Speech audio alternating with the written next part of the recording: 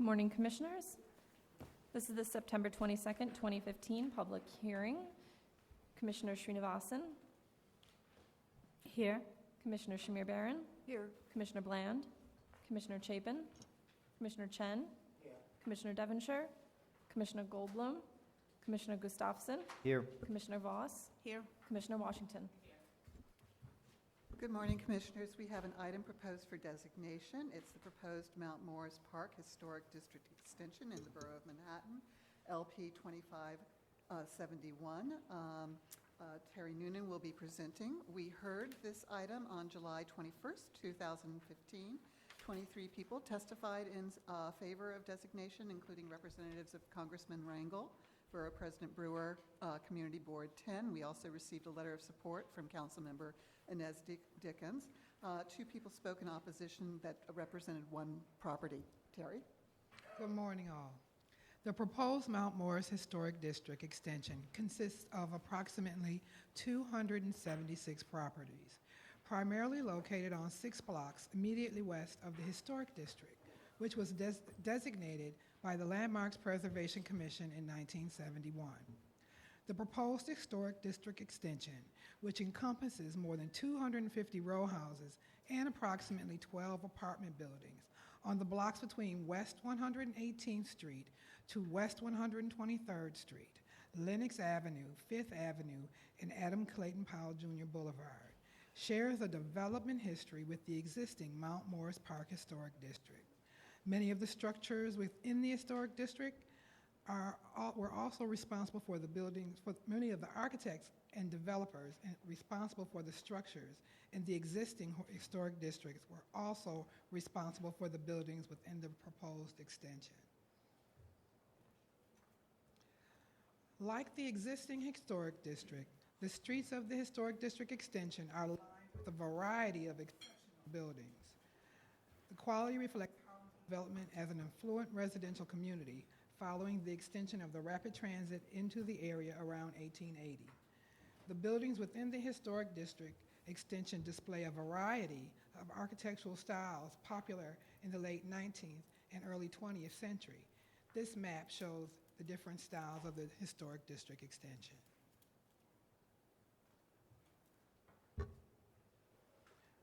The row houses, mainly built as single-family dwellings, were originally occupied by prosperous middle-class households. But by the turn of the century, the 20th century, a less affluent population consistent mostly of Jewish immigrants from Eastern Europe began to move in. Many of these residents were eventually turned into rooming houses and small apartment buildings. By the late 1920s, the Mount Morris Park area began to attract a large African American population, becoming an important part of Black Harlem and home to numerous prominent Black residents. The area today remains one of New York City's most vibrant African American communities. The buildings in the Historic District Extension represent many styles of architecture spanning a period of over 4 decades. The earliest buildings in the Historic District Extension are 3 Second Empire-style brick row houses with mansard roofs. This map shows the earliest development in the extension.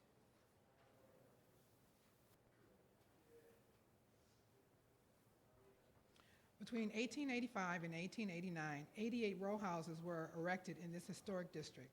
All are extant. This map shows the period of development during that time.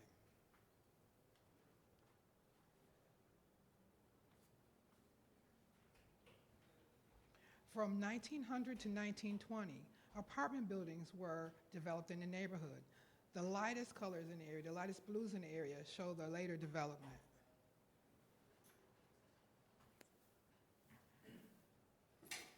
Questions were raised in testimony at the public hearing regarding the proposed boundaries and the inclusion of apartment buildings.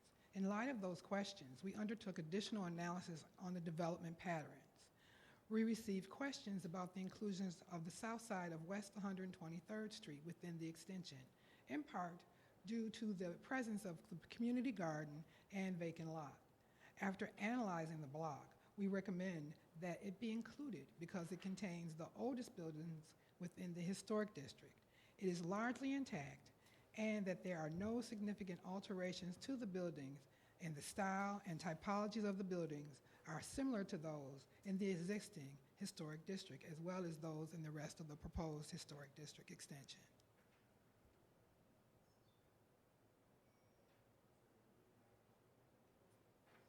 The historic district extension contains several apartment buildings. We consider them contributing buildings to the district, for they are the same typology, style, and age as the apartment buildings in the existing Mount Morris Historic District.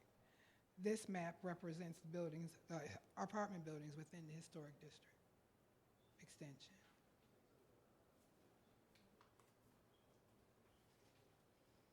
Many of the houses in the neighborhood retain a high degree of integrity. Together, the buildings within the Mount Morris Park Historic District extension represent a cohesive unit whose quality, design, and workmanship create an exceptional character and strong sense of place. Thank you. Thank you, Terry. Are there any questions? All right, I think that, there were two issues that were raised and at our public hearing, and I think it's important to bring that to the commission, and the recommendation is to keep the boundaries intact. I think some of the maps really show why these boundaries have been how they've been established, sort of recognizing that there was a development phase, and the buildings that populate that actually sort of fill out the boundaries. So one of the issues was on the south side of West 23rd Street, and while there's a few vacant lots, it really is still connected to the historic fabric, and I think we're mindful of those that may be taken out, but in this case, we really recommend it remains within the boundaries. The second issue had to do with the inclusion of apartment buildings, and this district actually has 12 apartment buildings.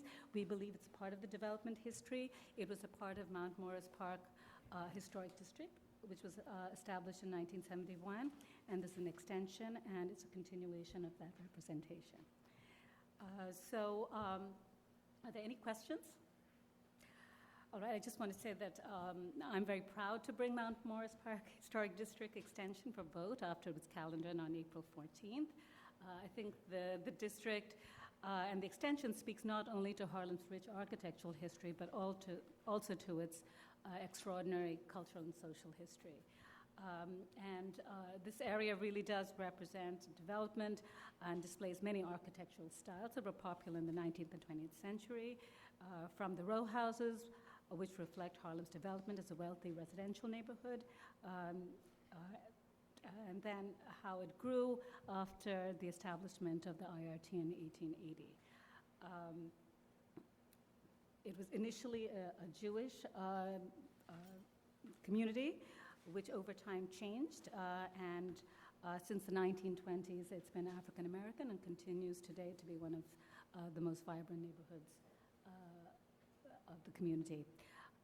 So with that, if all the commissioners are fine, we can move to designation. I move that the Landmarks Preservation Commission designate the Mount Morris Park Historic District Extension, Borough of Manhattan, as a New York City Historic District because it contains buildings and other improvements which have a special character and a special historical and aesthetic interest and value, and which represent one or more eras in the history of New York City, and which cause this area, by reason of these factors, to constitute a distinct section of the city. Further, this historic district is part of the development, heritage, and culture of the city, state, and nation, as set forth in the designation report for LP 2571, dated September 22nd, 2015. I further move that the district be designated with the boundaries as set forth in the Commission's designation report and shown on the attached map. Second. All in favor? Aye. Any opposed? Okay, this historic district has been approved. Okay, Commissioners, the first item of the Preservation Department public hearing agenda is an application for a certificate of appropriateness in the Borough of Queens. It's 82-15 35th Avenue, located within the Jackson Heights Historic District, docket number 150125. This is a neo-Georgian-style apartment building designed by Selig and Finkelstein and built in 1937. The application is to legalize the construction of a barrier-free access ramp and entrance door in non-compliance with Certificate of Appropriateness 10-1258. Good morning, Commissioners. Timothy Shaw, Preservation Staff. 8215 35th Avenue is located at the northwest corner of 35th Avenue and 83rd Street within the Jackson Heights Historic District. The application is for the legalization of a barrier-free access ramp and changes to an entrance door at a basement office, which were constructed in non-compliance with Certificate of Appropriateness 10-1258 issued on August 10th, 2009, which has since expired. This previous approval was for the construction of a barrier-free access ramp within the areaway along 83rd Street, seen here. So here's the corner. This is up 83rd. Here, this is photos from the original presentation. And there were handrails and a new perimeter fence, and there was a new metal door to be installed at this existing basement entrance. And that elevation can be seen, sorry, here. Here. This is the ramp leading down 83rd Street, and the door was to be installed within the existing opening. The commission approved a new perimeter fence at the entire building, a decorative detail based on a design element at the window guards above. Prior to the construction of the new ramp, the building received a permit to lower the basement floor slab, and a longer ramp was constructed to accommodate the lower floor level. Currently, the ramp runs along 35th Avenue and then turns the corner and continues down 83rd Street. And then the door has been lowered to accommodate the lower floor slab. This is how you see it in plan. This was the original approval, just running down 83rd Street. This is how it has been constructed with the ramp running down 35th Avenue, turning the corner down 83rd Street. As currently constructed, the landing at the corner does not meet accessibility standards for the turning radius, so that element will be replaced. The entrance, as I noted, the entrance door at the basement has been replaced. This is a few photos that you can see. This is previous approval, previous condition, and the approval is just a door at the entrance. The door has been lowered. They created that space for a transom. Currently, the transom is a panel, the louvre and light fixture. The proposal would include replacing that panel with opaque glazing and a louvre to fill up that transom window and to legalize the lowering of this door height. There's some other photos of this ramp leading down 35th Avenue here. This is leading down 83rd Street. Additionally, as you can see in these photos, there's just a plywood fence at the perimeter. The building has not yet installed the new railings at the ramp or the perimeter fence at the building as they were waiting to legalize this expansion before they continued with that work. And since that permit expired, those railings need to be approved again. That's why they're running. So that's the proposal. Chris Patelis, the architect, is here if you have any other questions that can't answer. Are there any questions? Any questions? All right, we can take testimony. Are there any speakers on this item? Any speakers? Right, no speakers. We received Community Board 3, Queen's recommendation in support of the proposal. All right, if there are no other questions, we can close the hearing. All right, and we can move to discussion.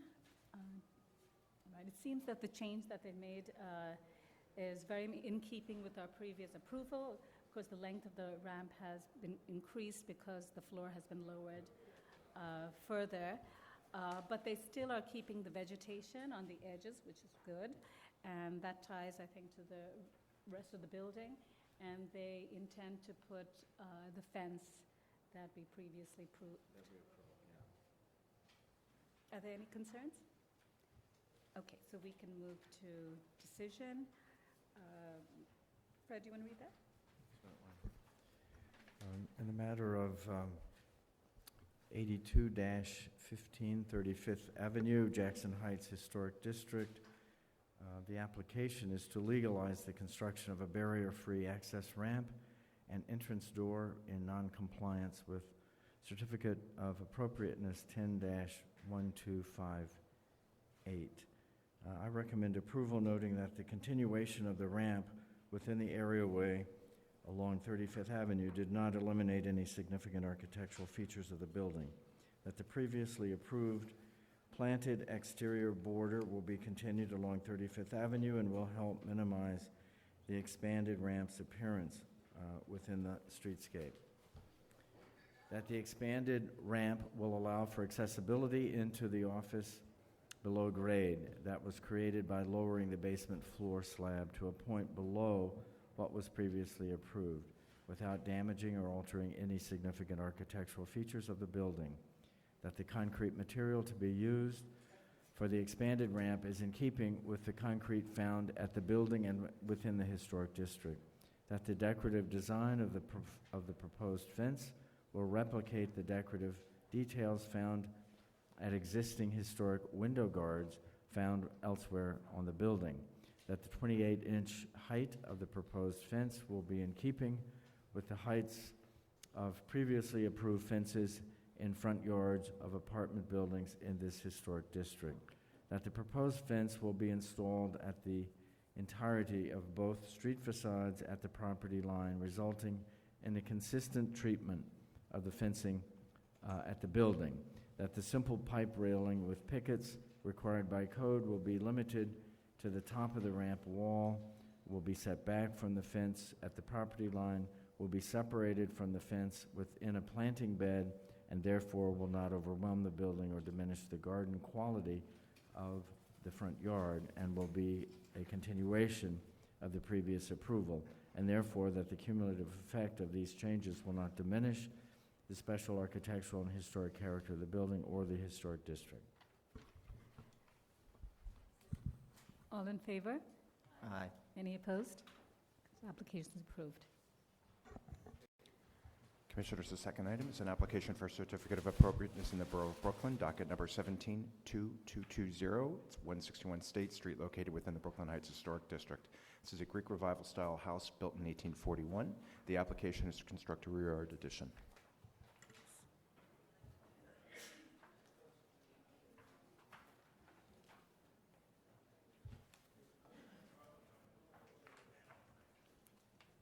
Good morning, Commissioners. Edith Hollinghausen, Preservation Staff.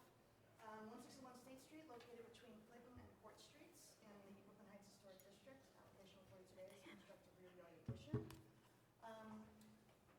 The building currently has in the rear, a non-historic partial width two-story rear yard addition, as shown here.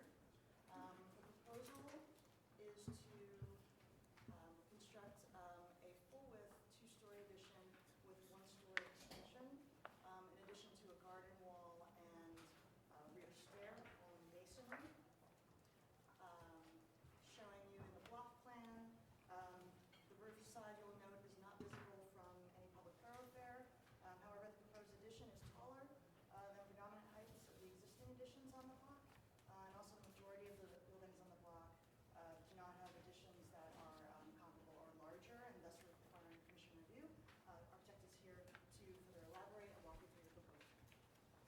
Thank you, Edith. Morning, Commissioners. My name's Adam Zimmerman. I'm the architect. We have a small practice in Dumbo, and I actually live in Brooklyn Heights. So much of our practice has kind of revolved around working on historic townhouses and historic districts. And so we tried to approach this with an actually mind knowing full well that we're in Brooklyn Heights. One of the triggers is the size of the building, and we'll get to that in a minute, but the existing size and addition that already is there is kind of set the height that our owners wanted to maintain. So you can see where we're located, right on the corner of Brooklyn Heights. Edith already walked us through the existing additions in the backyard. We do have an approved permit to restore the front facade, so we're actually the gray building in the front, and our intent is to return it to the exposed brick. So this is our addition in the back, and it's actually in very poor disrepair. So we'd like to improve that and fix it. I should point out that there's an existing brick wall that's here that's in very good shape. We're going to retain that and try to, and you can see the back of the building is a yellow stucco that's peeling off. So we're going to restore that as well and remove it and take it back to the original brick. So you can see the height and the kind of, I'd say, poorly designed addition that's already there. Extends half the lot and goes up to the height that we're already at. So as we go forward with the design, all of these are single pane glass, falling out, poor energy. The building itself is kind of not really working very well. The roof is in terrible condition, so the intent is primarily to fix this issue. And so the owner really, primary objective was to make the extension on the back 2 levels, which would be consistent with other examples around, and then the upper 2 levels, because they have the 2-story addition back. The goal and the objective was to maintain that same space. So we rotated it and turned it back so that it could be against the building instead of projecting out. You can see this shows the areas that would be removed, and this should show the new addition. Let's stick to a couple of renderings here. So this is our intent for the back space, and again, it's with historical references in mind of other details that exist in Brooklyn Heights. Full masonry, divided light windows, 3 punched openings as opposed to 1 large opening.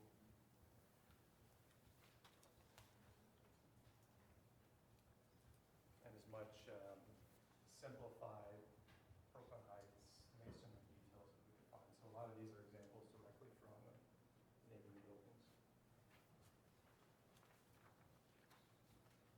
So we met with Edith and the staff, and our objective during the meetings was to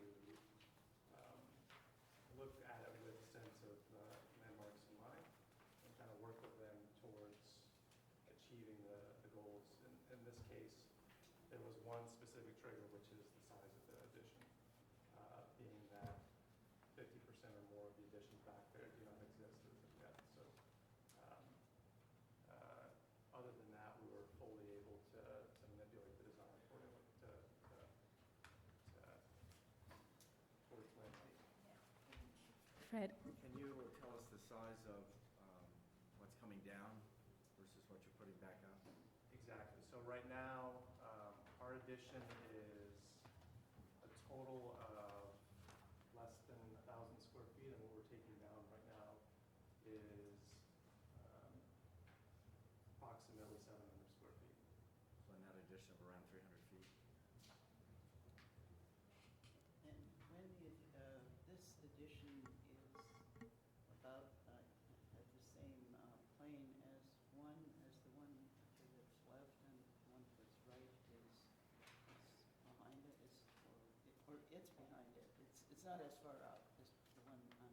Interestingly enough, the 2 additions built on the side of us are a few feet back further than us, Yeah, that's. and our zoning setbacks don't allow us to do that. So in our case, we're actually building it to the zoning setbacks. So we're curious how they got their buildings built. Nonetheless, ours is limited to, it's approximately 3 feet shy of the rear wall of the additions besides us. Right, but just to clarify, the portion that you are, I'm looking at the drawing. It seems like it's in line with the 2. So is it proud or is it setback? So you can see here is our rear wall, and here's the neighbor's rear wall. Okay, so this is just diagrammatic. Correct. Yeah, correct. right. Okay. That's right. I have to look at this. In fact, our existing does extend as a chimney feature, so we're not going to protrude as back as far as, I'm going to show you an image of that. This chimney feature here actually does extend further than we intend to take it back.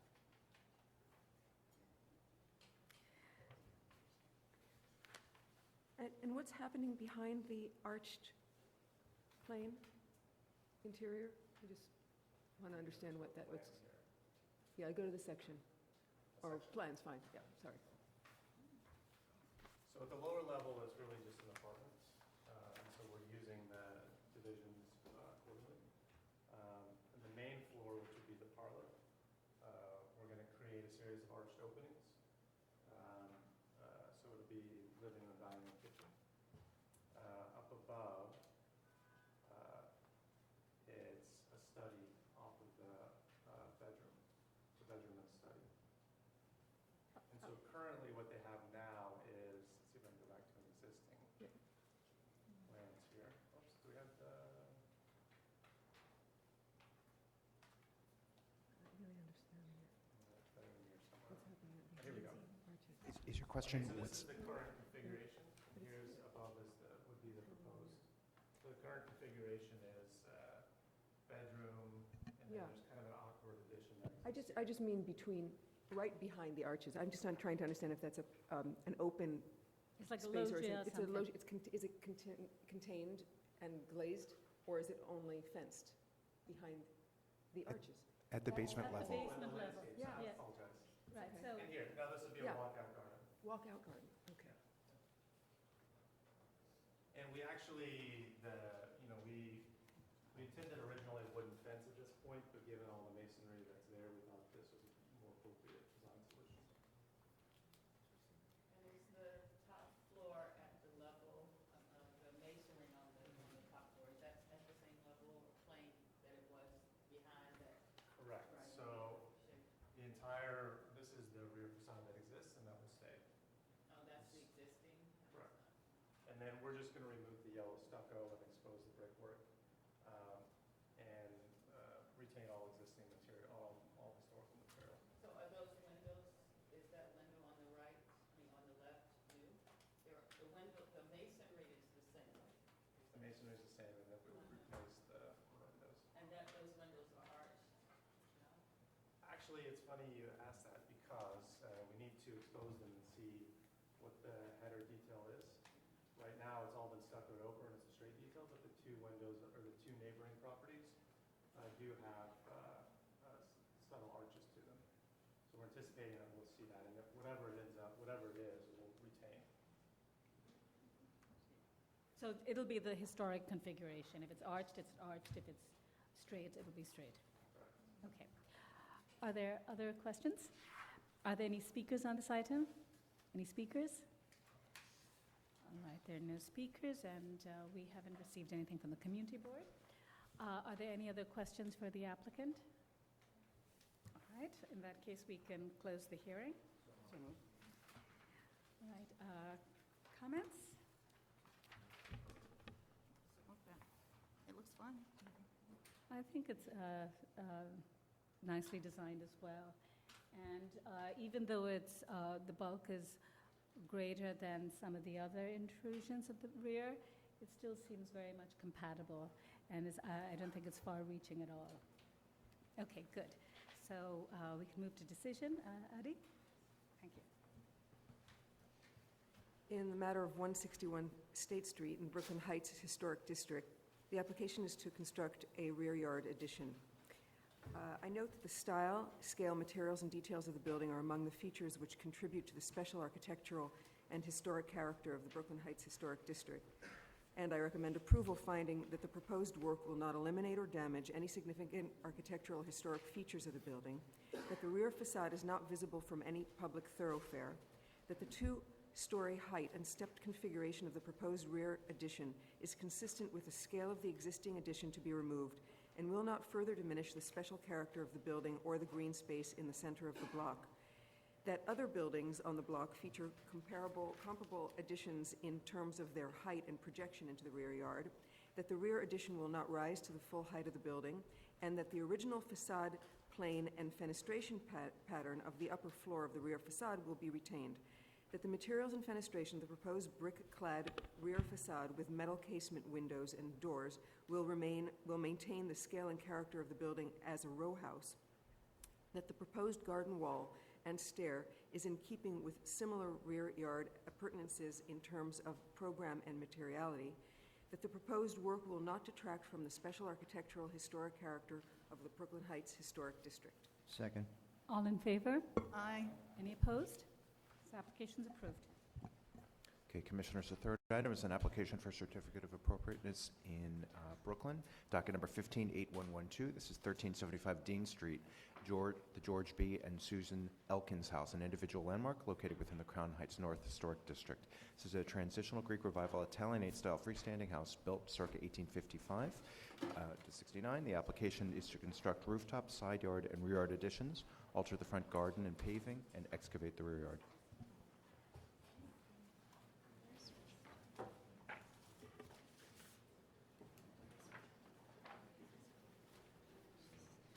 Good morning, Commissioners. Hillary Paget, Preservation Department staff. This property is the George B. and Susan Elkins House individual landmark and is also located in the Crown Heights North Historic District on the north side of Dean Street between Brooklyn Avenue and Kingston Avenue.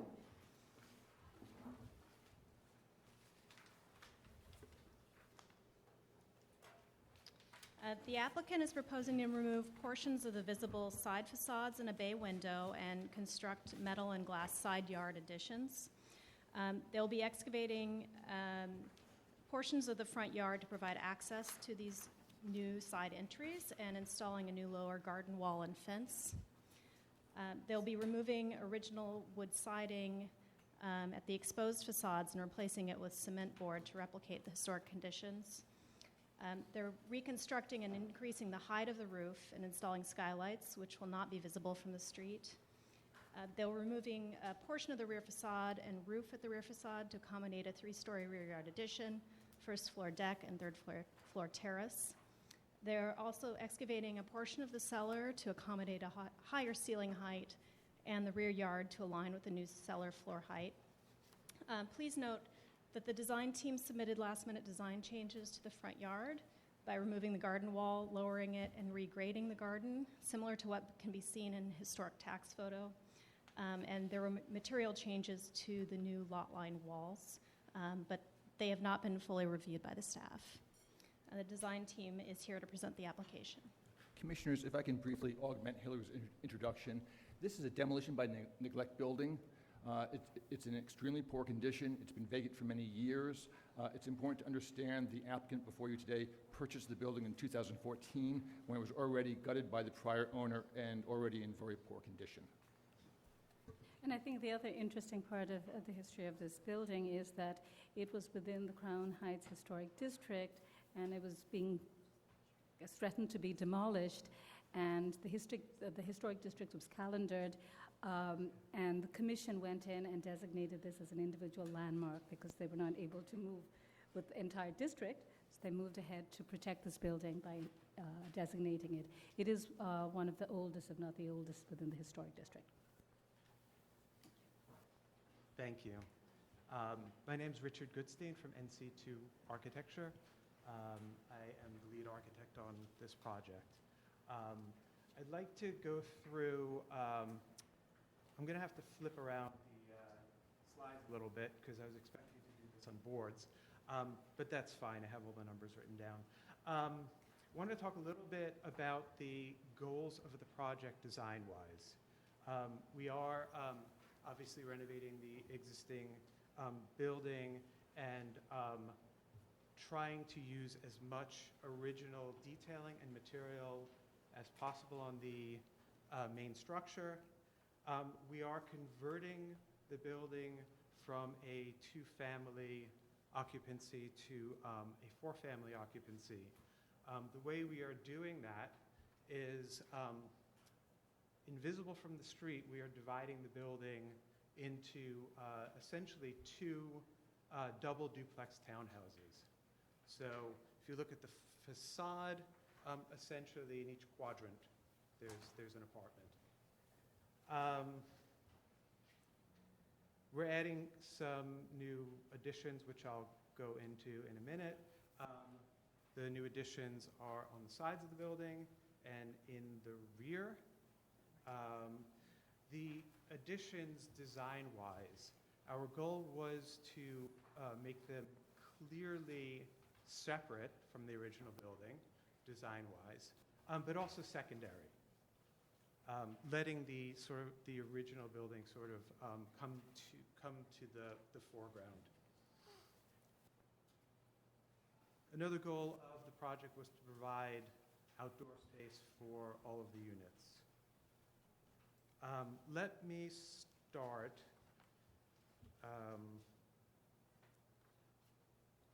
Let me start with the side yard. Let me see.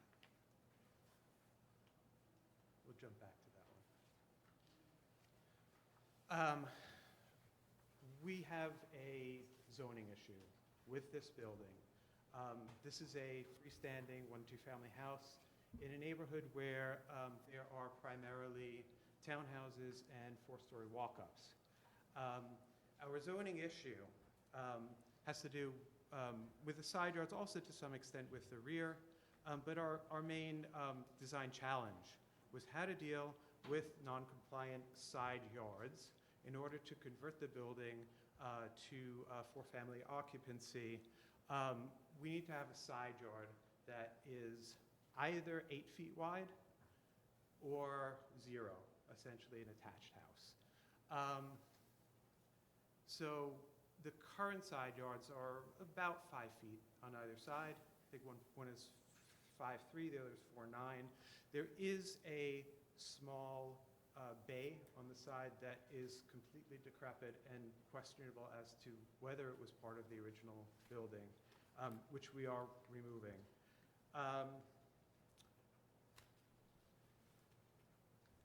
So in dealing with the zoning issue, 0 side yard requirement, obviously we couldn't make this 8 foot. So what we decided to do, let me jump here to,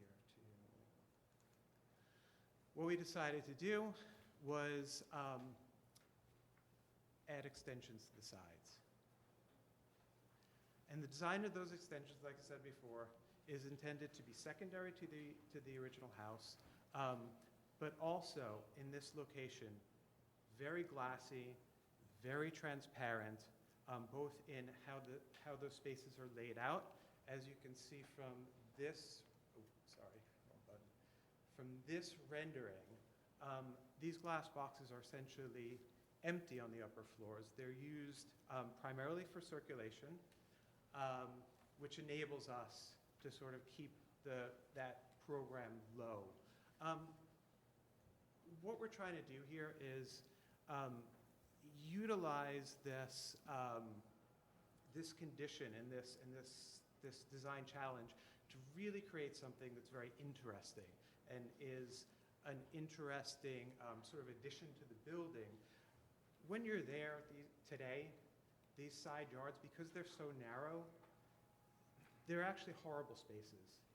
And I feel like making them into part of the interior actually enhances the spaces. They'll be light, they'll be open to the interior. Programmatically, one side, the right side, is the access for the lower duplex on the right side. The upper duplex is access to the main door. On the left side, that's actually the access to both duplexes on that side. So let me jump ahead. Let me talk about the glass a little bit. We're selecting glass that is low iron. Has a low E coating obviously for heat gain concerns. However, we've chosen a glass that has the lowest reflectance that is a good balance of solar heat gain coefficient and allowing light and view through. The other thing that I just want to point out is that the roof is also fully glazed in order to let light into that space, because as you all know, an interior space from the exterior looks dark during the day because there's much more light from the sunlight than on the interior. We're allowing the light to come in to make the glass to make those side extensions disappear as much as possible. We did this amazing mock-up. Let me flip. There we go. This is actually a mock-up made of plexiglass with actually more mullions than we were intending, I believe. But you can see that the plexiglass, leaving the top open, the back open, and obviously the glass is going to be a different material, but it will be transparent like this. You will have some reflectance like that, but it really does read in a very transparent manner. This view up here, there is actually the plexiglass mock-up in that location. The other thing I wanted to mention is the wall will be constructed, mentioned the mullions, wall will be constructed with structural glazing such that you have no mullion caps on the outside. So really, really minimal. So I'd like to move Just on that question, so there are no Sure. floors that are extended either, so it's just, I'm talking about the two side Sure. enclosures. Yeah. So there's no floors that are extended, right? The second floor know, doesn't extend out, it's just that's open.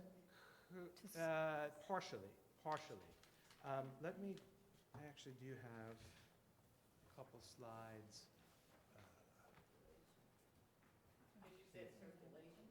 It's primarily circulation. This is a section, this showing the existing building. There's a section through the right side glass extension. And what you'll notice is the clapboard on the outside continues to the inside. The side elevation is kept intact, restored to a great extent. We've made some modifications to accommodate program. As I said, this is primarily circulation. So this is the right side lower duplex, and you can enter through here. This is sort of at the street level. Enter down here, go up to the main floor.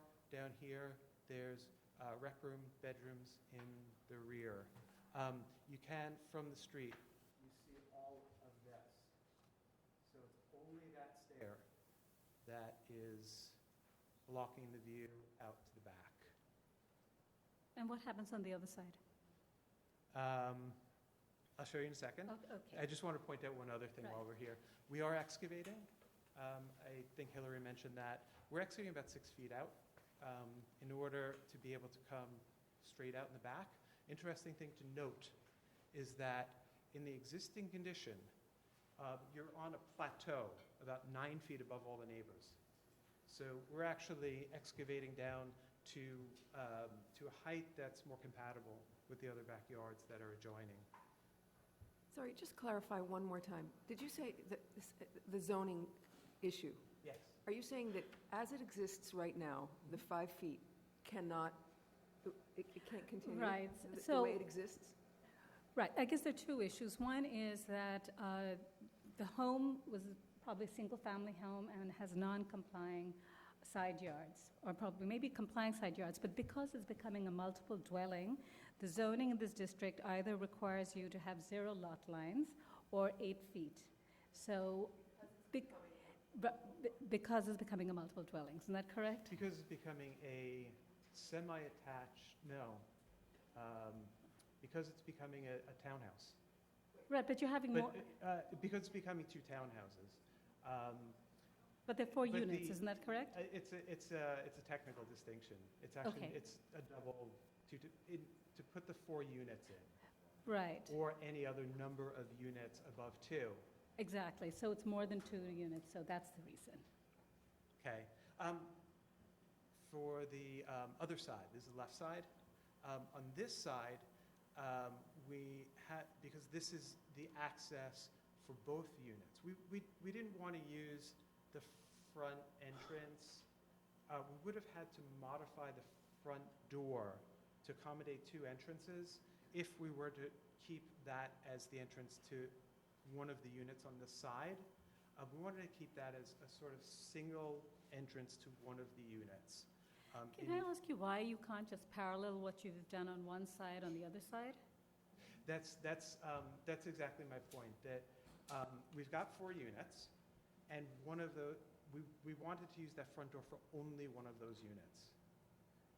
So that leaves us with 3 units that somehow need to be served. One gets a private entrance, the right side. The left side, we're using that for, as a common hallway for a common stair for both units. And of course, in order to do that, we need a stair going up 2 levels. Because of the length that we have available to us, we're doing a switchback stair that actually gets recessed into the original building. There is, and the section is a little bit deceiving, that's actually in section. This is in elevation and is only about 2.5 feet wide when viewed from the street. So you're essentially seeing through on that line from the street. You're seeing through the building. So I wanted to jump at this point. Is there any more questions about the side conditions? Yes. One more question connected to the previous. So the fact that it's raised, currently raised, what did you say, 9 feet? Yeah. Does that, how does that, does that in any way impact this issue of the rear yard needing to be either the 0 or the 8? In other words, the fact that it's not at grade with the street, does that somehow make it potentially, is that a case for allowing it to be a rear yard that's 5 feet because it is lifted? I understand. No, the reason is, and it's important to understand, is that side yards are measured at every level of the building. We initially wanted to keep these extensions lower than the eave of the building, but our plan examiner insisted on bringing it up to a level equivalent to an 8-foot ceiling height at the 3rd level of the building. So they're measured at side yards are measured at every floor level. So the height of where you're starting from, the grade level, really doesn't affect that issue. Yes, Roberta. Is there no way to intervene with DOB Right. on issues where we're talking about an individual landmark? Exactly.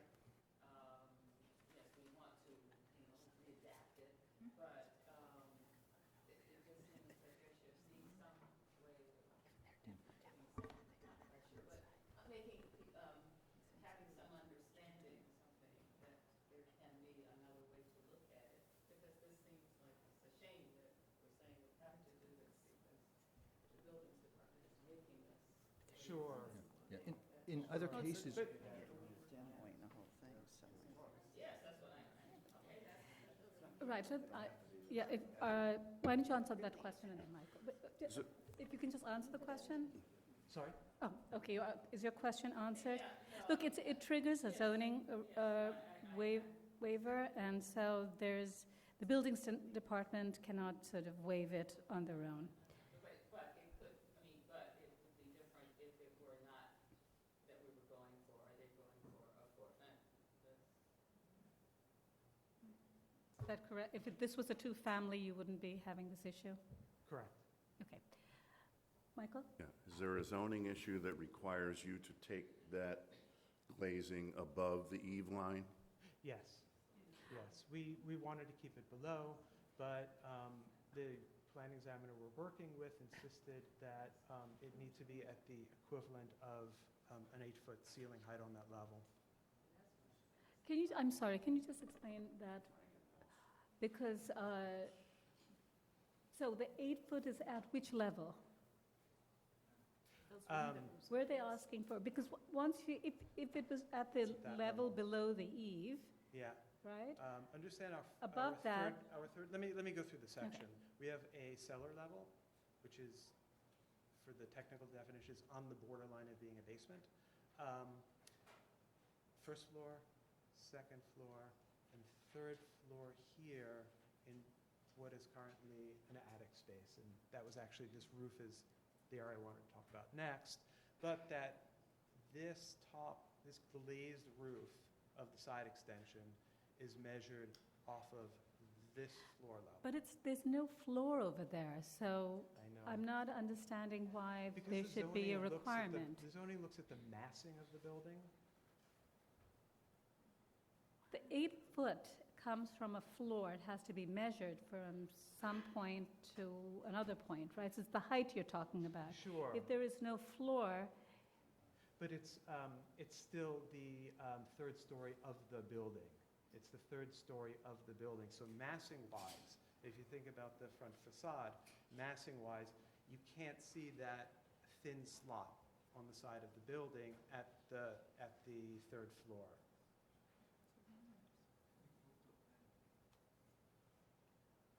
So essentially, they want to see a building that's akin to a townhouse, attached all the way up. No, that's too much. To what extent does the individual landmark status outweigh some of these zoning considerations, or might they? Can they do the 74, 711 and just be done? Get the waiver. all right, so we can move to discussion on that. Why don't you finish your presentation? Sure. Let me just point out one other thing, that those side yards are, they don't really have any, they don't have much quality. They can't be used for anything. They're narrow and dark, and I believe that by adding the side extensions, we're actually making an improvement on one level. And I understand, the landmarks issue of adding stuff to the side of the building. But from a design point of view, from a building point of view, I feel that it is, on some level, an improvement. So let me go over to the roof, and I wanted to start with a mock-up picture. As I mentioned before, we're raising the peak of the roof, and we're doing that in order to be able to use more of the attic space, and we're leaving the eave height at its present location. We're just we're increasing the angle of the roof, and our criteria to establish that angle is to keep the roof surface non-visible from the street as it is currently today. And let me see what slide, number 4. We did a mock-up testing this. So we have a mock-up on the roof currently. It's still there, right? Which shows, this is that sort of center square, and it shows the four corners of the roof coming down to the existing eave. And we've tested that it is in fact not visible from the street. The other thing that we are doing, and let me flip to a detail, in the back, we're doing a small cutout of the roof. We're doing that in order to, on the rear extension, which I'll talk about next, on the rear extension to provide some outdoor space for the upper units. And the reason we're cutting back is because we've got about a 5-foot ceiling height here, so we can't actually get a door there. So in order to be able to provide any access whatsoever, we need to cut the roof back. What you'll also see here, I'll just mention, we need a place to bring out our venting for the boilers in the room, in the building. We've chosen this location because it needs to be brought up to a certain height by code, and that's truly for safety reasons. Needs to be 3 feet above the nearest point, 10 feet away. We didn't want to bring it up anywhere where it would be visible really from anywhere. One thing to note also while we're looking at it is this building, let me flip back. there is a small amount of visibility into the alleyway. You'll see that here. It's about 400 feet away. And you do see a little bit of the eave of the building. It's very hard to see through the trees and at that distance. So some of the rear extension will be visible from the long view from the side street. So let me flip forward. Again, on the rear extension, we're trying to do an addition that is clearly different than the original building. We're putting clapboards and exposing a good portion of the rear extension. We're pulling back on the sides. We're adding window openings, door openings that are similar in detailing to the original building. However, our extension, which comes out about 10 feet further on the base level, about 10 feet here, that is clearly a different type of construction, distinguishing it from the original building. We're building a base that's coming out about 16 feet. This is an overhang, and there are roof decks on this level, lower duplexes, and then another glassy wall at the bottom of the base. I think that's about it. Are there any more questions? Are there any other questions? Yes, Roberta. So what was the rear? Do we know what the rear was originally? Let me show you the rear.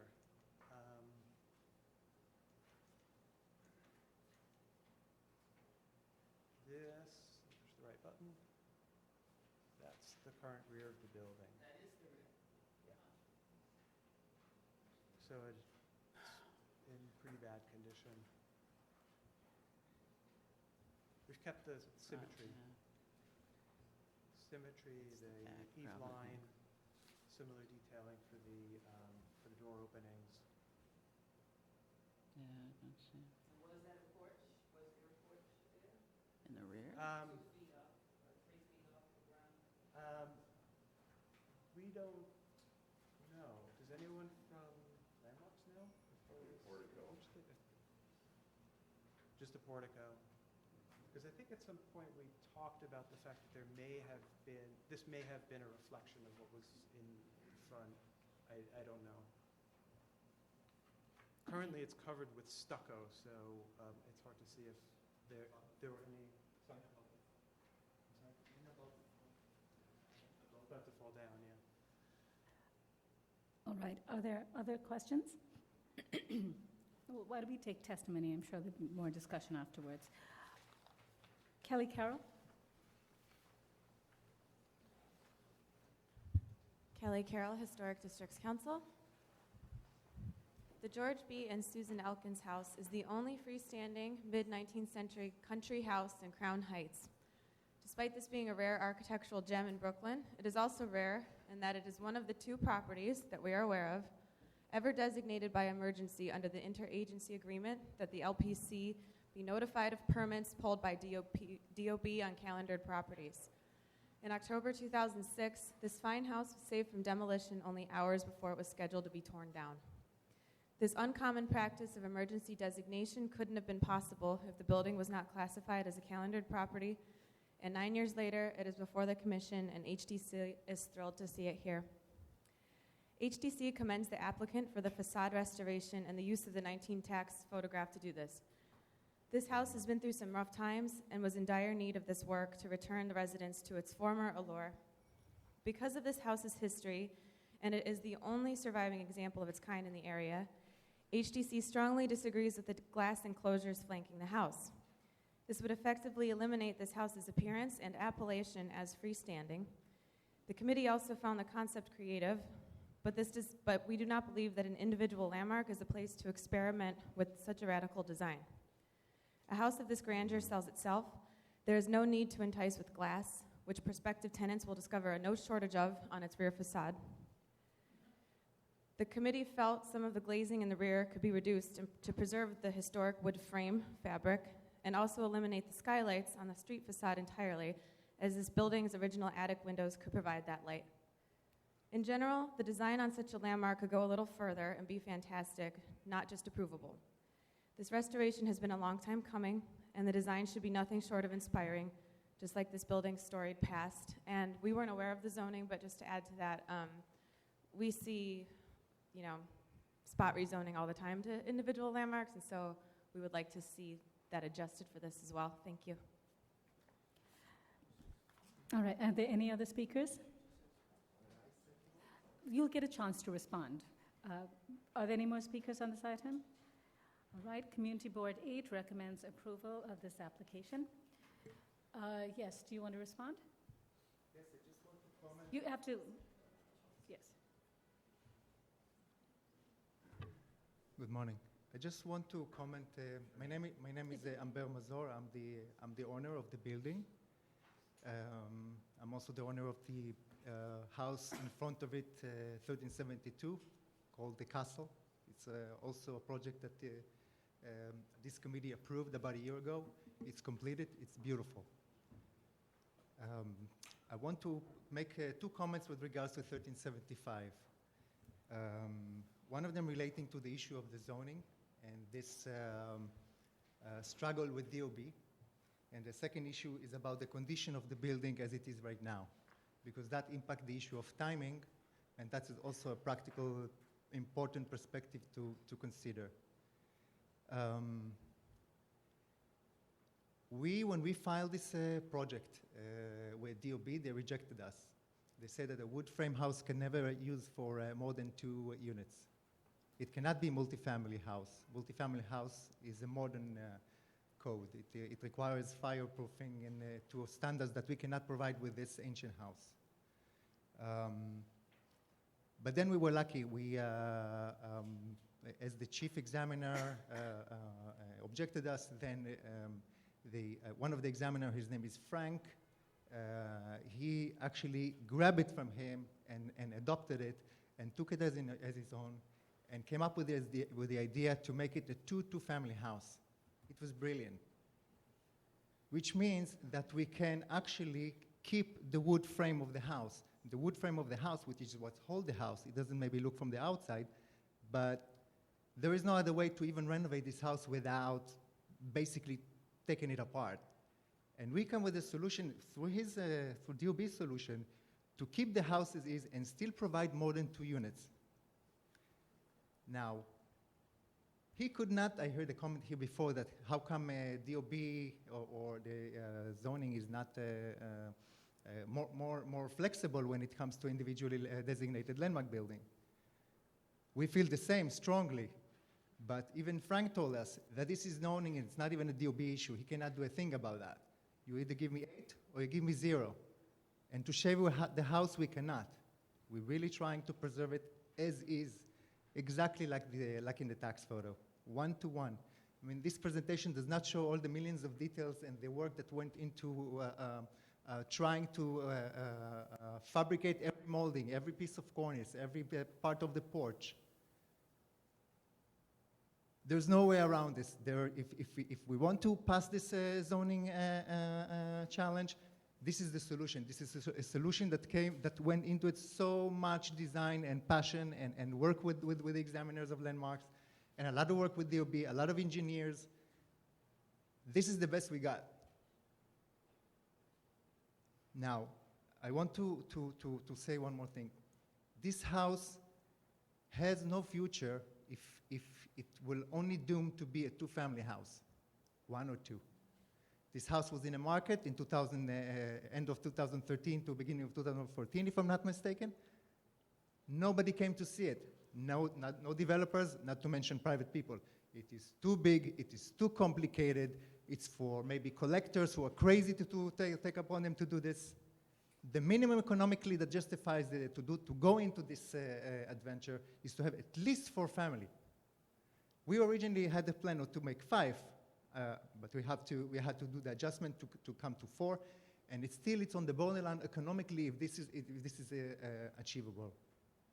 The condition of the house is in very bad shape. I'm very careful not to say the wrong words here, but it's in very bad shape. The previous owner did not make any effort to maintain it. To the contrary, he got a lot of violations from landmarks. He tried to do a work without a permit. He filed something with DOB that could never be approved, and the building just kept continuing deteriorating. We basically bought it at its last end of the battery. And in practicality, that means that I'm not sure if this building is going to survive a winter or two. It's in bad shape. So we're trying to do the right thing. We really appreciate working with you so far, and thank you very much. Okay, thank you. I just want to go back to a point that John had made about demolition by neglect cases. They're very often incredibly complicated for us. We work with owners. We sometimes try and encourage ownership to change because the current owner is not looking after their property. And I think we found that often when there's when we can get to a place where the landmark can be saved, it does require thinking creatively about how to adaptively reuse the building. So this is one case. We may be seeing others in the future. I know there's one that's in the works in Sunset Park, for example. And we will find ourselves in situations where in order to save the building, we may be asked to do things which normally we would feel uncomfortable doing. So I just want to encourage the Commission to think about this in some broader context. I think the issue with the zoning is, yes, a question was asked, are there other ways to get a zoning waiver? It really requires you to go to city planning, and it's a discretionary process, and it has a time frame which for ULURP is probably pre-applications. We're talking about a year. So there's a timing issue if they should seek a zoning waiver. So I just wanted to make those 2 points. Okay. Yes, Kim. Well, I was wondering if they could just go to BSA and get a variance, because they're an existing building, they're staying residential, they're adding dwelling units, but again, the city encourages people to add dwelling units, and they have a hardship. They have a real serious hardship. And I prefer they went down that and tried to expedite that than, making a freestanding building an attached townhouse, which it's not going to be either. So balancing that, I think it's easier for them to just try to go to BSA. I'm going to let the applicants answer that question about going to the BSA as opposed to going to city planning. You'll have to come in.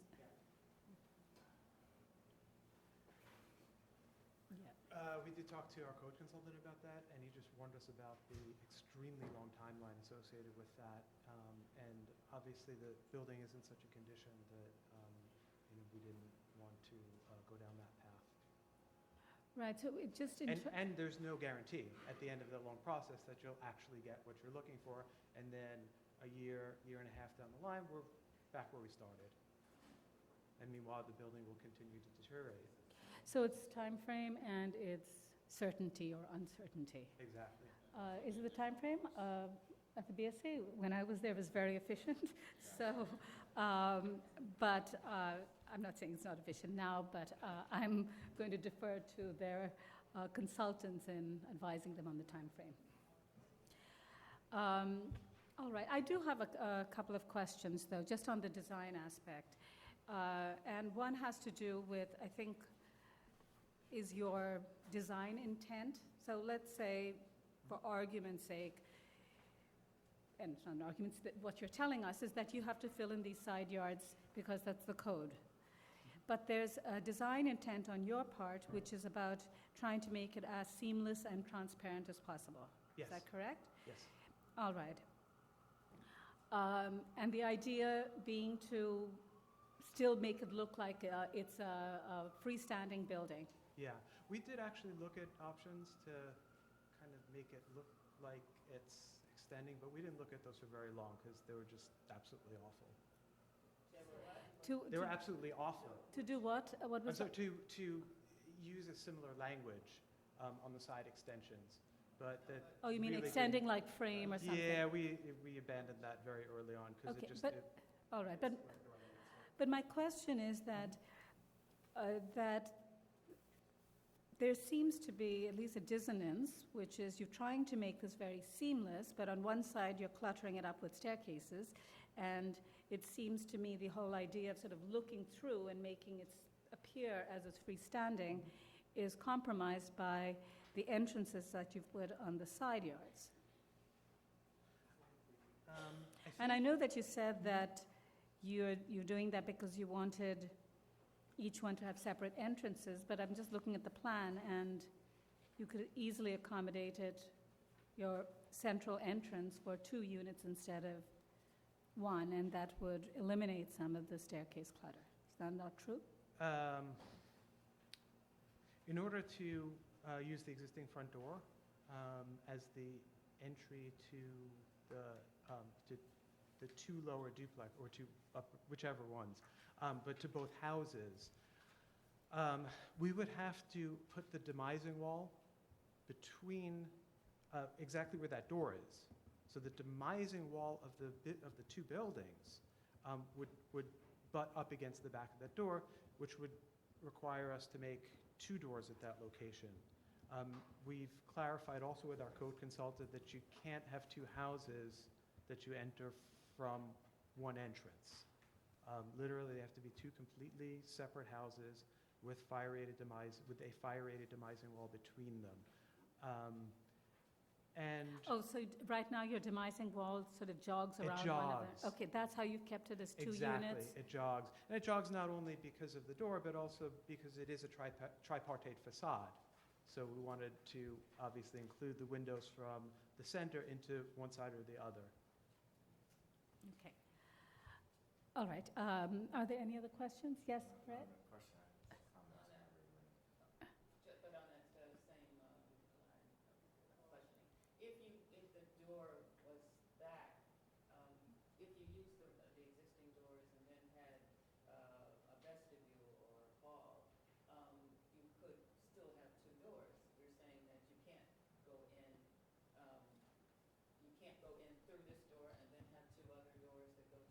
Yeah, we cannot do that because you'd be. Yeah, there. I mean, you could do it if it were apartments. You're saying. Yeah, but that would be in one building. So you're saying that. They're separating out this to 2 buildings in order to keep the frame. They're creating 2 buildings in order to keep it as a frame house. Otherwise, it would be required. It would have to be basically non-combustible brick and masonry, and couldn't have frame. Exactly. Yes. Yes, correct. You created 2 family dwellings. Yes. So why do you need to fix the yard if there are still 2 family dwellings? Each yard should be able to retain the yard that's there, because it wouldn't be a multiple dwelling, it'd be 2 families. But it's one, you're not subdividing the lot. Yes. You are subdividing. We are subdividing the lots. So then it is. There's no yard problem. But there is a yard problem because if we weren't building the side extension, we would then have a semi-detached building, which has a different requirement than a fully detached building. But zoning, but if the reason that you had to fill it in is because it was a multiple dwelling, and now you're saying that you have 2 two-family dwellings, then each half of the building has a side. No, I understand the question, but the zoning makes a distinction between freestanding, detached buildings, and semi-detached buildings. Semi-detached buildings have the same side yard requirement. So we would be creating a new non-compliance by, if we were not to provide the 8-foot or 0-foot side yard. Okay. Are there any other questions? Was that understood, that even if for a semi-detached, you would have the same side yard requirements? Any other questions? One more Yeah. question. So the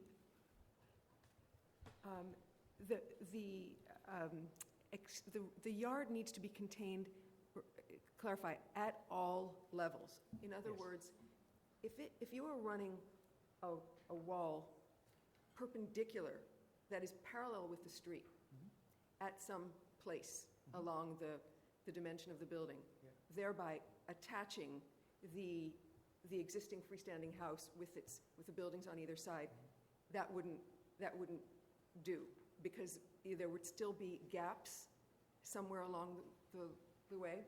Do you understand what I'm describing? I understand what you're saying, Yeah. and off the top of my head, I'm not sure what the distinction is. I don't think that you can just provide a facade coming up that would go to the... I'm not even talking about the facade. I'm talking about midway through the building. Oh, just do some kind of... Attachment. Some kind of attachment. Yeah. Yeah, I think I think that that's What's the one question? thing. What? It's a massing issue. That inner courts on themselves are very Yeah. So the inner court could be only 3 feet. That's why we try to push it as far as possible. But the whole side you're creating a different kind Yes, of it is. of zoning space. You're creating something called an exterior court, and there are regulations as to how deep those could be, and then you're creating a very deep one.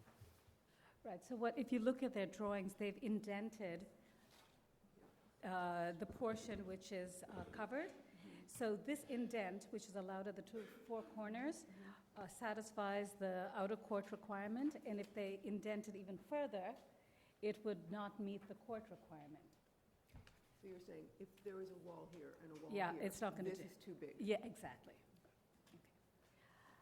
All right, any other questions? All right, why don't we, if there are no other questions, we can close the hearing. All right, and we can move to discussion. I just want to say a few things about this overall. I know that there are issues with this, but I think there are various aspects of this project which are very, very positive. This building is old, it is deteriorated, and it requires some tender loving care, and it actually requires some commitment and investment to save it. And there are many aspects, particularly the restoration of the front facade, which is very, very well done, and I think it's a very positive thing for the preservation of this building. I know that we've had this discussion about the side yards because there are two, we can talk about it more, but in a more perfect world, we would like to have the building and its envelope remaining as is.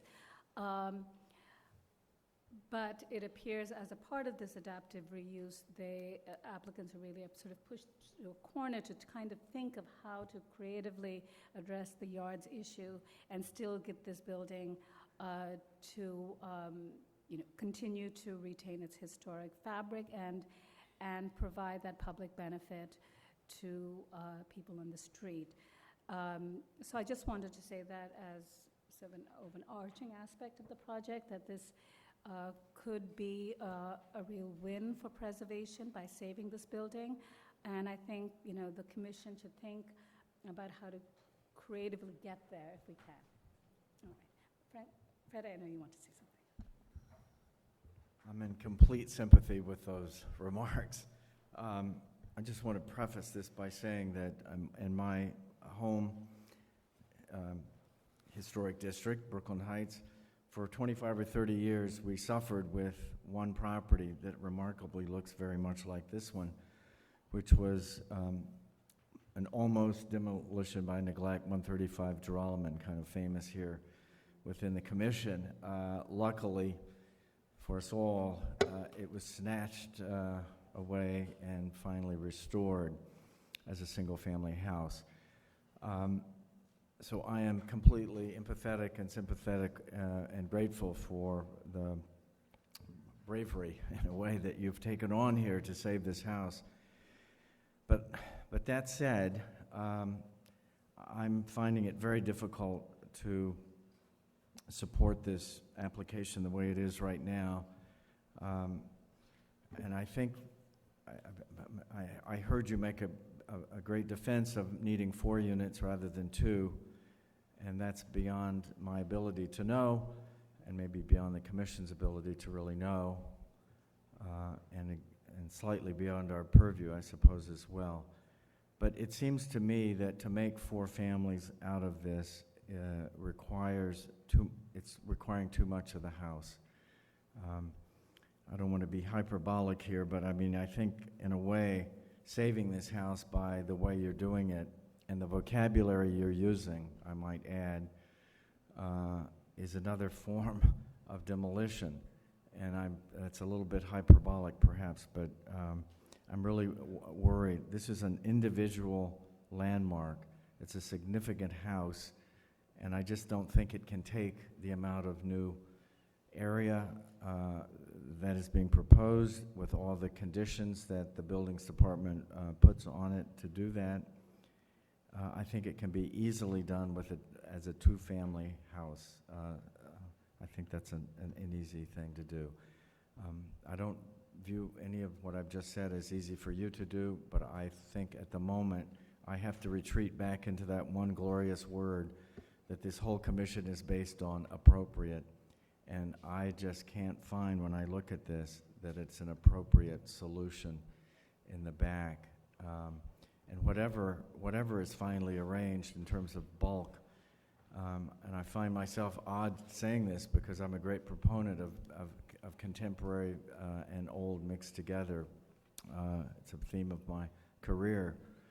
But I find that looking at this, somehow with this wood frame country house, it's different from a brick row house. It just seems inappropriate to use that vocabulary, and perhaps a more sympathetic addition that might have been made in earlier times might be a more appropriate way to look at it. All right, other comments? Yes, Michael. I am in agreement wholly with Fred. It appears that some of the reluctance to continue through the process, and I'm sorry that the process is so much of a conundrum, but the condition of the building was brought up several times, and not having the ability so far to actually be on the building. When I look at the photographs of this building, I see eaves, verge boards on the eaves that are actually still attached, which you tend not to see on buildings that are in really bad condition. If the roof is leaking, it does not appear that there are foundation problems. If the roof is leaking, God knows, after Katrina, they had tarps on some of those buildings for 10 years. And so what I would urge the applicant to do is continue the process of somehow finding this right and following perhaps the path that Fred has mentioned. I just throughout this hearing today, I have been continually reminded of the mention that was made during the Vietnam War that sometimes you have to destroy the village in order to save it. I don't think that's an appropriate approach to this building. All right, other comments? Yes, Kim. Though I sympathize with the applicant, and I too applaud them for, adopting the building and trying to save it, I don't think it's the way it's going to be saved like this, where it's not a detached building anymore, it's not really historic, it's not freestanding, it's, we've lost everything almost of the building except for the facade, that I think they really should explore going to BSA or CPC and, stop wasting time at DOB. I worked for DOB, I know. I wrote objections like this, and I tell people in a minute, you're not going to get the relief you need at DOB. You're just going to have to go somewhere else. All right, other comments? Well, just that I also agree with fellow commissioners I mean, I think it's important to save the building, but as was said, some of the interventions that are presented or were presented here don't really seem to be going towards saving it so much as you keep something, but you're really, it's like you're creating something totally new. I think that the value of the building is the fact that there is something there that can be restored, and that one of those things is the view of a building that appears to be a freestanding building, and that the side yard enclosures really destroys that aspect of an important element of the building. I mean, it is a freestanding building, and I think that, so I think that something else has to be looked at, and there's several things that were suggested, and that that's the only way I think I could support it, is that it was different size. All right, anybody else? Well, I'm struggling with this, really, because, you know, when I think about it, I could almost have imagined approving something that, where you took the entire building, this will sound strange, but including the facade, and had it enclosed entirely with glass, let's say. So an entire cubic glass enclosure, right? Even the facade, so that the thing was this kind of living artifact inside of this glass, you know, snow dome. I could see that, because then it would be a sort of a radical approach to what it means to preserve the thing that was once kind of freestanding, for it to continue to be freestanding volumetrically, you know, kind of within this glass bubble. But the way that it appears now, it feels like it's, you know, solutions towards regulation ends. It doesn't read as an entire kind of approach to a design approach to a building that was designed in 3 dimensions with windows on the side and so on. So it's just not quite there yet. I mean, I also, I think, might have seen it differently if there were wings that were solid rather than glazed, masonry or wood or something else, and maybe those are things that you can explore if you're willing to do that with BSA or with planning, to kind of, in other words, for them not to say, all right, you can have the 5 feet, but other versions of that, like what I was describing earlier, a fin in the middle that attaches but makes for the side courts to be a kind of a size they would not have otherwise agreed to. So I think there might be other solutions along the way, and I think if you're willing to just go a bit further on this in trying to solve it with other agencies, would be a good thing. But can we leave open the possibility that they come back to us if that's not resolved? What I would like to suggest is I think the applicant should just go back and explore what it would mean to seek a discretionary action. I think it would be, I understand the concerns over here, and much has been said about the fact that this is an individual landmark. I just want to put some perspective on why it became an individual landmark. It was not an individual landmark initially. It was a part of the historic district. And we went in and designated it because it was going to suffer demolition. So it has a history to it. If it wasn't going to suffer demolition, it would have been a part of the historic district, and I don't know whether the commission would take a different view on that. I think that it is,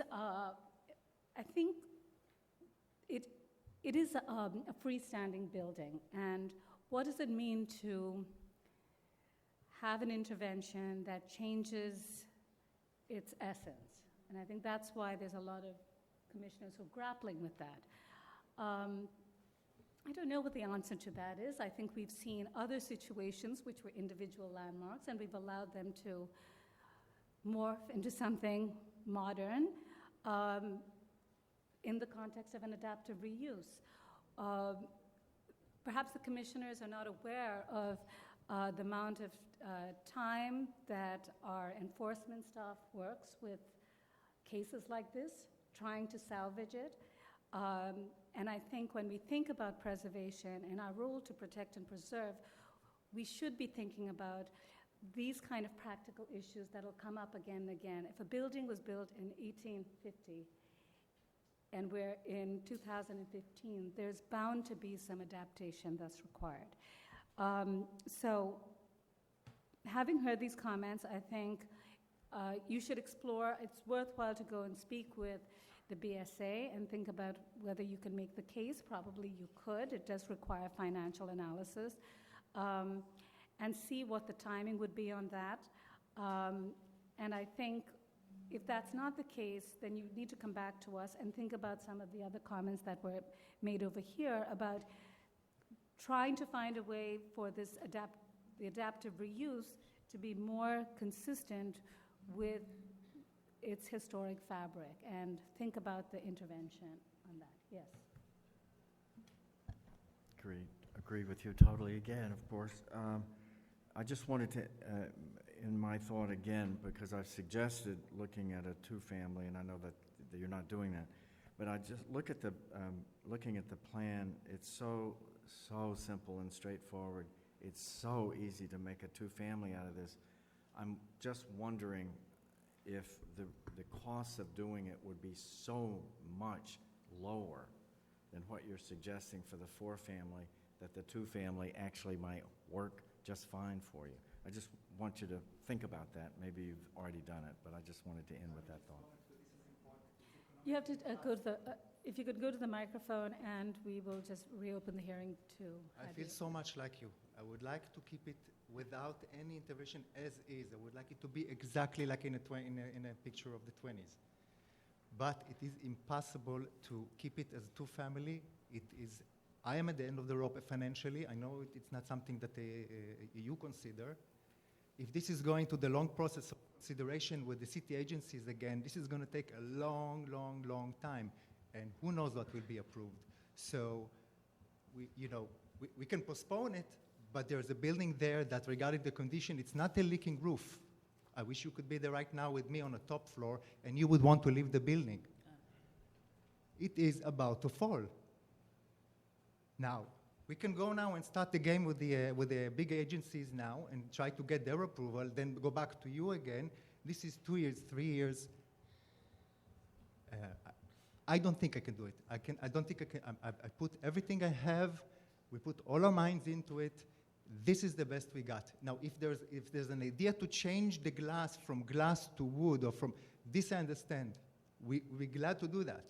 But to go now to a different avenue of trying to fight now with the city zoning and get a special meeting with them and do I don't think that realistically, I would love to. Realistically, this is extremely with low probability. At the end of the day, the house needs to stand and be saved. It's not going to help us if the house will get into such a condition of damage that the landmark that the DOB will come and say, the house is condemned. Take it down. Then it will become even worse. There are much worse scenarios to this building. It has been through such a long time in tragedy because it's stuck with a single family status. So there is a price to pay. I know there's a price to pay, but look at it. I mean, we have like 3Ds. We have illustrations here. Look at it. The sides are kept. The front will be perfectly the sides will kept. You can see it's a freestanding house. Look at it physically. Go there and see that it's a freestanding glass, even with the glass. Thank you. Sorry. Thank you, and that's fine. All right, commissioners, having heard that impassioned plea, is there some flexibility in thinking about other ways of treating the sidewalls, right, to make it more consistent and compatible? Well, so I raised the possibility of using other materials, not even trying to do this, the glass plane and pretending that it's almost not there. So can we talk about that for a second? Or yes, how do we others can. feel about it? And Okay. also, is there a possibility of pushing the glass plane back so that is there a way to not see it so obviously from the They have an front? issue. You will always, They you'll have always it. see it, but They have an issue with what's considered an outer court.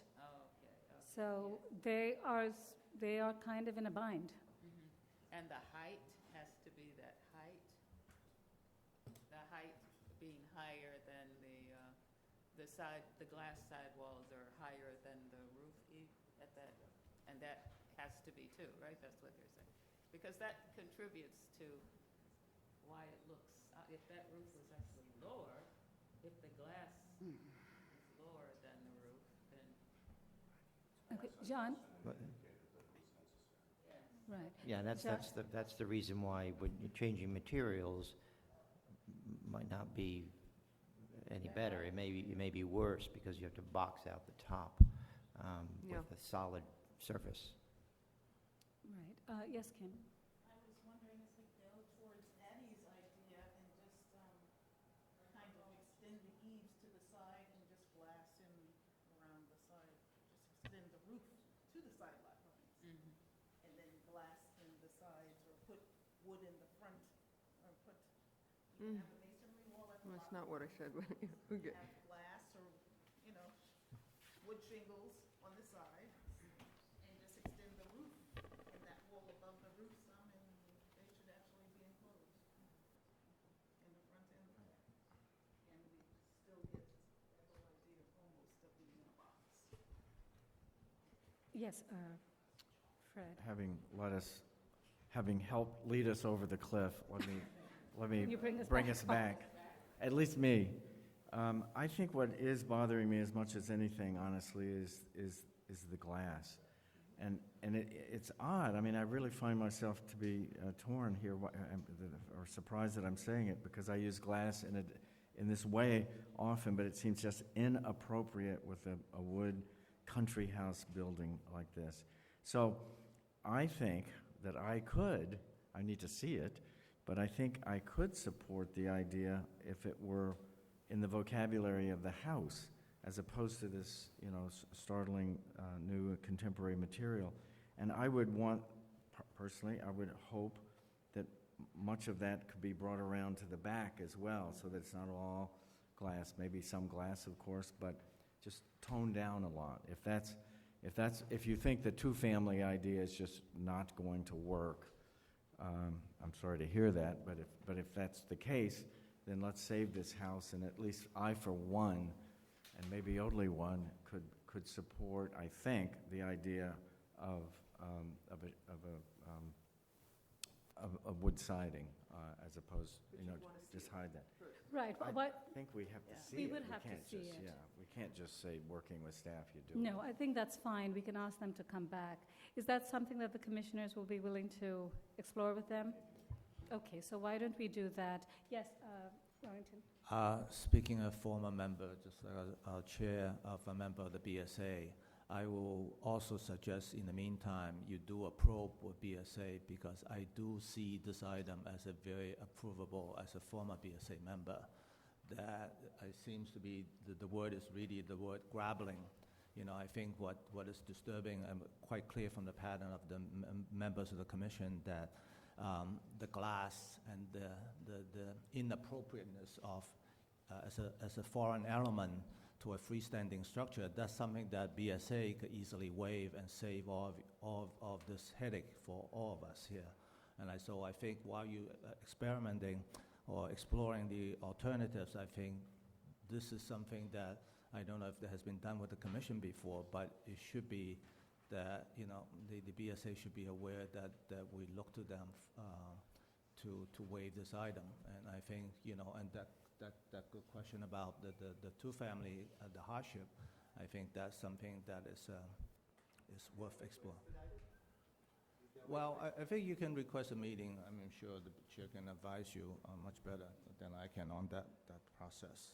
Right, I think it's, as I said before, you can explore that and at least speak with them and find out what their time frame is. But I think it's also worthwhile, and I would agree with Fred, with Commissioner Bland on this, that I think changing the materials may help to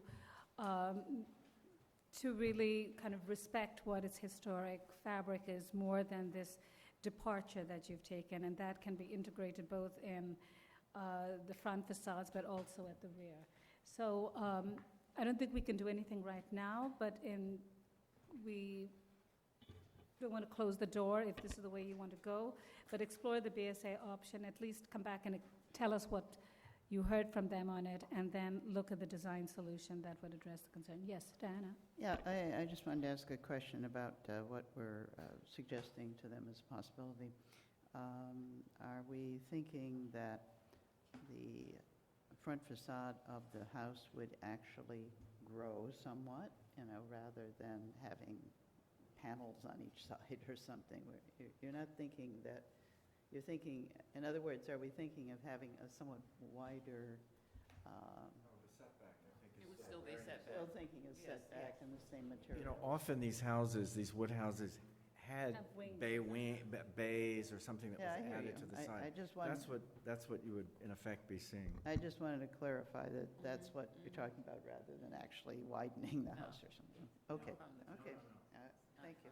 Right, so it'll still have the indent, and then what they have right now would be in a different material, which is more sympathetic, and maybe then the roof line can also change and be That more has to be- integrated. That is the though there second were a part side then. bay Right. on the back there. Okay? All right, thank you. Thanks.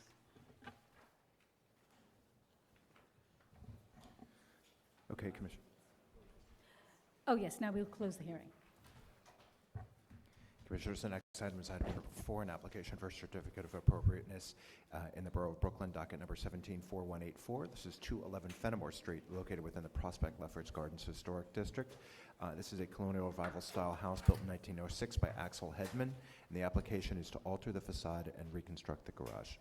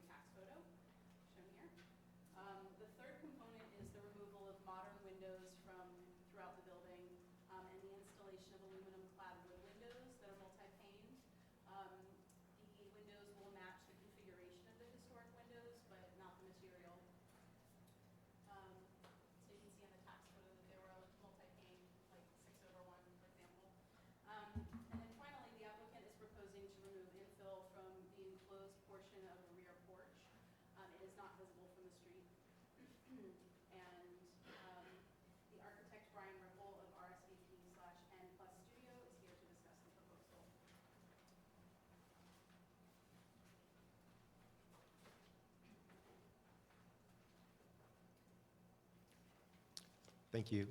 It's a very modest proposal that we're putting forth here. There's no proposed enlargement for the building. The property itself is on the border of the Prospect Lefferts Gardens Historic District, meaning that it faces the actual borderline. The opposing side of the street is not landmarked. The building itself is part of a suite of buildings that were designed by Axel Hedman in 1906. It will be the first building on the block, and possibly within a larger 3-block district, that will be undergoing any sort of restoration. There are no buildings on the block that maintain original finishes, with the exception of the immediate neighbor, which does have wood siding and as well as shingles above. The tax photo that you're seeing here, the original, the one from the 1940s, shows that it was shingle throughout. Prior to designation, there's some modifications that were happened, which obviously involved replacement of some of the windows, the siding, as well as a reconfiguration of the front porch. The proposal is, again, to maintain the existing configuration, no change. And in fact, we're actually resurrecting a series of windows that had been modified by reducing the size and or sealed from both the inside and the outside. Some of the exterior windows were just sheetrocked over, and some of the other windows were actually, the siding ran past them on the outside. It's the first home on the block, as I said, that was being undergoing a substantial renovation. It's not a developer project. It will be occupied as a single-family home by the owner. The rear extension is this small little section right here, which we have no photos of the back of the building. It appears to have been just an infill that was done on the rear of the structure. This is the garage structure, which is in terrible shape. It's metal. It looks to have been a prefab structure. No one has been able to accurately identify the date of it. We are going to be rebuilding it based off the original size, configuration, design, but with new proposed materials. Existing and proposed facades, again, we're restoring all the original window configurations. And to be clear, the proposed new window, it's actually a true divided light. So it's a solid wood window with aluminum cladding on the exterior, but it's not a series of grills. They're actually true divided lights. It's an Anderson product, and we have some images of that. On the rear of the building, again, this is the small infill, which will be eliminated as part of the proposal. We're maintaining an existing deck and repairing it. One other aspect of the proposal is that we have some mechanical equipment, which we are locating in the rear. It's not visible from the street, and we reviewed that on site with our sign preservationist. That will be happening on the back of the structure over in this area, right over there. We're also proposing a new wrought iron metal railing at the street level, which is this. Again, photos of the existing garage. It's actually a little hard to tell because of perspective, but the walls have actually splayed out, and it's no longer sitting on any foundation. Effectively, it's a series of metal struts. This is the existing and the proposed. So we're proposing to essentially recreate it. And then perhaps the largest point to discuss is the material selection.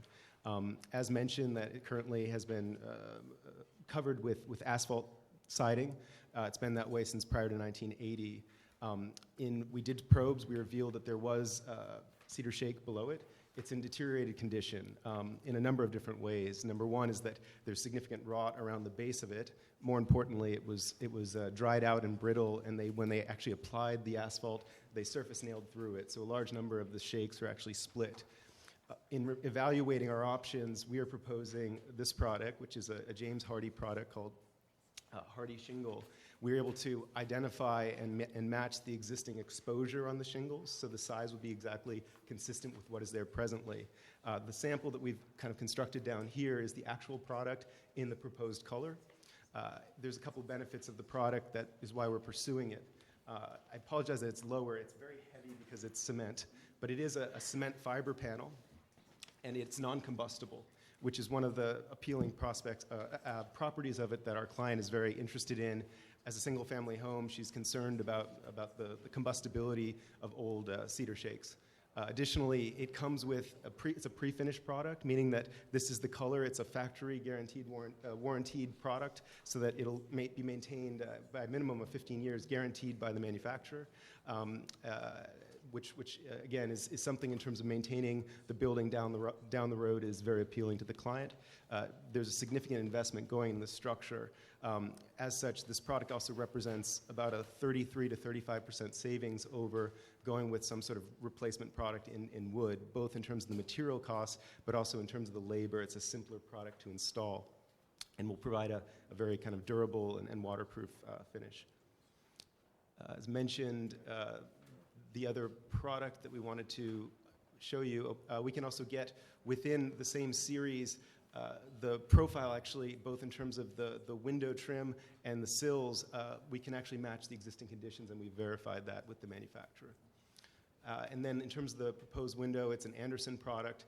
can see that this is the product we're proposing, which is a true divided light, again going 6/1, or in some cases 8/1, depending on the size of the window, to match the original configuration.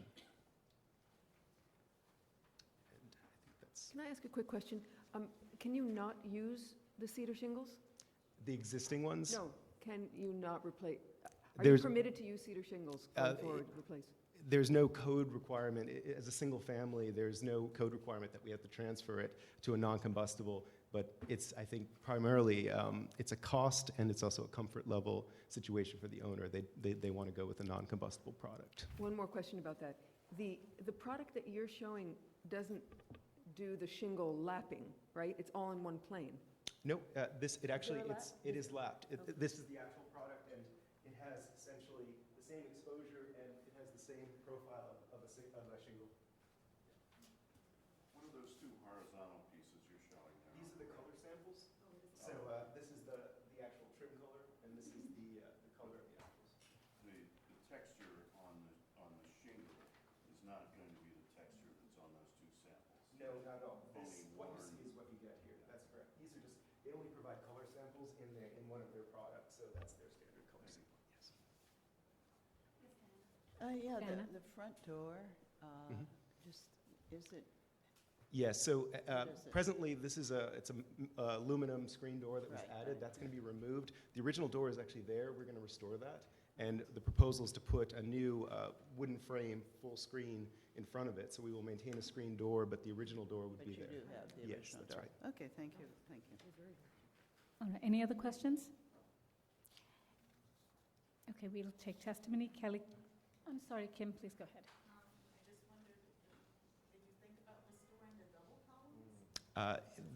We did, actually. And the hope was that when we would find some of them in existence, and in fact, they aren't. So we don't know when they were removed, but these are actually full replacements. We thought that perhaps they were going to be encapsulating the original. They don't exist, and so we explored it. I think it proved to be cost prohibitive, and so at present, they're not proposing to do that work.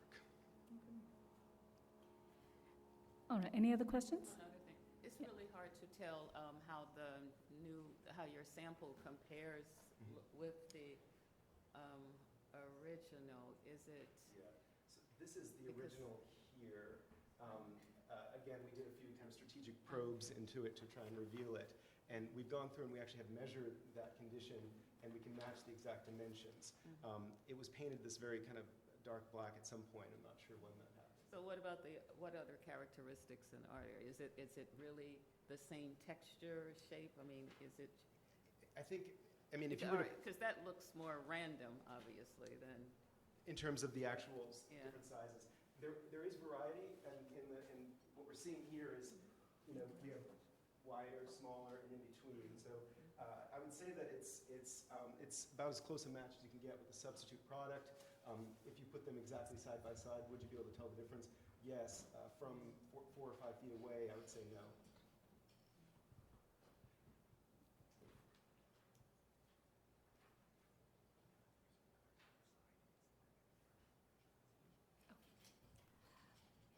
All right, any other questions?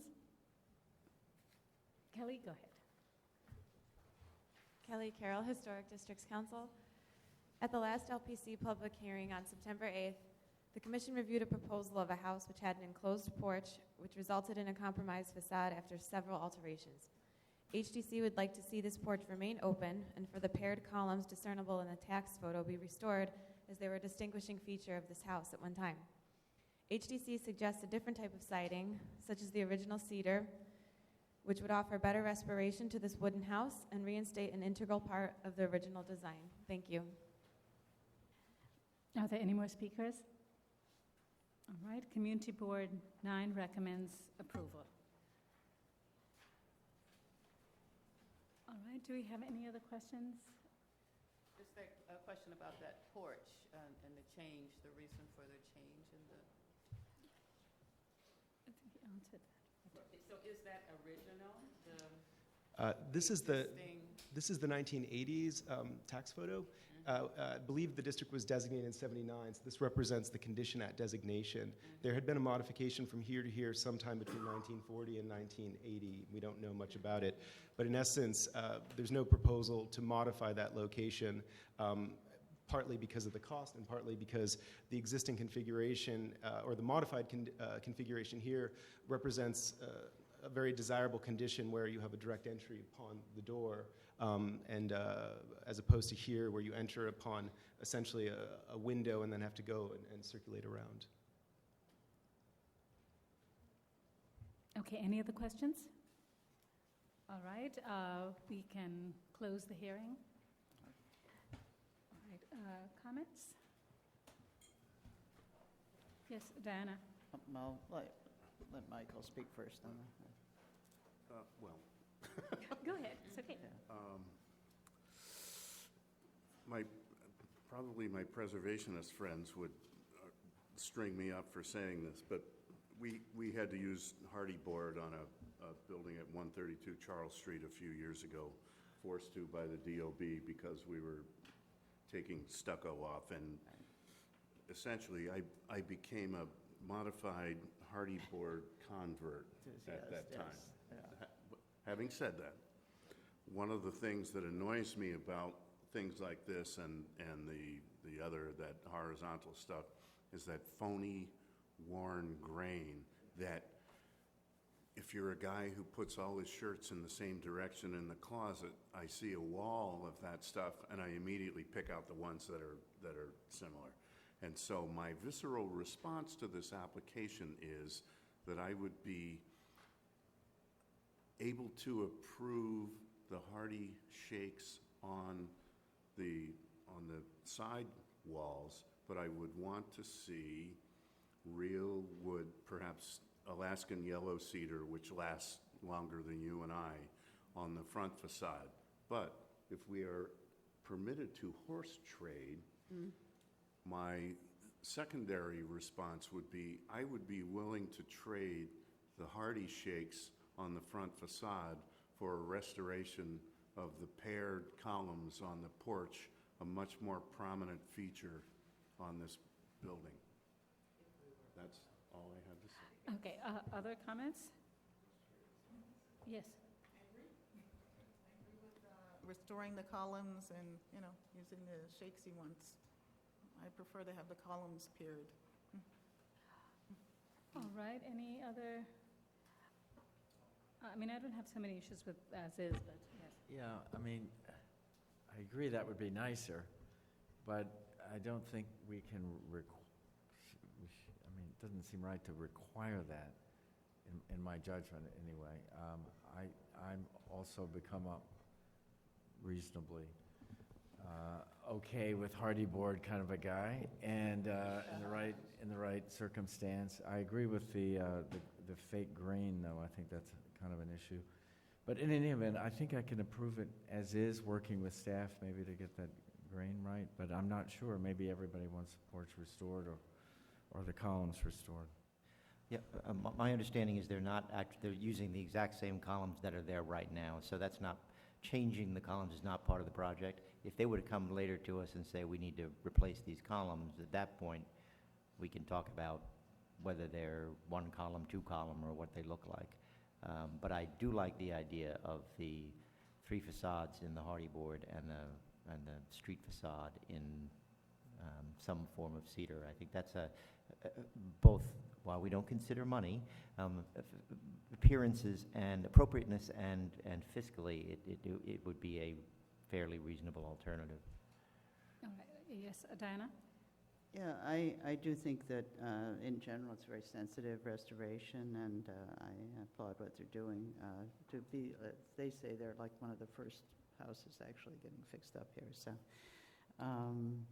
and I think in general I can approve hardy board in a lot of situations. And I think that the suggestion made, if we could get the cedar on the front, would certainly be, I think, kind of a really nice addition to the house, at this in this situation, and then use the hardy board on the rest of the, and it hopefully would not then be too expensive for the owner. That's Okay, yes. May I also thank the client for using true divided lights? Yeah. As I said there. All right, I mean, I hear you all, but it seems to be sort of somewhat a little bit contradictory because it seems in some situations the hardy board in the front facade may be okay, but in other cases it may not. I think hardy board is never okay on a slight house like this. Okay, so that's your position, okay.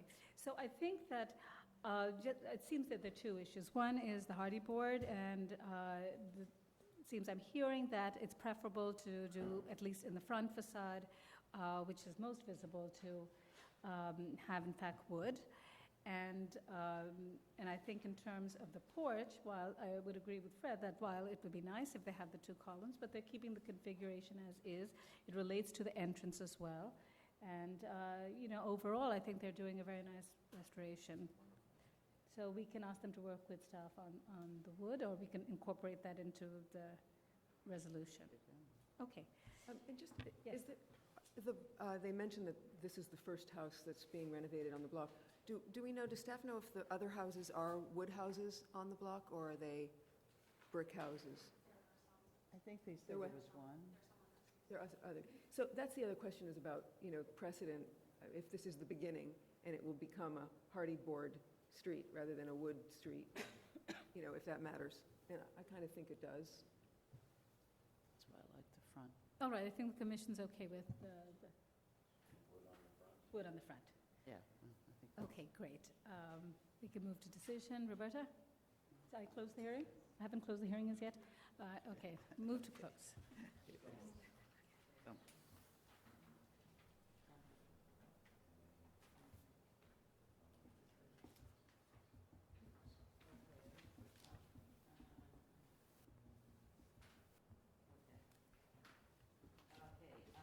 Matter of 211 Fenimore Street, Prospect Leopard's Garden, Historic District, a colonial revival-style house built in 1906. Application is to alter the facade and reconstruct the garage.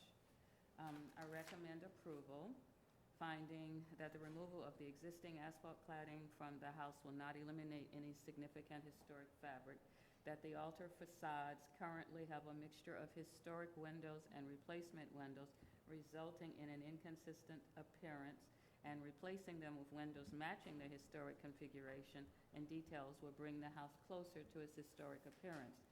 That the proposed 6/1, 8/1, and 9/1 double-hung aluminum-clad wood windows will match the historic wood windows in terms of general configuration, operation details, and finish. And that the removal of infill from the rear extension to create a porch will not be visible from any public thoroughfare. That the overall design of the proposed rear porch is in keeping with the design of the building's historic front porch. That the use of cement, fiber, shake, trim, and plank cladding with a painted finish will visibly maintain the building's sense of history as a 19th century wood frame house. That the use of cement, fiber, shake will closely match the design and details of historic wooden shake. That the existing metal garage is in advanced state of deterioration, and its demolition and reconstruction will not result in the removal of any significant historic fabric. That the construction of a new garage rebuilt in the same location, matching the footprint details, dimensions, and appearance of the garage present in the circa 1938 tax photo, will return this feature to the site closer to its historic appearance. And that the proposed paint colors of the garage and cementitious clapboard cladding are in keeping with the design of the main house. However, because some commissioners find that the new cementitious shake and trim they don't have the sufficient texture of real wood, and that while this may be imperceptible on the side and the rear facades, issues on the front will diminish the special architectural character of the house and streetscape. And therefore, we're recommending that the cladding on the front of the building be of real wood, cedar. I second. All in favor? Aye. Any opposed? This application is approved. Okay, Commissioners, the fifth item on the calendar today is an application for a certificate of appropriateness in the Borough of Manhattan, docket number 174913. This is 130 Beekman Street, aka 227-231 Water Street, located within the South Street Seaport Historic District. This is a complex of 3 buildings built in 1798, 1801, and 1827. The application is to replace the entry door and install a canopy.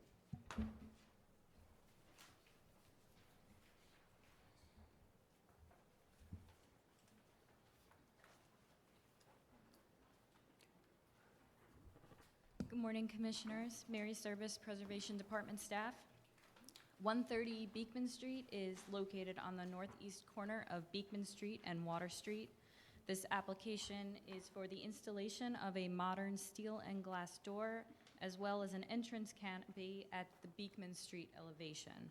And just to orient you with the historic photo, this facade is the Water Street facade, this is the Beekman Street facade, and the door in question is here and can be seen in a blown-up version right next to it. Jason from the Beekman Landing Condominium Association is going to present this proposal. Good morning. Jason Friedman. So I'm going to flip ahead. This is the tax lot photo. We know that. This is the area that Mary described that we're doing all of our work. These are two important pictures. This is the canopy that was previously on the building and approved sometime way back in the late 90s. We couldn't find any of the documents on that, unfortunately. And the siding from said canopy was destroyed during Sandy, and what we're left with is the structural members that were behind that aluminum siding or an ephes kind of roof on there. And what we want to do is reclad this in black painted steel. There's a sample somewhere around here. And also raise the existing door up to this level here. And it's important to see this picture is the 1990s tax photo before whatever renovation was done. You'll see that the openings are changed drastically on this floor. Our door is here, and that's also here. So here's the existing facade, Beekman Street, where we have a canopy structure and we have a painted wood door with side lights and transom. And what we want to do is put a modern door that is also about a foot higher than the existing door and not change the width of the masonry opening that's already there, and reclad our canopy structure with metal matching the new door. And I'm going to leave a couple pictures of kind of new doors on this actual block so we can all kind of see that. Although the 3 buildings date back as far back as the late 1700s, it's this facade of the 1830s building that actually was the least historic, and especially in the area that we are doing our work was, compromised way back in the 90s to be from that versus you could see what's going on here, which was actually a loading dock bay. Some people are confused by this archway, which is long gone and has nothing to do with the area of work. And so just the door is a simple painted metal door that is a foot higher, and that's about the extent of the work. Any questions? Okay, any questions? All right, speakers, Kelly Carroll. Kelly Carroll, Historic Districts Council. HDC found this door an odd choice for this 200-year-old building and district. Its symmetry clashes with the other symmetrical windows and door openings, and it just needs a little further thought. Thank you. All right, Bruce Ehrman.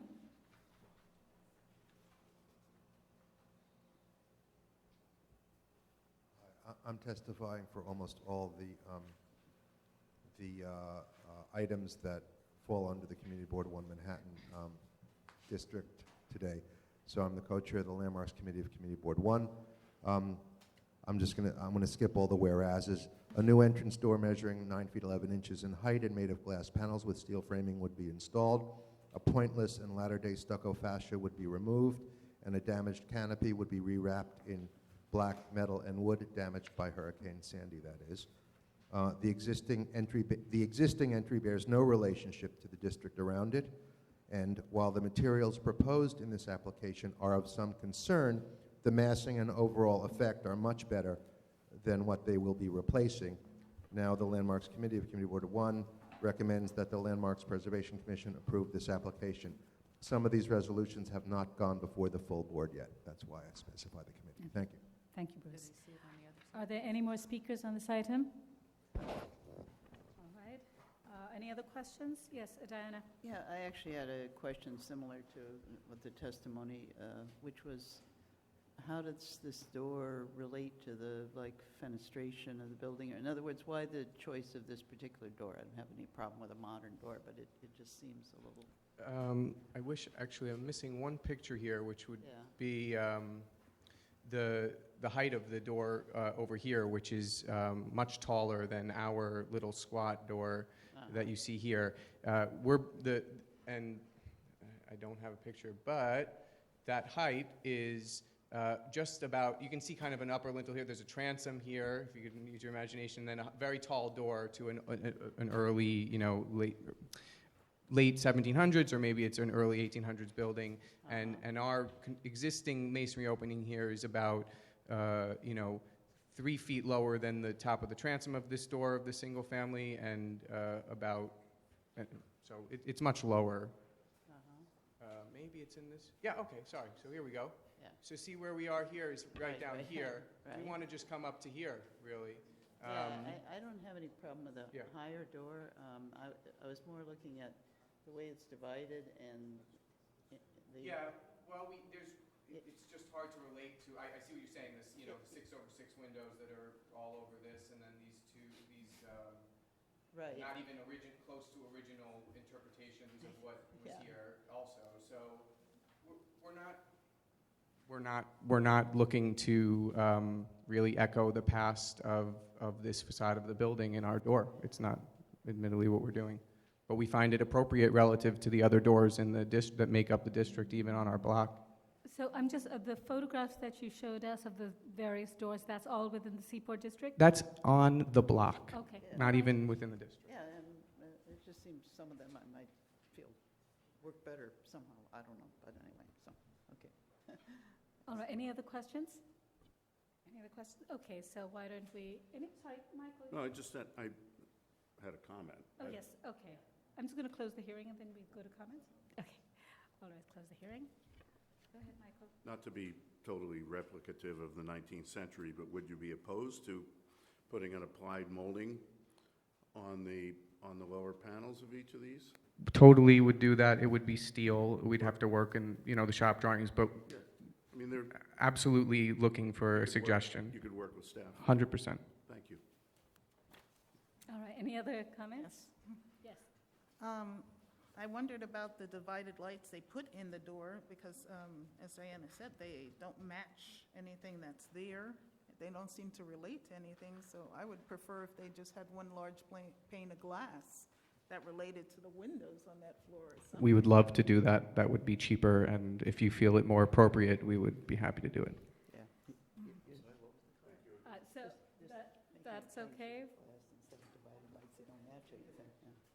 It's fine either way. So, okay, but the idea was having a single pane and would have the sort of molding as it I think that actually works better than the things that don't match up with the divided lights, yeah. All right, very good. Yes, yeah. It's distracting, yeah. Okay, John, go ahead. Okay. In the matter of docket number 17-4913, 130 Beekman Street, also known as 227 to 231 Water Street in the South Street Seaport Historic District, the application is to replace the entry door and install a canopy. I note that the building style, scale, materials, and details are among the features which contribute to the special architectural and historic character of the South Street Seaport Historic District. I recommend approval, finding that the removal of the existing non-historic door, sidelights, transom, and lintel and enlargement of the masonry opening will not result in the loss of any significant historic features, that the new steel canopy will be installed using the existing armature from the previous canopy destroyed by Hurricane Sandy, that the canopy's simple design and material palette will recall the building's industrial past and allow it to blend with similar entrances on the street and in the district, that the painted finish of the new black painted steel and glass door and side light will harmonize the building's fenestration pattern and will not call undue attention to itself, but request that the applicant work with staff to include detail and eliminate the divided lights, perhaps using a single pane, and that the proposed work will not diminish the special architectural and historic character of the South Street Seaport Historic District. Second. All in favor? Any opposed?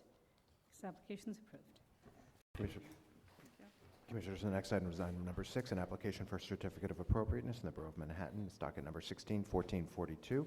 This is 115 South Street, located within the South Street Seaport Historic District. This is a Greek Revival style building built in 1840 and altered in the 1880s. The application is to construct rooftop additions and install a fire escape at the rear facade.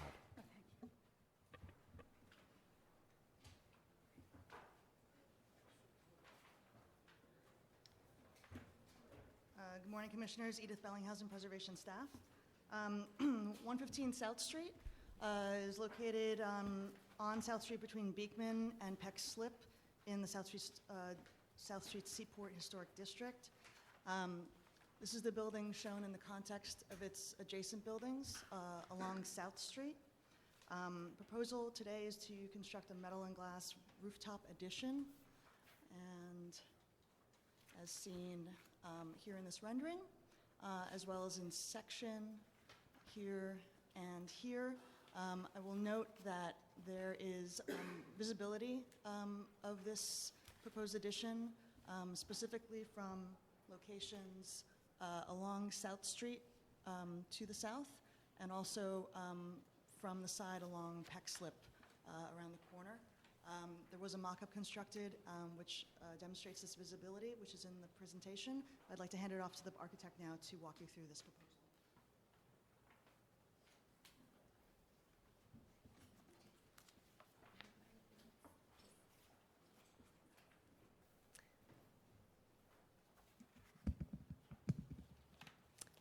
Hi, good morning. My name is Nicole Robertson from Grow Architects. Thank you very much for hearing our project presentation today. And I'd also like to thank Edith, Corey, Caroline, Jonathan, who have all worked with us over the past 2 years on this project. So as Edith explained, the building we're looking at is 115 South Street. It was originally built in 1839 as 2 separate row houses. It was a ship candlery. In 1888, it was joined into one rooming house that served the Fulton Fish Market.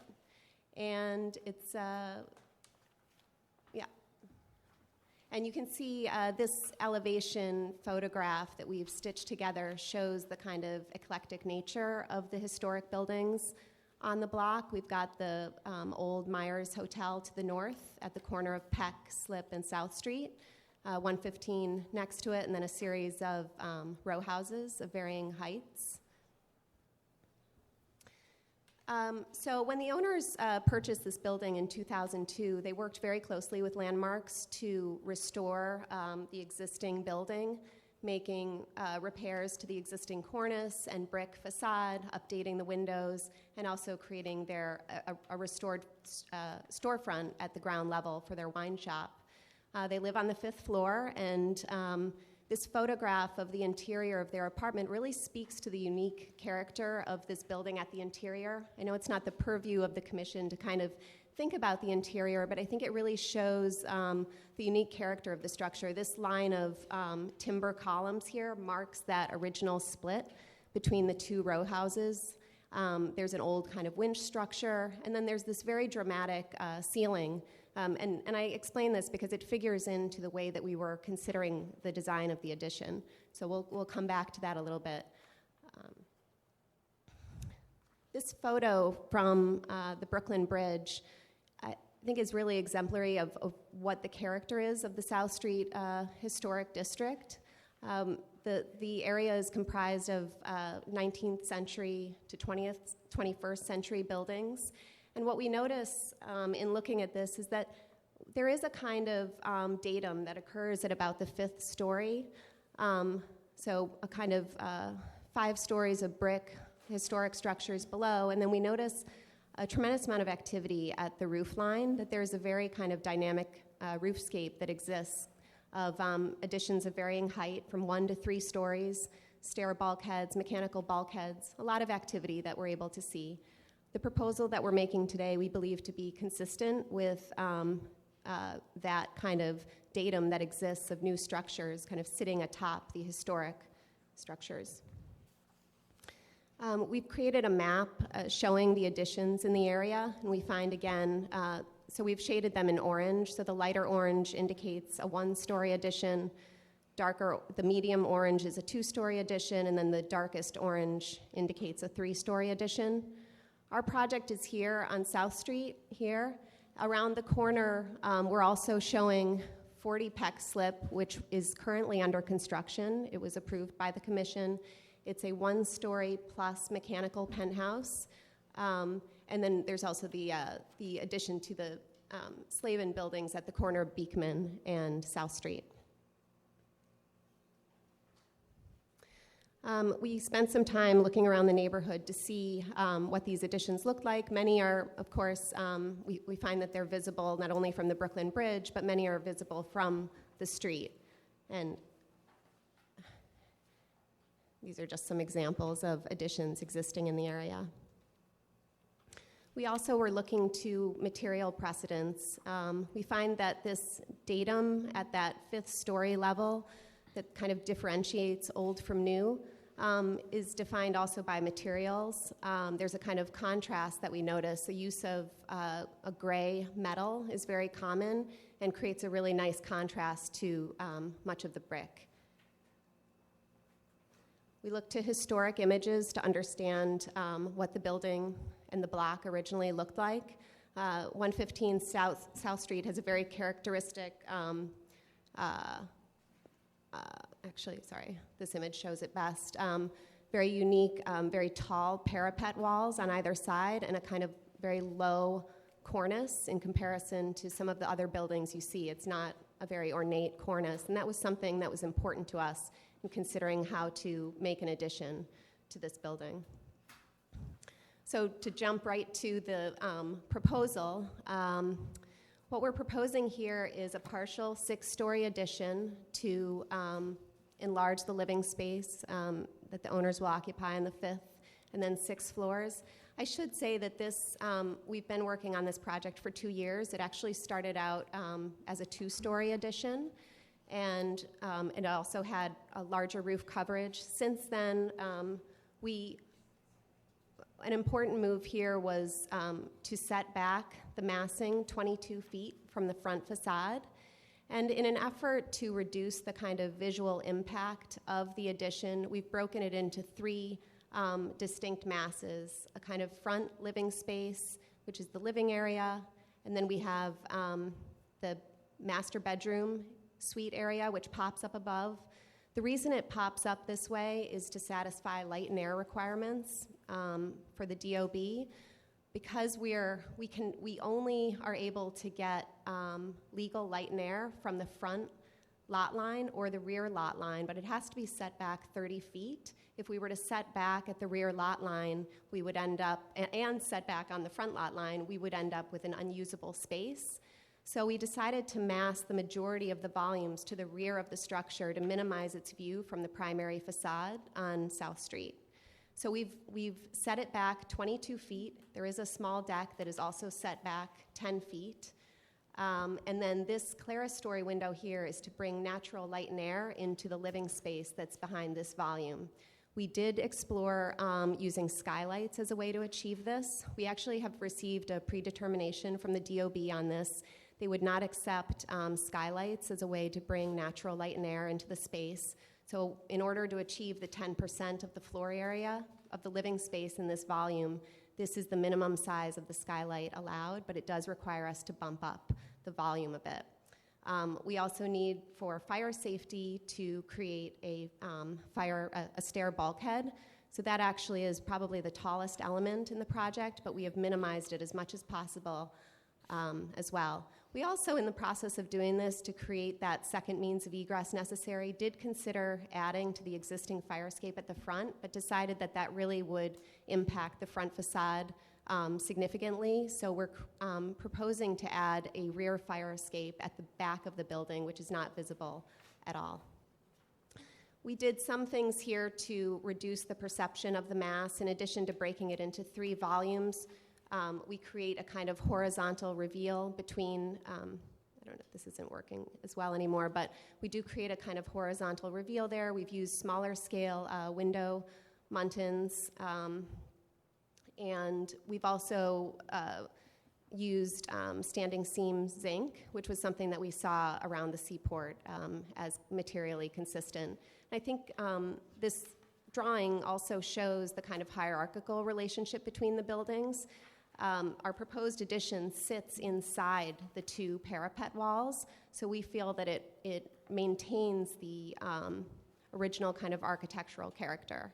This is a detail that we created showing how the existing parapet walls, which we'll be cleaning of graffiti and repairing and restoring to their original condition, but our proposed addition sits inside of that, so as not to create any confusion over what is new and old, and to really highlight the existing structure. This section drawing shows how these volumes work, and actually I'll go back to that original image of that interior shot of the 5th floor apartment. It was really important to us to maintain that existing timber ceiling in the 5th floor as historic material. While it's not visible again from the exterior, we really didn't want to cut into it or step the addition down around it. It really didn't work for the living spaces above. So what we've done is created as thin as possible of a structural platform, which is 7 inches deep at this point. We basically have 3.5 feet from the front of the building. There's a slope to the roof line of 3.5 feet to this top point, so that was really dictating this. We establish a flat plinth, and then the addition sits on top of it. When we presented this project to Community Board 1 back in April, and it was approved, some of the comments were, could we reduce the volume of the space in any way? And we did actually go back previously. We've reduced this now to 4 feet, working with our structural engineer at Silman Associates. We reduced it by 2 feet. We also reduced the size of the dining and living area from a 10-foot ceiling to a 9-foot ceiling. And this image also, we previously, the fire stair that was previously approved was 5 feet taller. In a combination of engineering that plinth to structure to start lower, we also reduced the ceiling height to the minimum 7 feet and reduced the parapet wall. So overall, this structure, again, the fire stair we reduced by 5 feet, and the rest of the structure we brought down by 2.5 feet from the community board hearing. Just on the area that's above the master bedroom. Yes. So where you have a garden and you have, there's a parapet, and on top of that, there's a solid parapet, and then on top of that, there's the glass parapet. Can't you just make that a flat roof? Do you need to have all this? You know, we could make it a flat roof. I think we were looking to create a project that was green, sustainable. We thought that putting a green roof there supported that idea, but in order to maintain it, it does, you know, just for safety, we do need to have a rail there, but you know, we could make it a flat roof with no greenery on top, and that would reduce the height. Yeah. If I could just ask you, we haven't gotten to 10 yet, right? You're going through the slides? Because I have a question about 10B when you get there. Okay. I just realized you didn't get there yet. Okay. Go ahead. The other thing this shows also is that we have considered the location of mechanical equipment and plan to locate that behind the stair bulkhead. While you're on that slide, can I just ask? Another area of height reduction might be the fire tower itself. I mean, can't that be sloped? You need your 7 feet, I understand, but you could slope it. And you wouldn't have that huge window, which I'm sure you want, but if that's the goal, that could be. I think it's definitely something that we considered. We discussed it quite a lot. I think our sense was that that sloping it may compete visually with the angle of the parapet walls. So we were really trying to emphasize the sort of, that this is a modern addition. We're using clean lines and contrasting with the existing structure. Those parapet walls do have a kind of dramatic slope. So I think we just didn't want to visually compete with it. But I think it's certainly something that, if you felt that were, necessary to do, we could certainly consider that. These are just plans showing the layout of the apartment. So lower left-hand corner is the existing 5th floor. And there will be a spiral stair connecting to the new 6th floor addition located where there is an existing skylight already. We're not going to touch that existing roof structure again.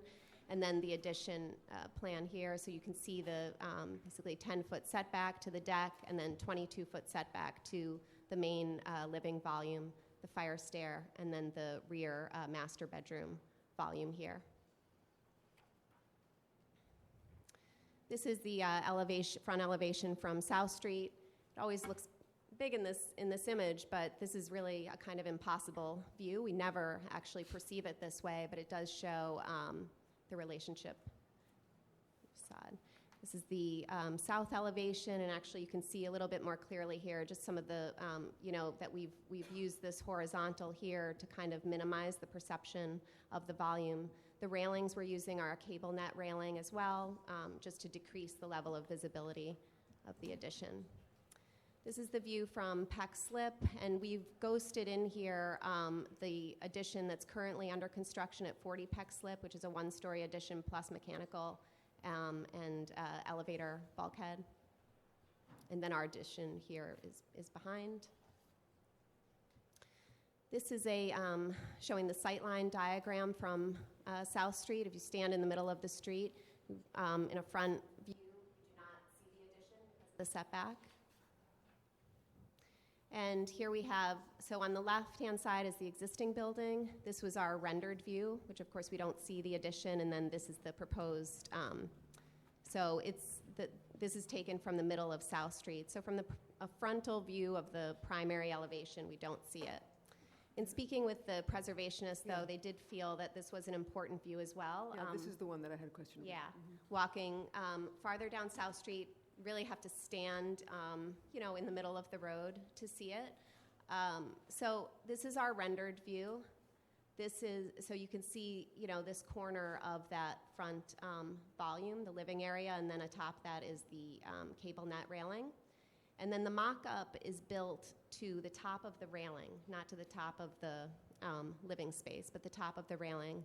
And it's actually, the next photo shows, we did notice that there were some discrepancies in the measurements since we had changed things a little since the community board hearing. So actually the top of the railing is this orange line here. So it's slightly lower than But back what up it's to the built at. previous image for just a second. So what we're seeing here on this elevation, which has none of those, you've said that there are other rooftop additions in the area, but this particular view of this block has none that we can see. So what you're showing is the first volume, right, which is sort of the new dining room. That's what we see there, Yes, right? correct. So just clarify, what was the reason that having the rear volume, which is the master bedroom volume, was not sufficient? Is it because you couldn't get up there? Or what was the issue? In other words, setting it back even further. It was just, we really couldn't set it back much further to make it viable living space. They were really looking to expand living space and a master bedroom. I mean, we are set back 22 feet, so I think we're really not maxing out, coverage. We were trying to kind of balance, setback and visibility with a usable space. What is the dimensions of the front space, the dining room or living room space that's?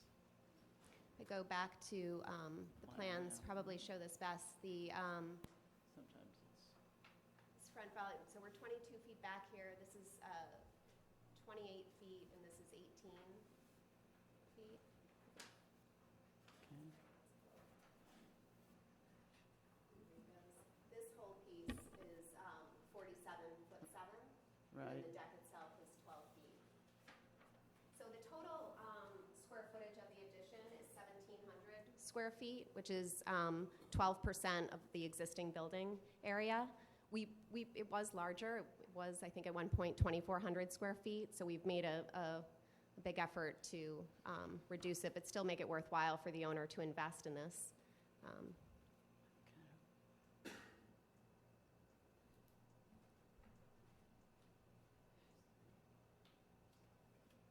This is the view from Peck Slip, still under the FDR, which you can see. We really just catch a very small part of the addition here. It's just that stair tower that we see. But since we've reduced the volume, so this is actually a zoom-in view of the corrected volume. Not sure if you can see there's an orange line at the top. That is the height of the new stair tower. We reduced it by about 5.5 feet. So it's this line here. So you would really, and we're zoomed in quite a lot right now. And then this is the view directly from Peck Slip with 40 Peck Slip in front. So we are showing ghosted. This orange ghosted image here is the addition that is presently under construction at 40 Peck Slip. So it's a one-story addition with a mechanical penthouse. From this point of view, this is our addition then behind it. That dark brown is what you're seeing. We left 40 Peck Slip transparent, but it would really be, our new addition is obscured by the 40 Peck Slip addition once it's done. And then this is an image of the mock-up. I hope it's not too confusing, but we didn't show then the 40 Peck Slip addition totally finished. They have one story done, but they don't have their mechanical and elevator bulkhead constructed yet, so it will be obscured from this point of view. This is a view from the Brooklyn Bridge, going back to that kind of, initial image where we were talking about the kind of characteristic of the seaport and this dynamic roofscape that exists above that 5th floor datum. You can see that the addition, our proposed addition, really blends in to the site. It's this is the mock-up here that you see, and yeah, but we think it's very fitting actually with the activity that already exists at that level.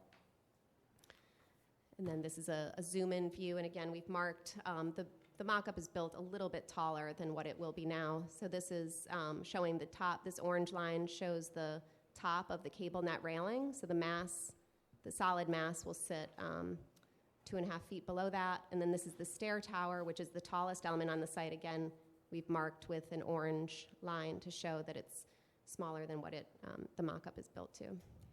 And then these were some additional views that Edith and Corey had asked us to include as well. I think, this is a view from Peck Slip and, Water Street, Peck Slip and Water Street.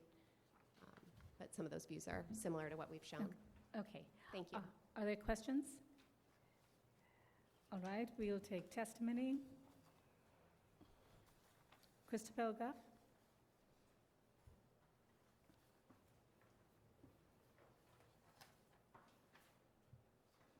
Christabel Goff for the Society for the Architecture of the City. The early 19th century roofline of the seaport makes a stark contrast with its Wall Street surroundings, and it is a roofline that has a unique dimension different from other historic districts. That point was first made at this commission back in the 1980s.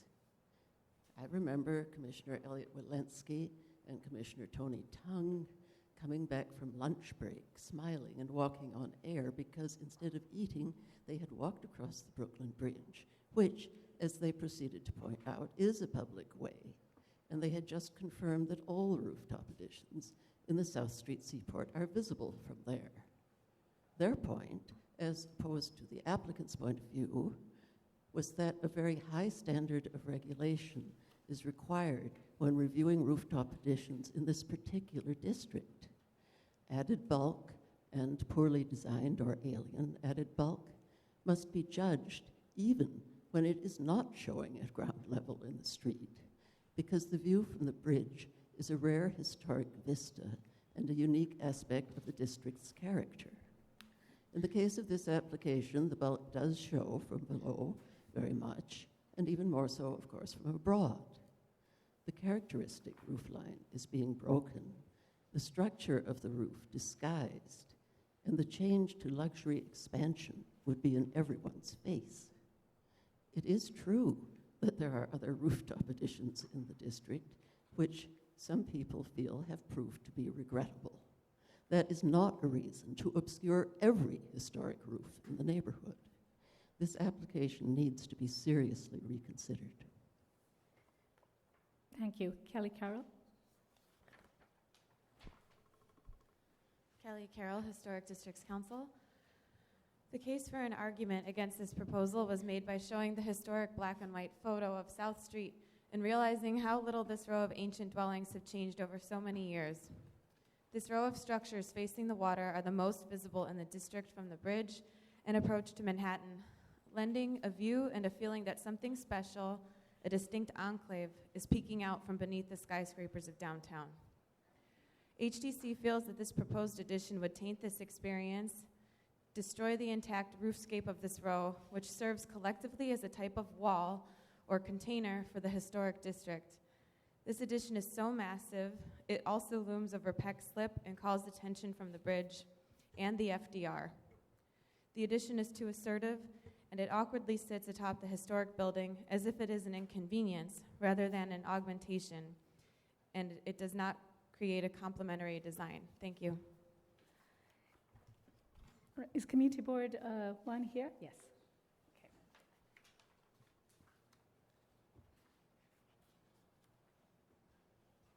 I must say that the architectural program has changed somewhat since the presentation was made at the board, so I might have to modify this a little bit. But anyway, the application is for a substantial rooftop addition in 1839 row house in the heart of the South Street Seaport District. The existing structure, virtually matching and once conjoined with its neighboring row house, is 5 stories, and I don't have to reiterate what the proposal is because you just heard it. It rises 26 feet from the current roof line. The addition would be set back 22 feet from South Street and not visible directly from across South Street. It would be highly visible looking north along South Street, as well as from Peck Slip, although it will be blocked eventually by a larger addition on another building already approved and under construction. The structure is game-changing when looking from the Brooklyn Bridge, a view the Landmarks Preservation Commission had asked about, but is not strictly germane to normal consideration, although it certainly should be. The materials proposed, including innovative fiber cement board along with zinc, are pleasing if busy, and the mechanicals will be interestingly screened, although the proposed railing, which apparently has been reworked since this was written, must be reworked. The dissenting Landmarks Committee members objected to the proposal's visibility looking north, given the massing of the proposal. Therefore, be it resolved that CB1 recommends that the LPC approve this application with the exception of the railing design. And that was a split vote. Thank you. Okay, actually, just had a quick question, Bruce. So the community board supporting this, is that right? In the iteration that was presented before the board, the community board was supporting this with the exception of the railing, which has changed. Which has changed in the presentation that you saw. Right, but changed in the sense that it addresses the community Well, board's concern, or doesn't? The architect just stated that it was lower. So I don't know the exact difference, but stated that it was lower, which was an issue. Got it. And the split vote is 24-10. I can clarify that. Thank you very much. I just want to add that I'm sorry, that's a pretty significant split for the community board. That's all. The community board did have a number of comments for us. Visibility was a major one, particularly the fire stair. And as I mentioned, we've reduced it by over 5 feet. We also reduced the other volumes by more than 2'2", actually. The other things that we did, they commented that the material treatments, like the fiber cement board and some other reveal details, were busy. We removed those and simplified the scheme and did only standing seam zinc. And we also improved the design of the cable net railings to just reduce their visual impact. Okay. Are there any other questions for the applicant? All right, then we can close the hearing and move to discussion. Okay, comments? Yes. Although I usually like contemporary enlargements, the visibility from the bridge and from Peck Slip is, and especially against the corner building, which is, a more stand-out building. It just seems to detract from the corner building, unless we don't have a picture or we don't have it illustrated with the proposed addition sitting there. But it seems to detract so much. You're behind the gables. Right. There is one, yeah, there's one. I didn't see that one. It's in, It's the one before the one that was up there.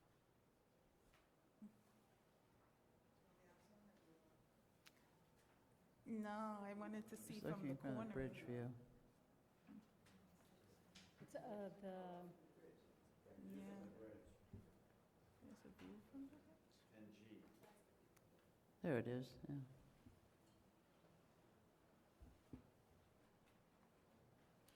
All right, I just want to make one comment about the visibility of the rooftop addition.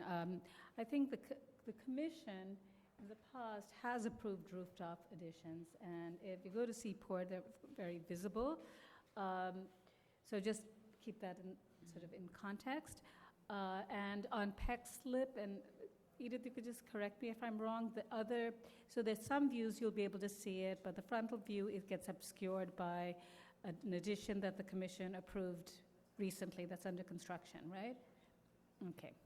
So it's completely obscured, is what we're saying No, on the front. I think from this angle, you still see it, even when the other Right, one we're is talking about built. from Peck Slip. Oh, Right. From X. this angle. Yeah, no, this one, you can see it. Yeah. So the 40 Peck Slip is the building adjacent to the corner building. Addition there is currently under construction, pending a mechanical bulkhead, which when viewed over the primary facade of that building, this addition will not be visible. When was that addition for the other building approved? What year? I believe last year, Maybe last year. February 2014. So 40 Peck Slip. Okay. All right, yes. Right, go ahead. Okay, yeah. I just wanted to say, I think still that there, while we're going to have, I think, if we want to have this building, this addition, you're going to have some visibility, but I think that the presenters could reduce some of it, and I think that idea about the stair is one idea, and to even look at how the second, the bedroom or whatever behind the smaller building is raised because of light requirements. I guess I think it should just be looked at again. I'm not saying that we can't accept anything, but I think that there are some opportunities to reduce the visibility that haven't been explored. Right, I completely agree. Yeah. Yeah, I think I'm in that camp, but really just marginally so. From my eye, the view from the bridge, which is my commute to work, so I want to be sure that's protected, is not compromised at all. The view of the new addition is seen as a backdrop to other higher additions around it. So I'm not understanding either the testimony or some comments here that's a problem. To me, the one that is the most noticeable, of course, is the one from the south. Yeah. and I'm not sure exactly how you might reduce that because, but if you can, working with staff, that's good. The one from the north, I guess that's Peg Slip, but no, not Peg Slip, but from the South Street, but from the north, is where you see the tower, the stair tower, and I think that should be reduced. Actually, should be sloped. I would think so. That would help. You see it as a big black thing behind the slope parapet of the building on the corner. And then I think the chair's idea of eliminating the additional height in the back, although I guess it's not visible. It's not that visible. I was Yeah. looking at it, and I know it's about the portion in the front is what's really visible, and that's, I think they brought it down to about 9 feet or 9.5 feet in its height. So the piece at the back, it's a part of their green roof, and actually recently I was walking through Tribeca and I was looking at railings, and the railings, which are either in this very thin metal or in glass, actually disappears quite a bit. They were pretty effective. I agree. So, I know they can do it, but I'm not sure that really addresses the visibility. But it really is the tower, the staircase tower, and That could be easily changed, I think. I just want to finalize my thought with the fact that, like it or not, the Seaport is now, the Seaport Historic District is now characterized, I would say more than not, by old brick buildings with more contemporary additions. It is what it is at this point, and I think we can't change it. It's part of the gestalt of the whole district, and so I think seeing something on the roof is not out of character at all now with the Seaport as we have it today. And I think actually what we're doing now is prescribing something that is darker, less visible. The earlier editions were, of course, all white and huge, and a different ethos, I think, was at work at that time. So I think what's being proposed in terms of the color of the edition is right. Yeah. Other comments? Yes. Go ahead. I'm usually not opposed to roof additions, and the questions about visibility are not ones that are really that important for me in the city. And while I agree with Commissioner Bland about the fact that, South Street has things on the roof, I think that the quality of South Street is still, as the public noted, the character really is still of a low profile as compared to the taller build-out in Wall Street beyond. And so I think that actually, and the fact that it really is viewed from above, whether above as you're driving FDR or above from the Brooklyn Bridge, the quality of the whole district as kind of significantly lower and brick is important to maintain. So I think that this view on 10B, that is from the south, where you really see it, wherever this next, then the previous image is, it is what needs to go away. So that's the front projection, and that I mean, if we can eliminate that, then maybe that thing on the roof that Fred is proposing is what's currently the sort of the bedroom, the back piece, with its potentially with its even its garden on top. But I think it's the way it imposes itself on the streetscape, and changes the kind of the profile, the height of the district is the issue and the problem. All right, yes, Diana? I basically agree with Adi and Fred also that from the bridge, you're always going to see something, and I actually think the materials are fine myself, but that the view from the south is really quite intrusive, and it needs to be reduced somehow. I don't know, I'm looking at this, this is 10B? Yeah. It's 10B, right, this? Yes. I know that you feel that it's very intrusive. I look at this and I think it feels very much like sort of the character of the district. I don't think this detracts from it. It's one story that you see. It's set back. Next to it is actually a taller building, so I know it's at an angle. But I think the idea of trying to set back further, I think, is, I mean, I don't know if it gets... Yeah, it sort of eliminates the whole room. And I think, you know, these are small buildings in districts which are allowed to allow a lot of square footage, and they're asking for, I think, 1,700. And, you know, my recommendation is that they take into account some of the things that we talked about, and they really work with staff to try and reduce the overall visibility. Yes?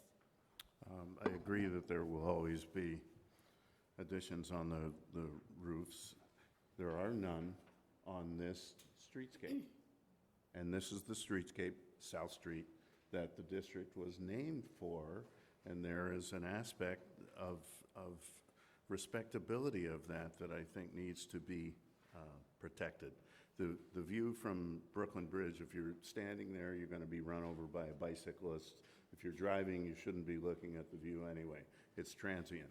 But the view from South Street, and not from the middle of the street, but from under the overpass, which is where most pedestrian traffic occurs, shows this quite drastically. And so for me, the only thing that I would be able to approve is a drastically reduced mass on the roof of that building. Okay, others? Okay, let me find out if there are commissioners who'd support just asking them to work with staff and look towards reducing the height and massing. I'd like to see it again. Okay. We can ask them to come back. And I think it's worthwhile just in terms of, because what's critical here seems to be the views from South Street, and maybe you should be looking at sort of more of a context. South Street continues on both sides, and it has different heights and bulks and additions, and so I think it's sort of narrowed in this context, so see if that supports the visibility. Okay? All right, we'll bring you back. Yes, Kim. I thought that the wall that's facing this way, I guess the south wall, if they could throw more brick in there or kind of separate themselves from fade in with the rest of the brick on the buildings. It's just that, yes, the top part. Right, they could look at that and see if that... But I'm saying the black is so harsh contrasting against all of that brick. Okay. All right. I close the hearing? Okay, we can close the hearing, and you can come back. Okay. Okay, the next item is item number 7, an application for a certificate of appropriateness in the Borough of Manhattan. Docket number 173138. This is 60 Hudson Street, the Western Union building, an individual and an interior landmark.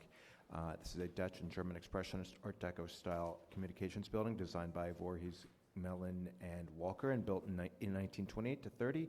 The application is to amend Certificate of Appropriateness 065630 governing the future installation of mechanical equipment and louvers and window replacement. Good afternoon, Commissioners. Derek Dandran, Preservation Department staff. This property encompasses a full block fronting Worth Street, West Broadway, Thomas Street, and Hudson Street. The applicant is proposing to install a generator at the 19th floor roof setback and install full-height window louvers and openings where half-height window louvers were approved. Both of these alterations vary from the parameters of an existing building-wide master plan, which the architect, George Boyle, will address.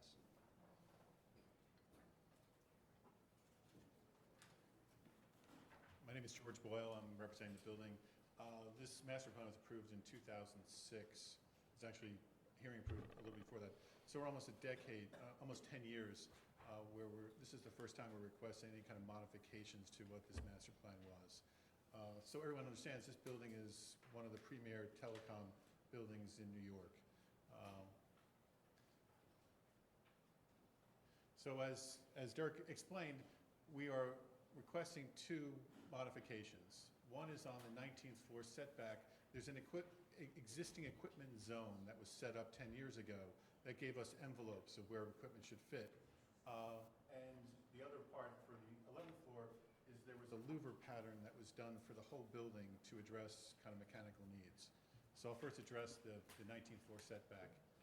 Here is a plan on the left of the existing equipment and the new proposed generator that is required. Currently, the equipment out there is undersized for the needs of what is right now. The existing generator is trying to supply cooling towers up on the roof for backup. The current situation, we have our engineer as well who can kind of go more technical with it, only now protects 1/3 of them. So the new equipment is to try to make it so that it's complete. If you look at this, you'll see the existing equipment as well as dashed lines. The dashed lines are what the equipment zone was in 2006. So at the bottom, you can see the difference of what the existing proposed was in 2006 as opposed to what we are proposing right now. So currently it's, I can show you right here. Here's the line. That is what was in our master plan that's compliant. Basically, the equipment, there's a generator inside of here. Due to acoustics, the generator is about 1/3 the size in that box. The rest of it is all for acoustics. So that is why we're requesting a larger enclosure for this. We have set it back further along here, about almost 4'9" from what the previous approved is. So it is longer, but we set it back closer to the building. Is the volume essentially the same and just masked differently? No, the mass is, you can Because see, it's now, isn't it narrower? than was approved. Right, yes. so it's narrower and taller. Correct. So we've taken it and kind of squeezed it and moved it up, yes. Okay. And here are a series of photo montages that kind of describe, there's also a mock-up that's up there. And if I knew how to do this, I would do it. Oh, here we go.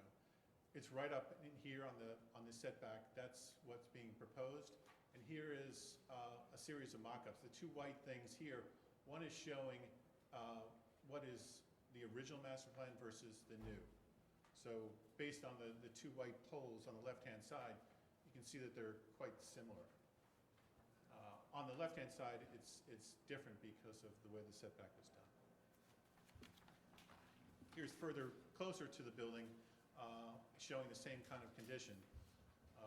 Again, on West Broadway and between Chambers and Reed. And this is over on Hudson Street. Again, showing here is the actual unit we're talking about.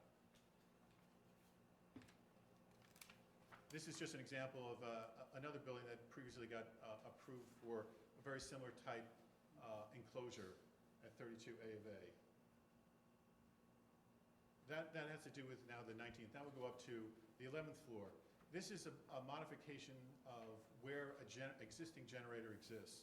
Currently, it's right here on the corner, and it's using 3 louvers, 3 full-size louvers.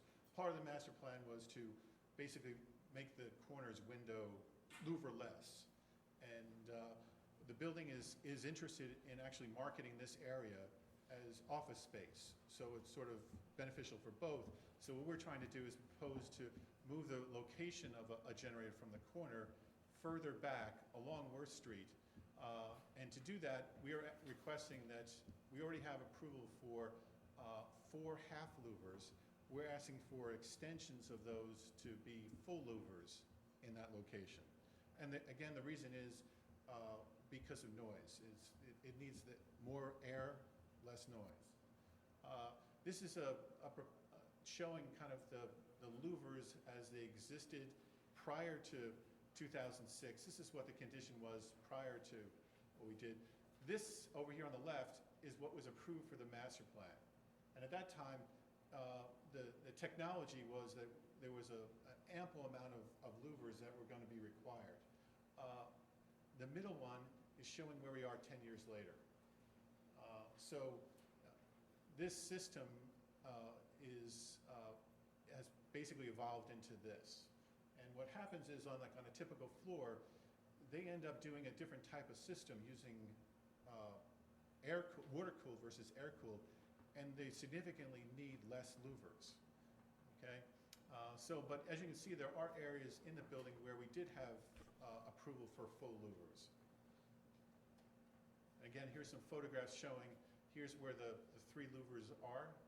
And right here, there's a muffler that exists that goes out. Part of this process is the building now is fluing all of the generators up inside of the building and up to the roof. So it'll no longer be exhausting out onto the street. So the 3 full louvers are actually going to be opening up, correct? Correct. They're gonna And be- then the master plan has 4 windows with half louvers, and you just want to fill up the second half of it? Correct. Okay, got it. And here's just some other photographs trying to show kind of where we're talking about, where the existing condition is, all the way through. Okay. And that's our presentation. Okay, thank you. Questions? All right, are there speakers on this item? Christabel Goff?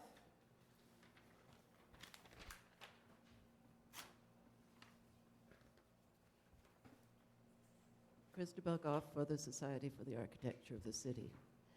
Whoever said too much is not enough was anticipating the problems of the individual landmark at 60 Hudson Street. There have been multiple expansion plans, and the LPC has tried to establish boundaries through master plans. There was a master plan in 1997, amended in 2001, and further plans in 2004 and 5 and 6, in the apparently vain hope that it would be possible to establish parameters and deal with the building, quote, in a comprehensive manner that will allow for necessary equipment installations without compromising the integrity of the landmark, as the LPC expressed it then. But now they're back again with a plan for more visible equipment, breaking the limits established in the past. To ask for it is their right, but it is hard to believe that in a building of this size, no other feasible alternative exists. At some point, if alternatives are really exhausted, there may be a need to end the visible expansion on the landmark site. It is time for the technology wizards to start planning for other solutions which might in the end have to be off-site if reorganization or miniaturization are not options. Thank you. Kelly Carroll? Kelly Carroll, HDC. HDC has serious reservations about this application. As Christabel said, this has been back and back and back. And it was noted at a previous hearing that it's not really a master plan. It's just asking the building to work for them rather than with it. We're afraid that this master plan is being used as a way to incrementally encroach upon this prominent individual landmark. We ask the commission to ensure that this alteration be made as invisible as possible. The wedding cake setbacks on this building are a quintessential feature of this building style and era.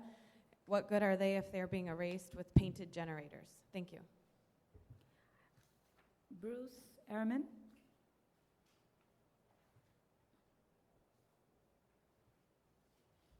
I am testifying for the community board and will summarize the resolution and alter some of the errors made in it. And then, if I may, I will testify on my own behalf. So for the community board, 60 Hudson, this is an individual New York City landmark, interior, lobby, and exterior. 60 Hudson is a highly visible individual New York City landmark. It says more than a decade on the written testimony, but in fact, only 8 years have passed since the last master plan that was worked out in conjunction with LPC. Despite the previously approved master plan, the applicant has represented numerous deviations. The original master plan permitted this landmark building to have a substantial number of additional half louvers and louvers and other exterior equipment applied to it.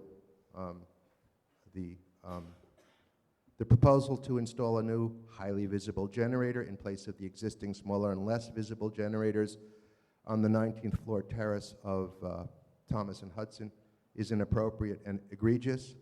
And the proposal to install an additional 4 sets of louvers on the corner of West Broadway and Worth Streets is inappropriate compared with the previously approved master plan.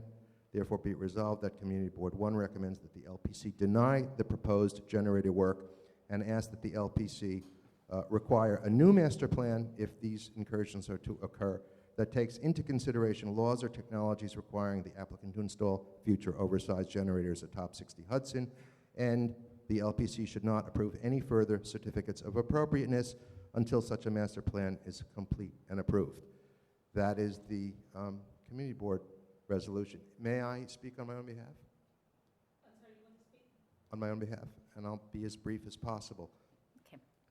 Ralph Walker's Western Union Building is an expressionist masterpiece right out of Fritz Lang's Metropolis. But as it has evolved over the last 15 years, it has turned into the cautionary tale of Lang's mise-en-scene.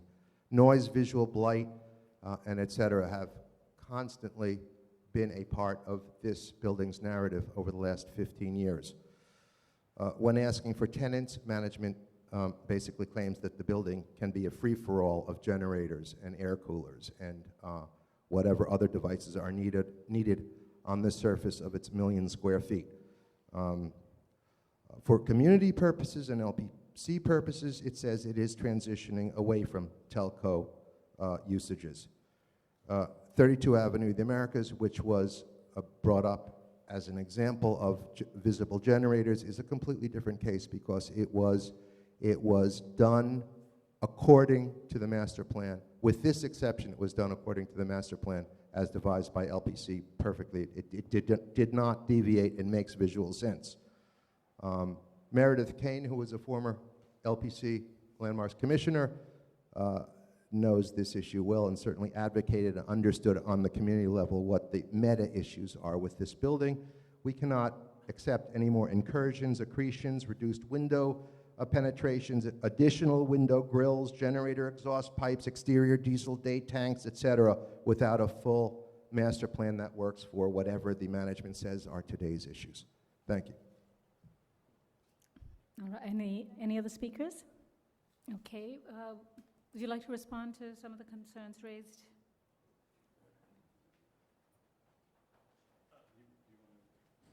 Are you representing the building? No, I just have both an engineer and the building here.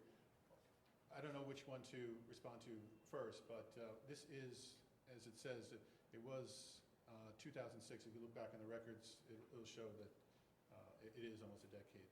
And this is the first time we've come here to modify the master plan. And as I was explaining before, that the master plan itself is actually, what's actually happening is less than what was previously approved. The generator that we're talking about on 11 is we're trying to move it away from the corner. And to do that, we're asking for relief on 4 windows. But in many other instances, we're not using all the louvers that we could use on different applications. For instance, on the 6th floor, there's only 3 louvers, half louvers, that were used on an entire facade, where you saw the picture, they could do almost the entire facade. So it has evolved, and the technology's evolved with this. I mean, this master plan was done prior to the iPhone. And just so everyone understands, 60 Hudson Street is pretty much everyone's gateway to the internet. So that isn't necessarily going away, but what they are trying to do is evolve the building into both a technology and an office place, because a lot of these internet-based companies really want to be in this building. So does the master plan make any sense, or is it because it seems, do some people follow it over the past 10 years? There have been changes that have followed that master plan? Well, they followed the master plan, but what frankly has happened is that throughout, they could have done more louvers. They could have had many more louvers, and they don't need them because the technology has changed. Okay. All right. Just a question on the equipment on the 19th floor. Could it happen interior? Could it be placed rather than on the roof? I mean, you'd have to use up square, rentable or otherwise There square are footage. other generators in the building that are on the floors, but now it becomes Sean Mooney from the building can kind of explain. I think most of this space has been leased out, but Sean, if you want to respond to that? Yeah.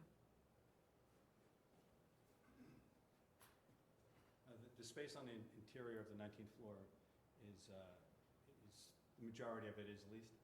The only area that is available is on the north side, where there's already a generator outside that space.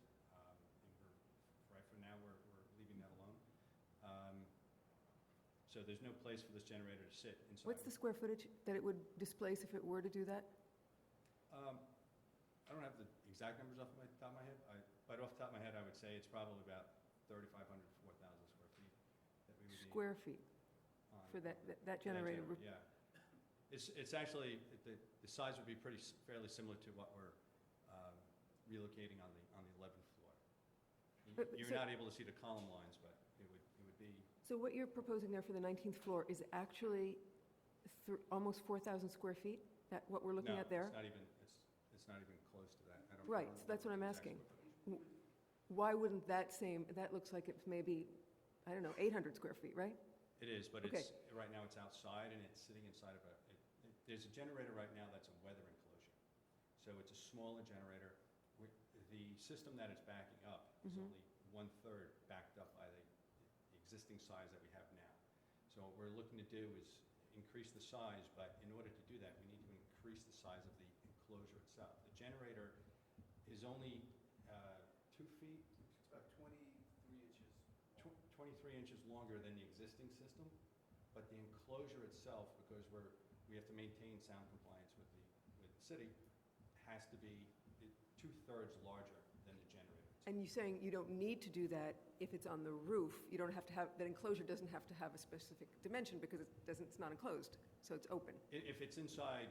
If it's inside, it needs to be enclosed by ×2 the dimension of the actual on the outside, equipment. the generator enclosure itself is 2/3 larger than the generator. 2/3 of the enclosure that we're showing is sound baffles. Right, I think her question is that if you relocate those mechanicals to the interior, does the amount of space that it takes up increase in size? Because you said that's about 4,000 square feet, and on the roof, it's actually smaller. So I think that's the Roof allows question. for more disbursement. Exactly. What would happen if you go inside? You'd have to speak into the microphone. My name is Abraham Al-Gabiali from WP Engineering. When it goes inside, obviously, you need additional louver space. Now, if you're on a corner, it may get smaller because you have access to the windows, because the enclosure has intakes and discharges from both ends, so you make use of that. When you go inside, you're going to get wider, and that's kind of like what makes the requirement a little bigger in terms of footprint. Okay. All right, any other questions? Yeah, I have one. Yes, When you Michael? say that space is leased out, what does that mean? Is it leased out to another party? Is it, On the 19th floor, the majority of it are existing telecom data center tenants. so it's essentially a choice you make to lease out the space rather than put equipment inside? Well, the space, we have existing tenants that have been there for 15, 20 years, and they're staying because We got a they have master data plan centers. that's been there for 10, so. They have data centers inside there. Okay, thanks. All right, any other questions? Okay, we can close the hearing then. All right, we'll go to comments. Okay, just want to, again, the context of this is that it did have a master plan. It contemplates mechanicals on the roofs, the setbacks. It contemplates louvers, and the building has been, I think, at least for close to 15 years, if not longer, it's been a telecom building and houses internet and telecommunications activities which have particular mechanical needs. Okay, that's just the context. Yeah. If everyone has worked hard and established a master plan, in my opinion, then it's behooving to the applicant to work within that master plan when they're determining what spaces are going to be leased or what size of equipment they're going to need in order to make it relevant. And so my tendency here is to agree with the testimony that a master plan has been established. The applicant needs to work within the master plan. All right, I just want to say one thing about master plans. We have master plans that are put in place. But applicants may deviate from that, and that's why they come before the commission.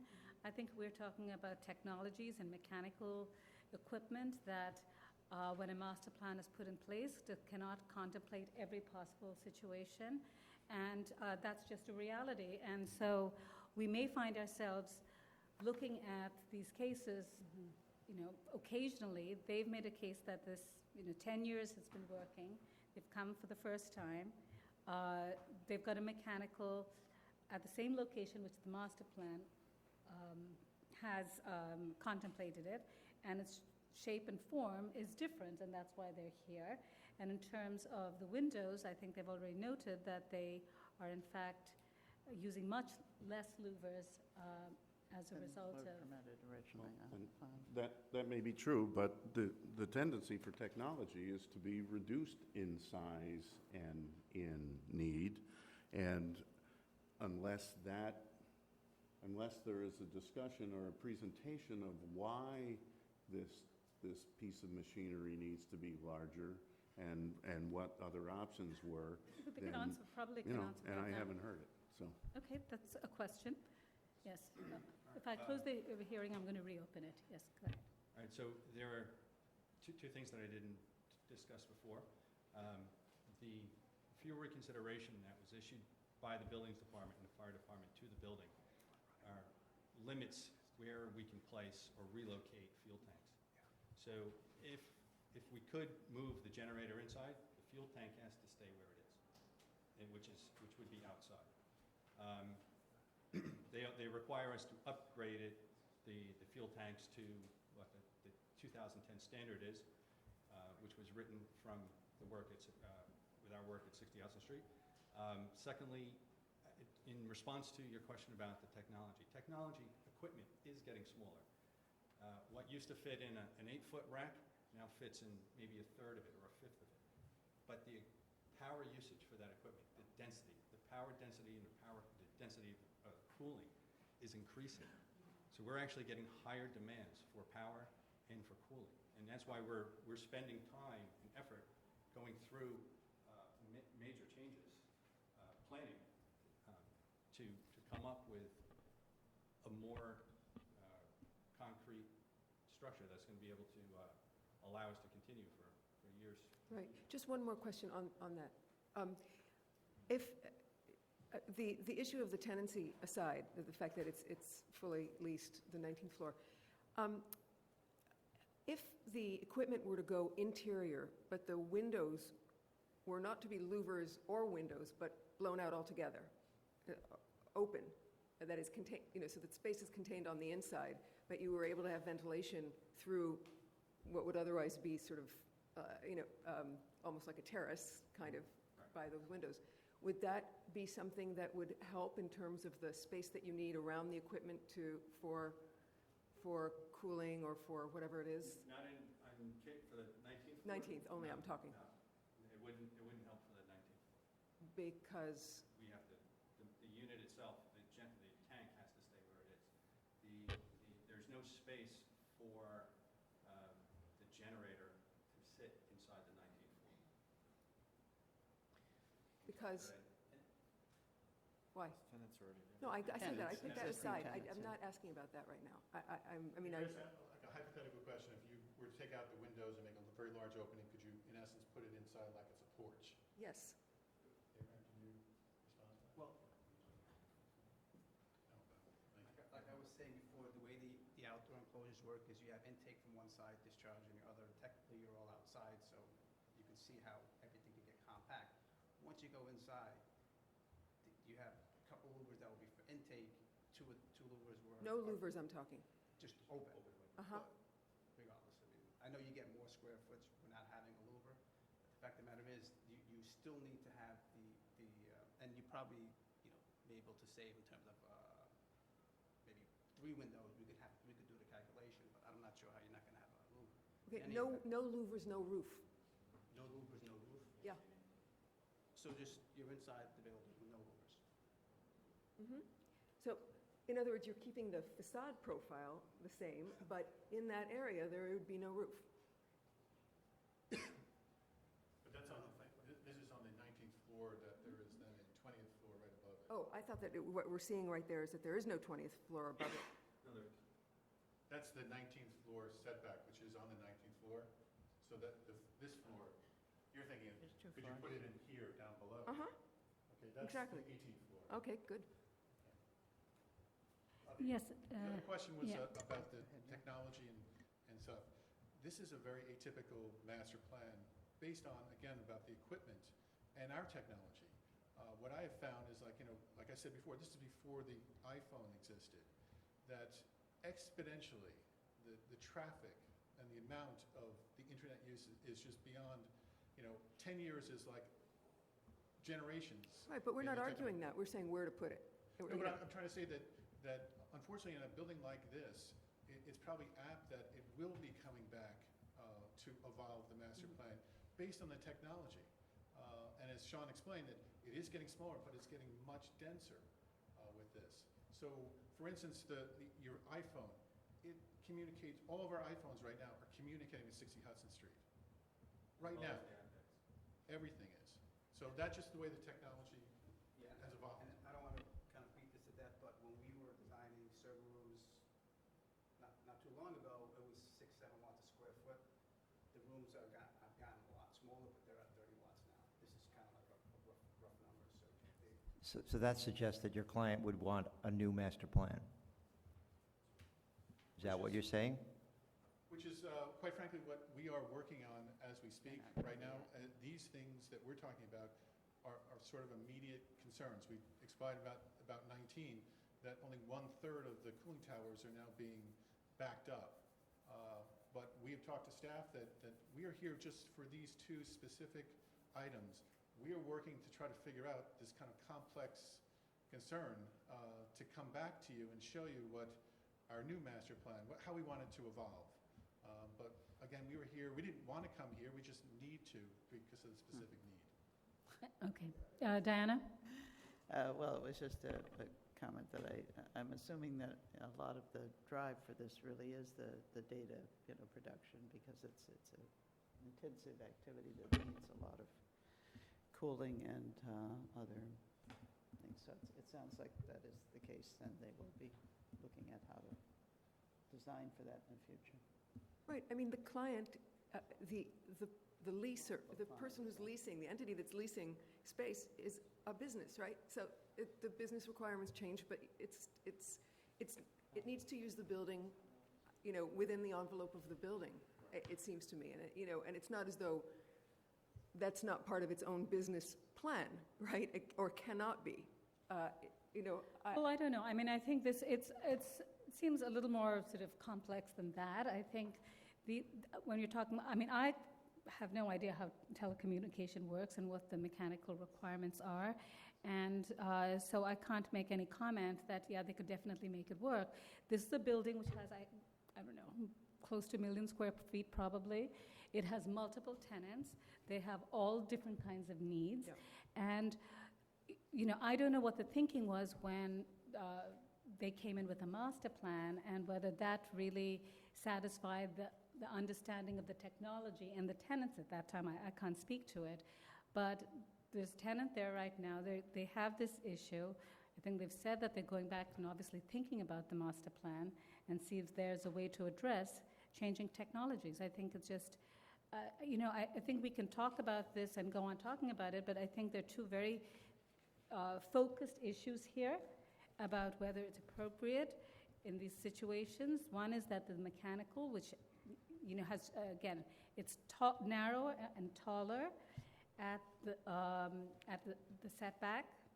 So that's one. And the second is that they're increasing the louvers from half louvers to full louvers on 4, but they are actually opening out full louvers on 3 windows. So, all right. All I'm saying is I think that if possible, as much should happen within the envelope itself, which is why I'm not as concerned about the more louvers as I am about new material that adds to the volume and changes the profile. And would imagine that if possible, if it can be inserted kind of inside of the building on the 18th floor, roofless, windowless, then that would be a better thing for this building. But, and I completely understand the idea of coming back for another, at some point, for another master plan, because as you say, that's, you know, the requirements have changed. All right, so let me ask the question, how many of the commissioners are willing to support these two changes? Okay, so 1, 2, 3, 4. Are you Roberta? I'm sorry? I missed some of it, so I'm not sure. Do we have 6 votes here or no? All right, so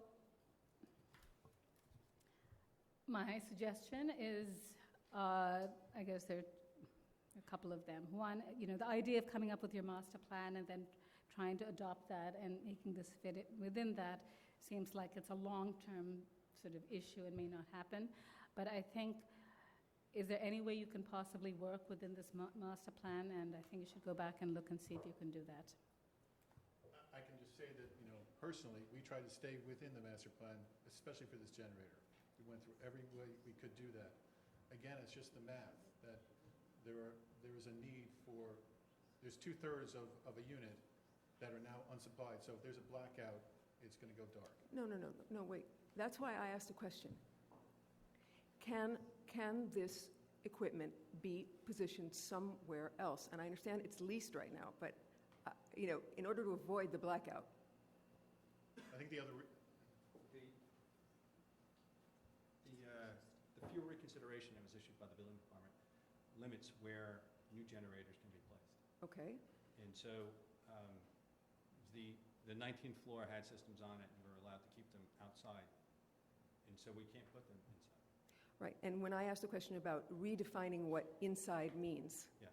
which means making an inside more outside-like. All right, Adi, I think I think that they understand your point. Some of, Well, I don't have an answer for it well, yet. some of, you have, if you have a storm and you have rain, you're going to get rain entry into if it's an open window.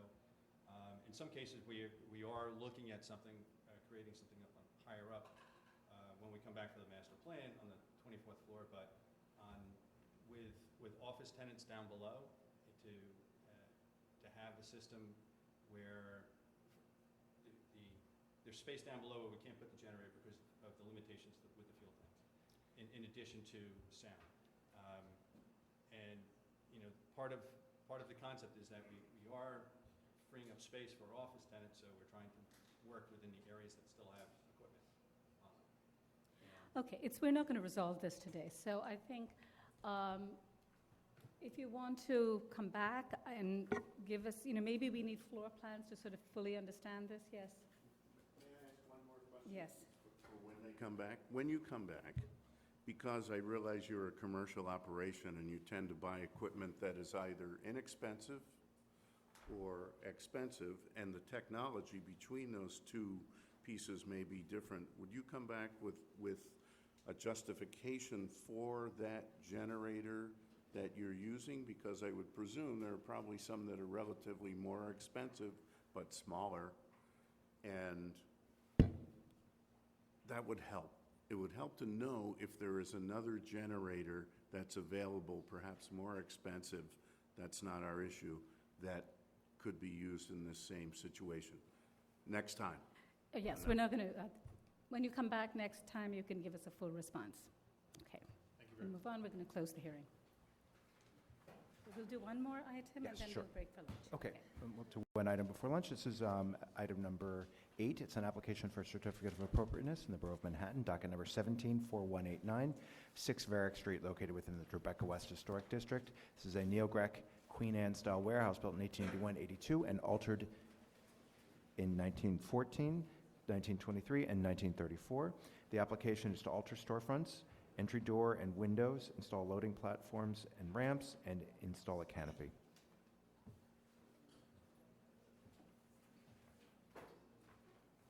Good afternoon, Commissioners. I'm Marcus Watson from the Preservation staff. 6 Varick Street occurs at the intersection of Varick, Franklin, and West Broadway. It's a 3-sided building.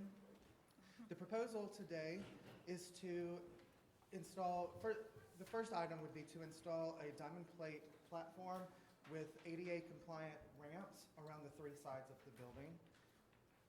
I'm going to go back and show you then the other components would be new storefront infill, a new entrance to the building, main entrance, and a new canopy. I have today Scott Henson here as the architect, and he'll be giving the presentation.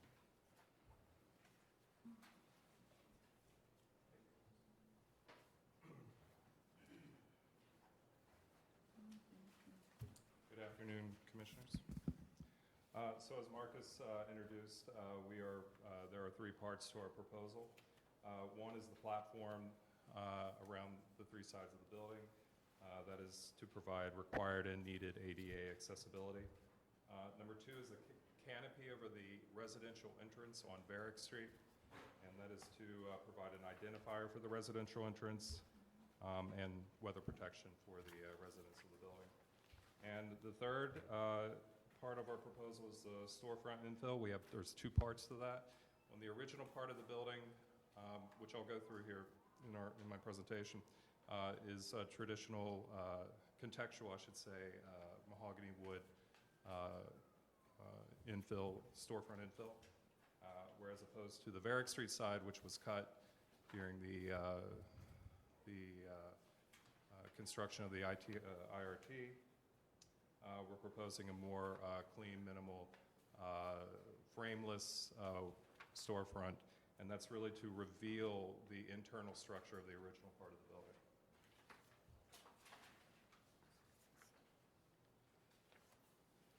So here we got 4 photographs of the original building and the dismantling of the west side of the building during the construction of the IRT. So the building was built in 1881. The architect was GM DeCuna. The two slides in the middle showed the removal of half of the building, and that's in 1914, 1915. Important to note, is this the pointer?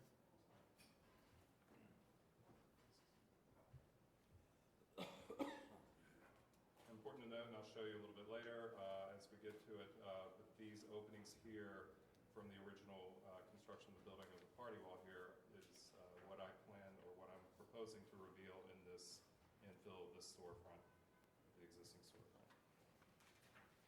Also to note on this photo, I'm sorry, it's later on, so I'll show you.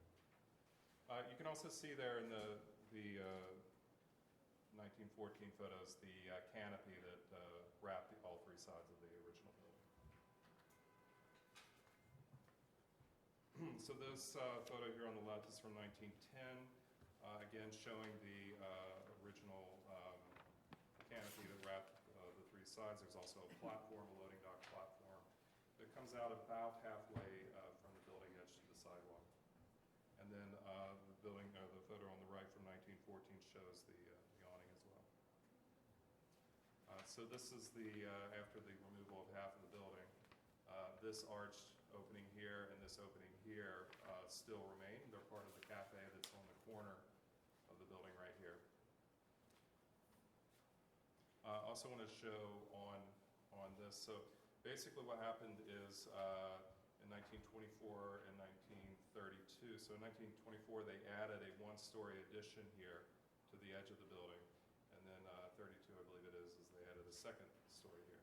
There is a window infill here right now. It's currently boarded up. And in fact, this photo shows it appears to be boarded up as well. What we're proposing is to reopen that with glass. And this is the Tribeca West Historic District. So this is the building as it exists today. Again, here's the one-story addition that was added. We assume that the stair and elevator tower was added at that same time. And then later, about a decade later, these two additions were added. The rest of the photos show the existing storefront. The wood windows are deteriorated. They do need to be replaced. We also do not know the exact date of the stucco that was added to this first floor, but we assume that it happened sometime when they added the first floor additions. You can This is from Franklin Street, showing the existing conditions. Right now we have, I think it's important to note that there are 4 commercial spaces on the first floor, a restaurant, a cafe, a dry cleaner, and a clothing store. So the cafe occupies this corner of it, and then there's a restaurant on this corner. So currently you can see they bring their chairs and tables outside. They kind of cascade down the current kind of short concrete steps that were added.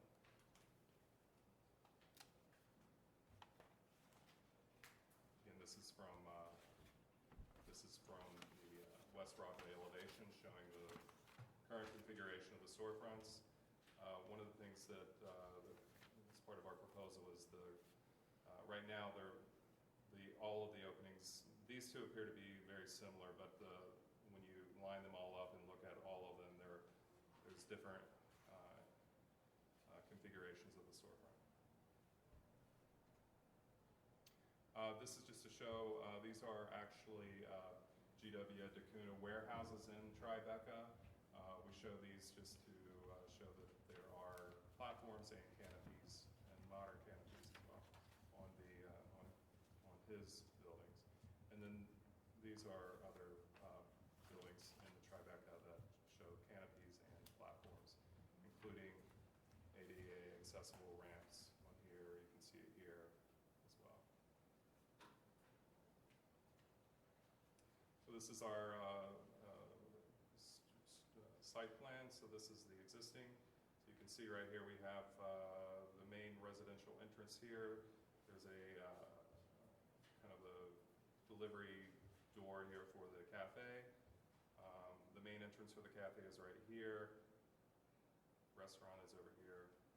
So really we're not proposing anything different other than the platform here. We're not changing the configuration of the storefronts. We're just unifying the new kind of contextual design for the storefront. So again, that's the existing, this is the proposed. So here you can see the ADA accessible ramp, one on this side and another on West Broadway. That wraps the entire building, and there are steps up to the residential entrance and to the other entrances of the commercial spaces. Elevations from Varick Street. Again, this is the existing wood framed windows that need to be replaced because they're deteriorating. The main entrance. So our proposal is to add this diamond plate platform with ADA accessibility to the residential entrance, as well as coming around to the other commercial spaces. The door here will be widened for ADA accessibility. This panel here on the left will be able to be opened when needed for delivery of furniture or whatever comes into the residential. This is the only entrance for the residential with the elevator access. So this is our new proposed storefront, which is butt joint glass, minimal framing. There is a transom because there are vents that need to come out, but there's no bottom frame or panel. So what we're trying to do is open this up as much as possible, because I don't know if you can see it here in this, but there's that arch from the original construction as part of the cafe, and this is the other opening that is part of the cafe. So we really want to try to show that cut or that division between the original building and what's been added. Okay. Are there any questions? Any questions? All right. Speakers on this item? Community Board 1?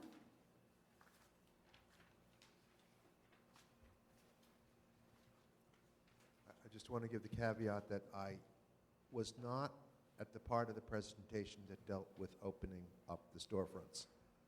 And this resolution doesn't speak to that. The application calls for the addition of an enormous continuous canopy along the Varick Street facade of this property, 32 feet in length and 10 feet wide. The application also calls for the addition of a huge loading dock-like platform wrapping around all 3 sides of the building, running from Varick Street to Franklin Street to West Broadway. And it was the destruction of part of the west side of 6 Varick Street, and more significantly, the demolition of St. John's Church and St. John's Park immediately to the north for the widening and extension of Varick Street a century ago that commenced the modern preservation movement. And neither a continuous canopy nor a continuous loading dock-style platform exists currently. And the canopy shown in historic photographs is simply an industrial cover with wooden posts, and what is proposed here is a gigantic black steel and glass marquee, and the black painted diamond plate platform wrapping around the building has no precedent here in this building and would make a huge visual statement on this corner for the purpose of allowing raised outdoor seating at 2 restaurants.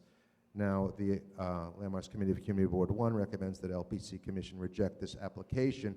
I just want to note by way of reference that within the Tribeca North Historic District, West Historic District, this building is incredibly, makes a huge visual statement beyond its architecture.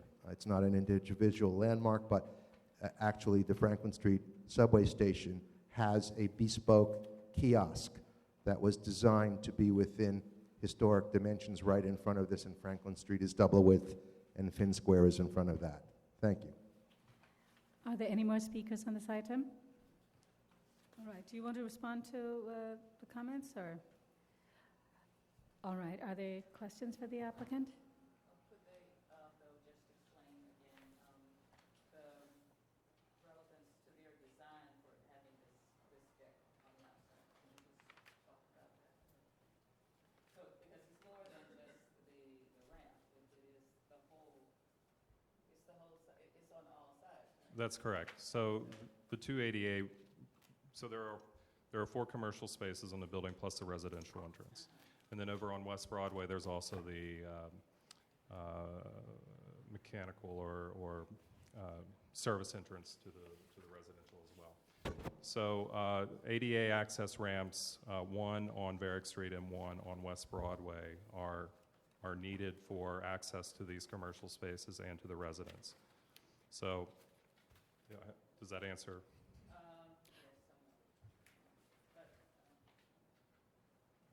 Okay, are there any more questions? All right, in that case, we can close the hearing. All right. I don't know, I just feel that this platform all around doesn't make any sense. I don't think the platform is appropriate. But it's contextual to the district. It's I don't know, it's, historic element in the district. With the marquees. I think that in this particular location, I think you do see platforms. I'm just concerned by the extent of this. I think concerned by the width of it, and a lot of it has to do with providing basically the sidewalk cafe, and it takes away from, I think it takes away from the pedestrians on the street. So I think for me, at least, if it was more limited, and I think the idea of having the ramps are one thing, but to just have a platform on all 3 sides, I don't know, I find it troubling. You know, it's very limited right now, and it's very awkward to be at it. You know, if you're at that GoTown Cafe, you're sort of nudged up against the building in a strange way with all that traffic on 3 sides coming at you. So that's why I actually think that the more dimension makes kind of sense here and doesn't diminish. But in a sense, if you had a reason to bump something out and you did, it seems like that would maybe be an argument for doing it in a particular spot. But this is just the whole, the idea of the whole building having the same width, and it's just very, To me, it just seems that the extent of it is unnecessary, and I think it detracts from the building which didn't have it. So I guess all of you were shocked that I would come out saying that. That is quite funny. And, you know, I'm willing to sort of think about something that's a little more limited, but I have to agree with the community board on this one, that I think it's, you know, just finds the extent problematic. And I don't think it's necessary, and I think we can work with them to try and find something which is more selective. Yes. I think one of the things that would be... I'm happy with them working with staff. One of the things that would be mitigating is a different color, rather than this black sea of metal around the base of the building. Gray. Yeah. Yes, sorry. Okay. In my former life, as an examiner, I approved half a Tribeca for loft conversions, and they all had these kind of elements. I think we did a new building, and we added marquees just to make it match the historic buildings. And that was on Greenwich Street and Right, but you have a building here which is, all of these streets. that had a facade that was kind of split in half. I don't know, it just seems sort of incongruous. But I think if the commission feels very, I will reserve I will hold my tongue, but I think that just the extent of this is just problematic, and I would prefer to have them work with staff. Kind of on the Varick side, it seems to kind of clean it up in terms of, maybe not every side, but that side anyway, to have, the platform there.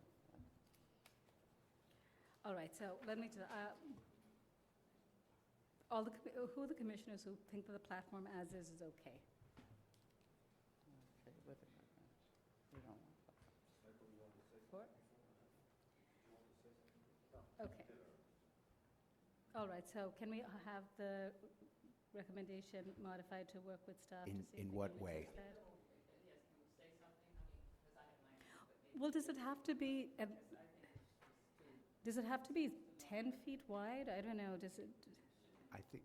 Maybe there are code issues with the ramp that need to be...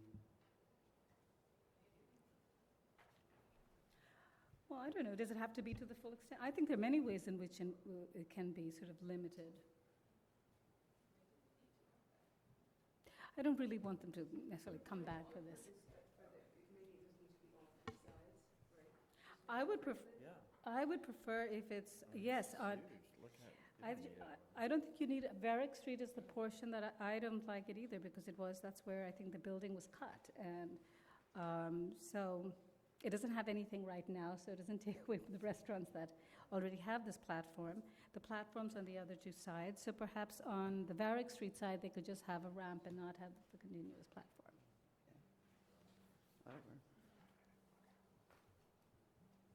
Is that okay? But then it kind of looks broken up. Could they have something, could they just make it smaller and?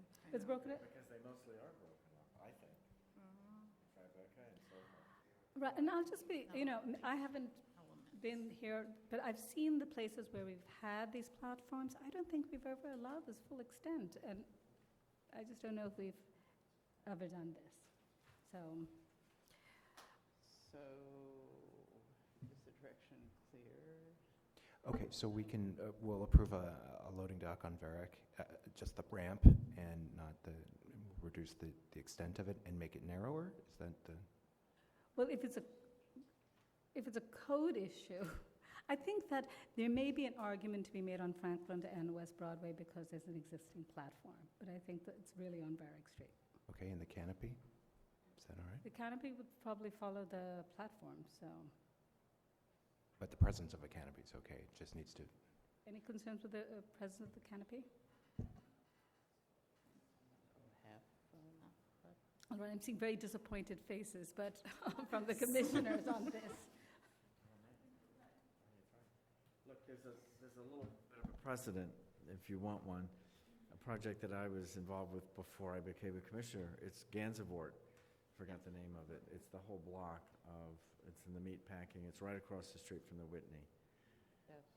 It has a series of additional diamond-plated, to do the very same thing that this is doing. But it was not continuous, and this commission then said, don't make it continuous. But in the same district, I'm sorry. In the same district, they have that store where Bizini, the nut store, I think it's by Jay, or it's off for Greenwich, but you know where it is. That goes around the whole corner and up the side street, and I think it's continuous along Greenwich for like a block. and then there's like another block with another platform. So is it clear how the staff is going to break it up? That's what I'm asking. Is there a way We'll we find- could, is there a way we We could can break it revise it up with with staff. planters or something and put I'm just trying to keep a consistent line more than anything. Just having piece here, piece there, and you have these little areas with nothing in between. Could we do planters But you in see that between all, or you see that something? all over Tribeca as well, where it's broken up and it's not always continuous. See, I think it's more interesting, it would be more interesting if it was that. Unless the store is the same store, or the restaurant is the same restaurant, but it is different tenants. I think you could justify having something different, not having something, or having something of a different, something. Maybe they'd probably come back with something. All right, so we can work with staff on, right? So how about it's okay on West Broadway and Franklin, however, on Varick Street, it will be limited to the ramp and to, That's the part that's been the most let me modified. just do that. That's what's funny. And it's the flattest. Are we fine with that, commissioners? Whatever. I don't know. Okay. Any other, okay, Diana? Okay, so we're going to have it village streets and Varick. Okay, in the matter of a certificate of appropriateness, Borough of Manhattan, 174189, 6 Varick Street, Tribeca West Historic District. The application is to alter storefronts, entry doors, and windows, install loading platforms and ramps, and install a canopy.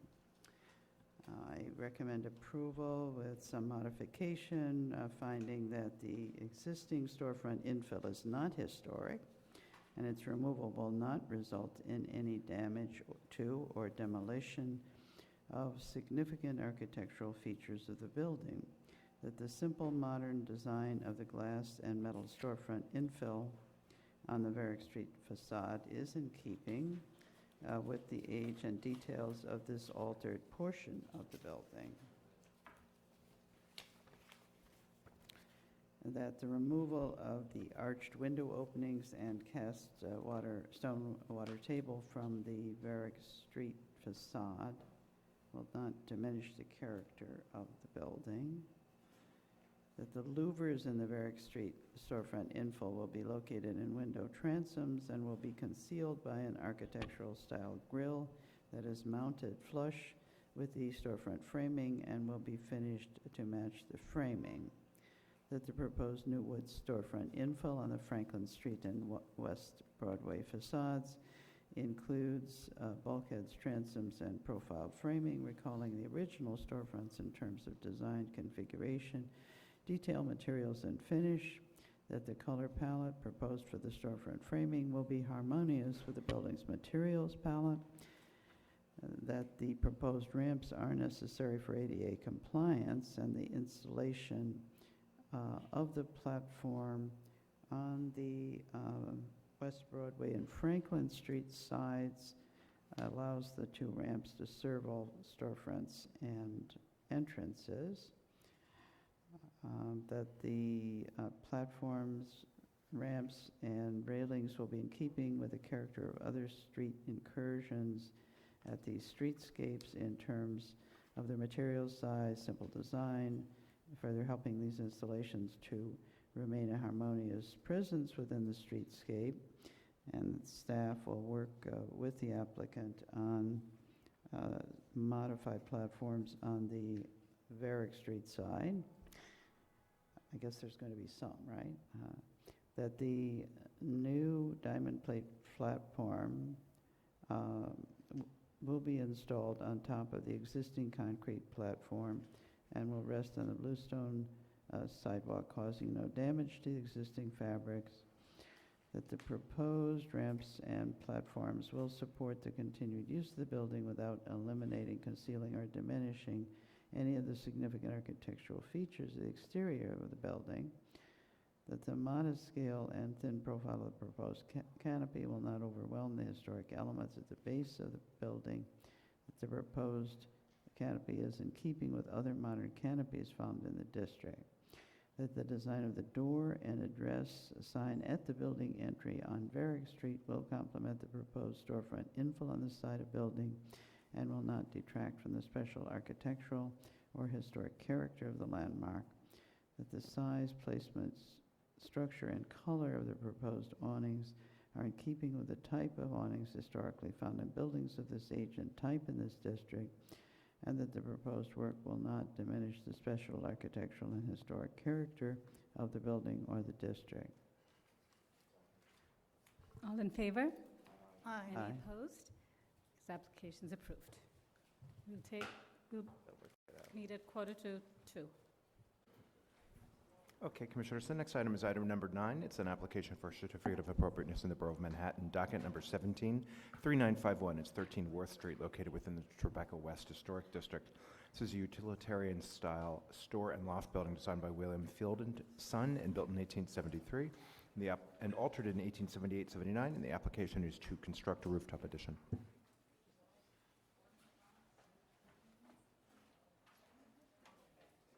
Good afternoon, Commissioners. Mary Service, Preservation Department staff. 13 Worth Street is located on the north side of Worth Street between West Broadway and Hudson Street. This application is to construct a rooftop addition. The proposal was originally approved by the Commission at the April 22nd, 2008 public hearing, but the approval expired. And Architect Morris Ajimi will present the proposal.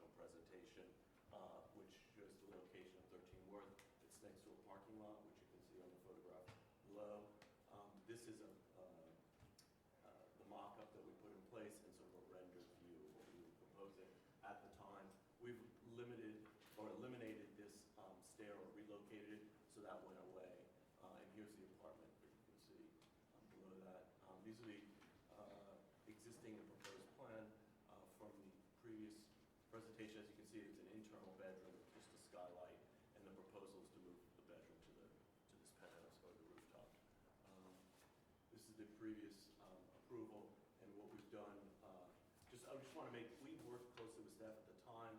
The ceiling height on the top floor is only 8 feet, and so the total building has about 9 feet above the roof, which we haven't changed. And it only sticks up about 6.5 feet above the parapet at the doors, at the least point. And this is a view of the roof, and then some other rooftops that you see in the neighborhood. So we just created a simple zinc bulkhead, which I have a sample for. Here's the approved plan, which had a stair on the east wall. We've moved that to the west side and eliminated this portion of the bulkhead where the stair was. So that's set back 8 feet from the east side. And then we have a series of drawing or photo montages. This is the original mock-up. This is the proposed mock-up, which we just eliminated the stair bulkhead. This was a rendered view which showed the stair, and here it's eliminated. So that's what you're doing. Thank you, Morris. Are there questions? Okay. Are there any speakers on this item? Yes, Bruce.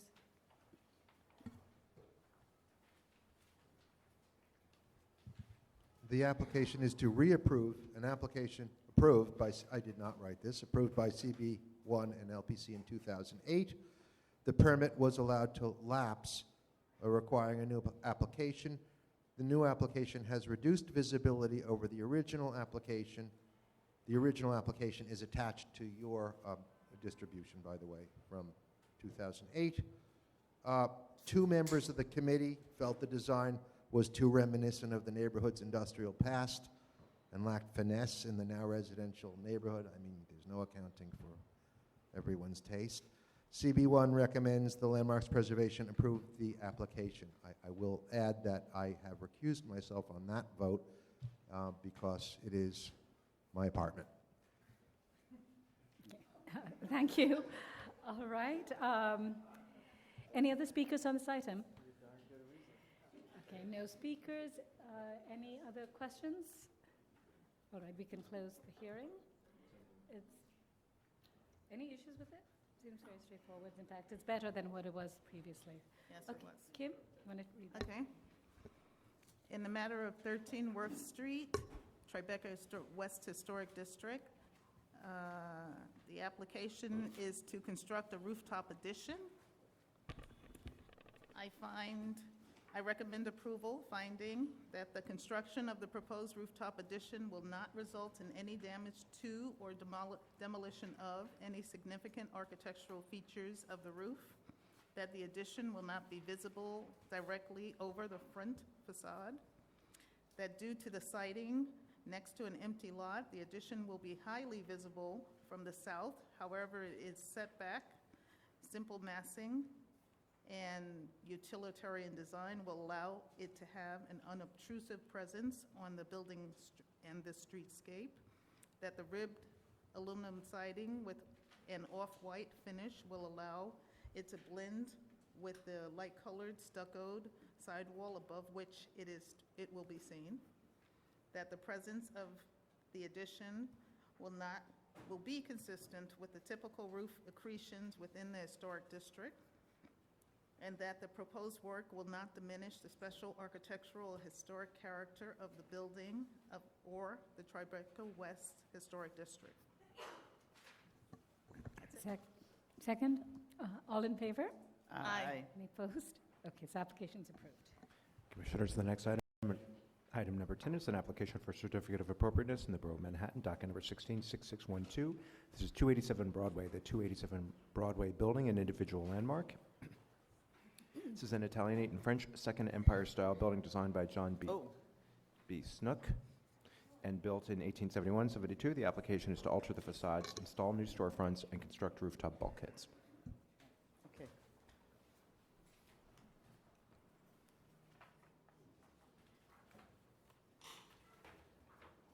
Good afternoon, Victor Dominick, Preservation staff. This is 287 Broadway, as Jed noted. It's an individual landmark located at the corner of Broadway and Reed Street, just a couple blocks over. The application entails a couple aspects.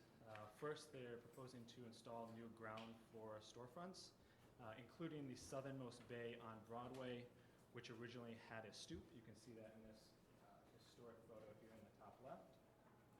Note that some items, or some cast iron elements that are missing will be replicated in pressed metal. Additionally, the applicant is proposing to construct two bulkheads at the roof, which will be minimally partially visible from Broadway, but you'll see them in contact with background buildings. And then one other thing to note is that the storefronts were originally below grade. You can also see that in the historic photos. And the current storefronts that are there now were approved by the commission in 2001. The applicant's in here to go further detail.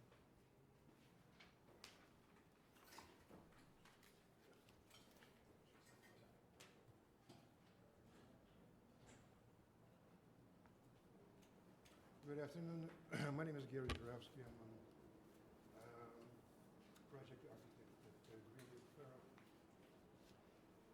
And with me, David Abrahamson. He's a historic preservationist. And we have a Casey Martinez. She's an owner's representative. Okay, basically, maybe a little history of this building. Everybody knows of this building because, not only because it's a beautiful building and it's a landmark building, but because we almost lost it at some time. It was designed by John Snook and it was built between 1871 and 1872. Over the time, it went through some changes, like on the first floor where the stoop is, it was removed at some time, and it was left with this ugly confession.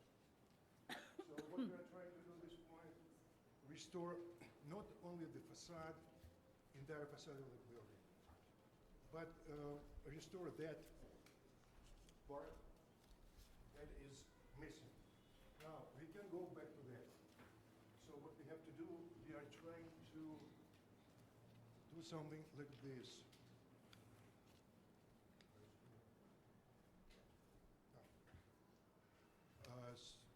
So this is proposed facade. We are trying to use existing elements of the building to recreate this portion of the building on Broadway facade side. It will be done with pressed metal, and it shouldn't differ much. At least what it does, it replicates the mood of the entire building and creates something similar to what it used to be before. I'm not going to talk about what's going to happen inside. Basically, it's a conversion to residential. And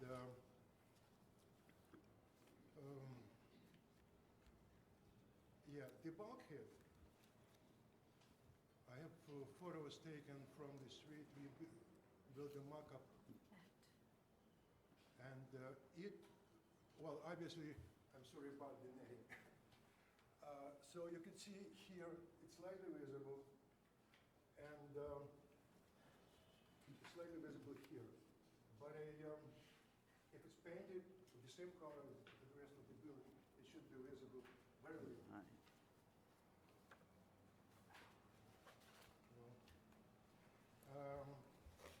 We have some more or less,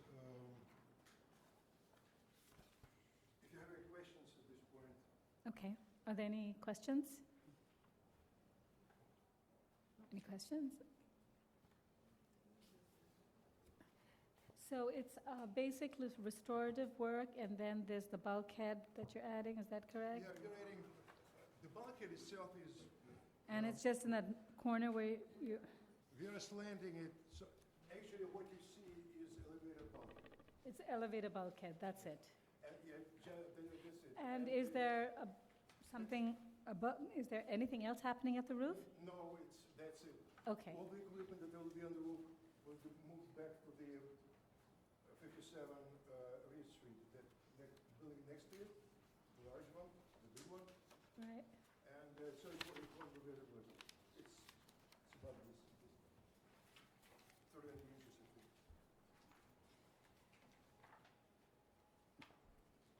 Okay, all right. Yeah, also we need, there is some questions of the way the building will be restored, all the cast iron elements, and how we're going to create that new main entrance, so to say. And I have David Abramson, who is historic preservationist, and he'll explain to you how, if you have any questions about this. Thank you. He'll explain what needs to be done. Okay. David Abramson from the CTS Group. We're the restoration architects for the building.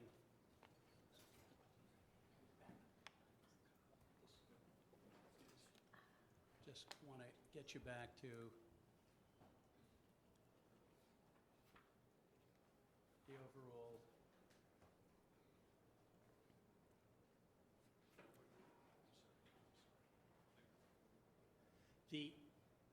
The building, it's all of the cast iron on the building, from the second floor through the fifth floor, is being either restored or repaired with cast iron. Excellent. The upper mansard level has a sheet metal cornice. It's being restored and repaired with sheet metal. as well as the existing and original sheet metal dormers. On the first floor, the 4 bays that Gary pointed out, 1 on Reed Street and 3 on Broadway, which have been removed and currently are mostly fiberglass, and in a few cases sheet metal, are being recreated with sheet metal modeled after exactly the existing storefronts, cast iron storefronts all along Reed Street. I think that's a pretty careful summary. Okay, thank you. Are there any questions? Yes, Adi?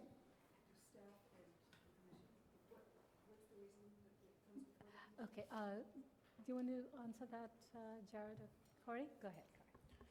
So this is an individual landmark. The staff level rules don't allow replacement of storefront infill unless it's strictly restorative for an individual landmark. And because the stoop was removed and that corner entry that used to be recessed with the freestanding column has been filled in, there's no way to do a strictly restorative storefront at this building at this time. Okay. Any other questions? Just a quick question on the bulkhead, since it's, you can't see with the thing. Is it really visible? Barely. There's one area on Broadway. And just how many feet you can see of it or something, you know. I don't know.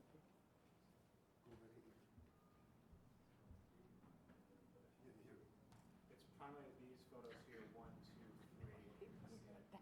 1, 2. Actually, you see it from Broadway side, and as far further you go, say like over here. So it's an orange with a circle around it. That's where you will be able to see it, but as I said before, it will be painted the same color as the building, so it should disappear. Okay. All right, any other questions? Okay, we'll take testimony, Community Board 1.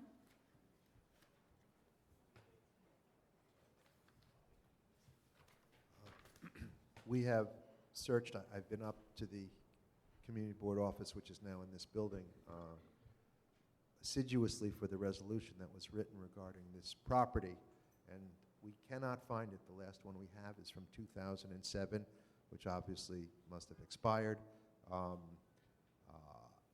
I just want to say, representing the community board, that this building is, as you would imagine, extremely important because it is an individual New York City landmark. Thanks to the LPC itself, it wasn't allowed to be torn down because a prior owner claimed material damage and wanted it torn down. It was evacuated for structural purposes. It held artist lofts in its last and most recent incarnation. It's a blessing that it's going to be restored in whatever way it is. It echoes Cass Gilbert's brilliant Broadway Chambers building, which is not very well known, but abuts it next door. It's not as good as Cass Gilbert's building, but was designed to echo it. And I believe in our hearing we generally approved the design. I can't give you all the iterative details because I don't have the resolution, but I just hope the LPC takes great care with this application. Thank you. Kelly Carroll. Kelly Carroll, Historic Districts Council. This building was structurally compromised in 2008 after the construction of a 20-story condo went up next door to it, and it has been leaning ever since. HDC commends the applicant for restoring this irreplaceable individual landmark, especially going the extra mile and crowning the building with its original cresting, a long-lost feature. Thank you. Are there any more speakers on this item? Okay, no more speakers. Are there any other questions for the applicant? We can close the hearing. Move to comments. Yes. I think the individual designation and the significance of this building warrants that any replication elements on the ground floor be redone in cast iron, not in sheet metal. Okay. Other comments? Okay, so we can incorporate that. Is there any issue with having them sheet metal at the ground floor? Sorry, cast iron? Sorry. Okay, so why don't we incorporate that? Otherwise, I think it's a great project. Yeah. Building's been suffering for a very long time, so it's good that it's going to be brought back. All right. Michael? Okay. Matter of 287 Broadway, the 287 Broadway building, an individual landmark. I recommend approval, noting that the removal of existing storefront infill will not eliminate any significant historic fabric, that the installation of new storefronts featuring large display windows with transparent panel bulkheads at some bays and single doors with side lights at other bays will recall the former historic storefronts of this building and help unify the base of the building, which currently features a varied mix of non-original storefront infill. That the proposed ground floor infill at the southernmost bay on Broadway will recall the design and configuration of the other ground floor storefront entries, that the proposed off-white finish of the replicated facade elements and the proposed reddish-brown finish of the new wood storefront infill are in keeping with the historic color palette of buildings of this type, style, and age. That construction of the proposed rooftop bulkheads will not result in loss or damage to any significant architectural feature of the roof. That the proposed bulkheads with a neutral stucco finish will only be minimally visible from a select vantage point and seen in context with background buildings, and therefore will be unobtrusive to the skyline. That new facade detail elements will be replicated in cast iron, and that the work will enhance the special architectural and historic character of this individual landmark. All in favor? Aye. Any opposed? Application's approved. Okay, Commissioners, item number 11 is being laid over, so we're going to move on to item 12, which is an application for certificate of appropriateness in the Borough of Manhattan, docket number 172190. This is 32 Dominick Street, house, an individual landmark. This is a federal-style row house built in circa 1826. The application is to demolish a rear yard addition, construct a rear yard addition, and alter a dormer.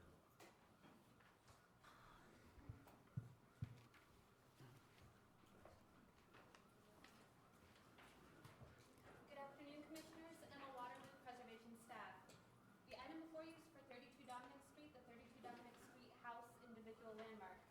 The building is located mid-block on the south side of the street between Varick and Hudson Streets. You may also note that this is where the Holland Tunnel entrance is. The proposal is to demolish the existing rear extension and construct a new rear yard addition with a green street and to modify the dormer at the rear facade. Recently, the church and residence adjacent to the rear yard of this building was demolished. Therefore, the rear is visible from Broome Street, immediately to the south, as well as from limited views through the Holland Tunnel entrance from Hudson Street. The applicant is here to further explain the proposal and answer your questions. Thank you. Good afternoon, Commissioners, Chair. I'm Mary Diericks. I'm the preservation consultant for this project. With me is Augustine Ayuso, who is the architect, who will be here to answer questions, and the building owners, Natalie and Matt McDonald. Emma mentioned that it's located mid-block. In this plan, this shows you, this is the building, and this shows you that the adjacent buildings have rear additions that are taller than what we're proposing. This is the Google Map view to give you an idea. It's in the middle of area by the Holland Tunnel and with a lot of tall commercial buildings. Here's the building in the front and in the rear.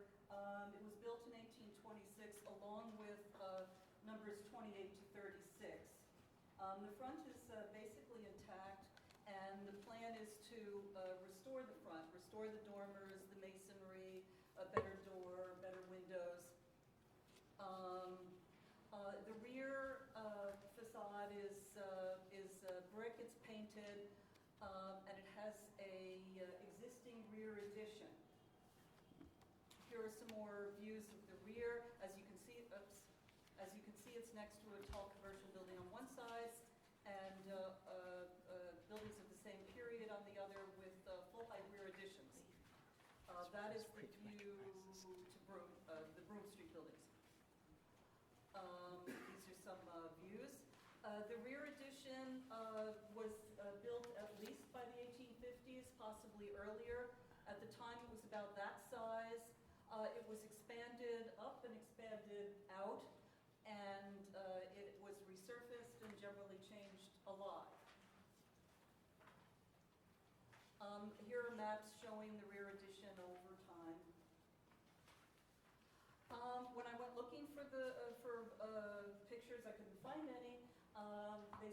taken mostly from across the street. But what I did notice in this very area is that there are a lot of full-height additions to Federal and Greek Revival buildings, both flat-roofed and sloped-roofed.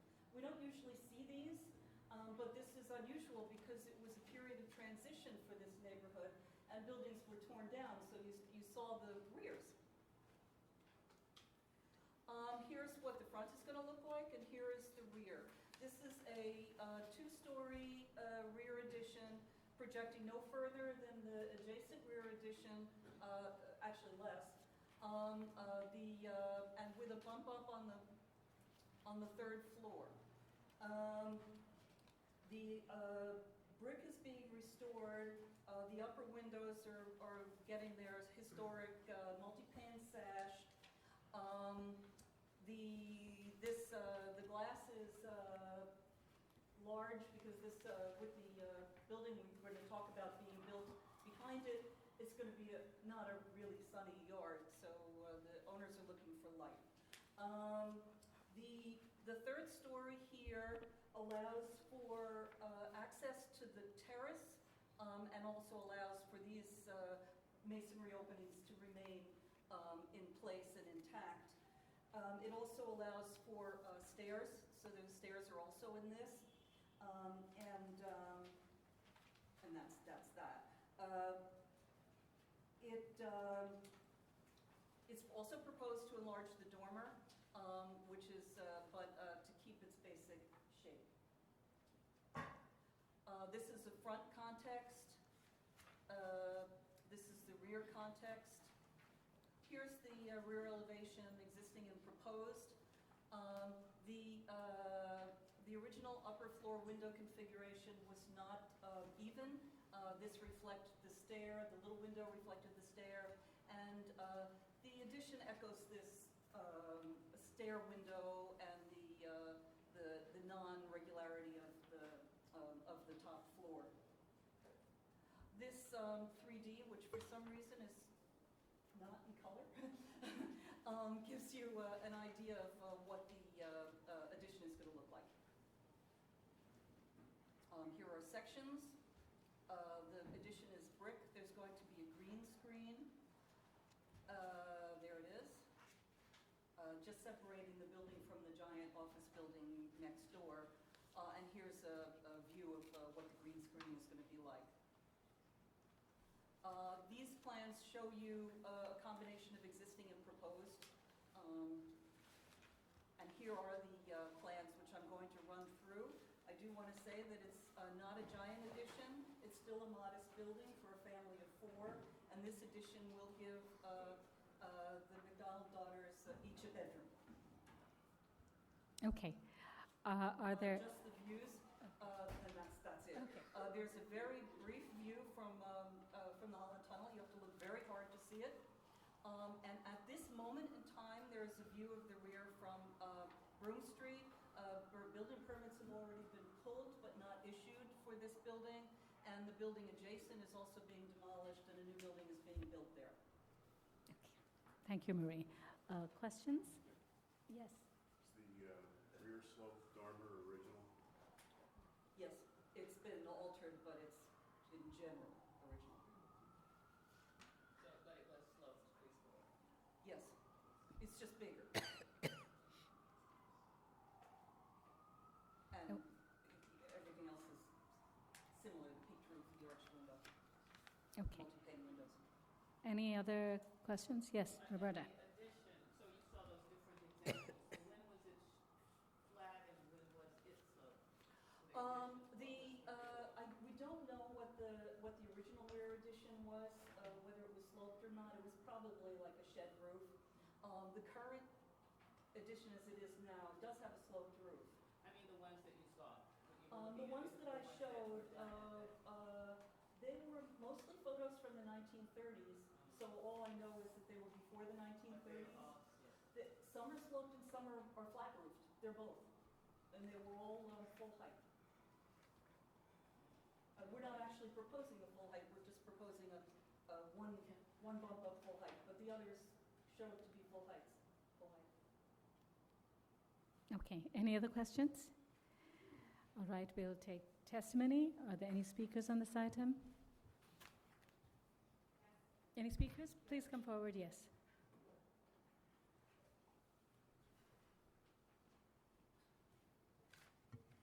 Good afternoon. I'm Sarah Bean Atman of the Greenwich Village Society for Historic Preservation. The Greenwich Village Society for Historic Preservation has serious concerns about the proposed rear addition. We feel that the design is inappropriate for this structure in terms of size and the execution of the glazing. We feel that the addition greatly upstages the historic form of this very significant structure. This is especially concerning given that the rear addition will be visible from the street to the south. Thank you. The next. Kelly Carroll, Historic Districts Council. This federal house is lucky to be with us today, as the construction of the Holland Tunnel swallowed everything in its path, only feet from this home. What's more is that this individual landmark has remained miraculously unchanged in footprint and detail for nearly 2 centuries. It is widely accepted that this building type is the most precious and rarest in New York, which in itself is a commodity. Why anyone would want to alter a dormer on a federal-style row house should consider buying another piece of property. The proposed rear alteration design to this relic of history turns a coveted treasure into a suburban condo. Plenty of this taste and square footage can be found just across the Hudson through the tunnel. Thank you. Are there any more speakers on this item? All right. Yes, go ahead, Marie. This addition is much smaller than the addition on the 2 adjacent buildings, which are full height, and the adjacent building has that, plus an extra addition that sticks out more than this one.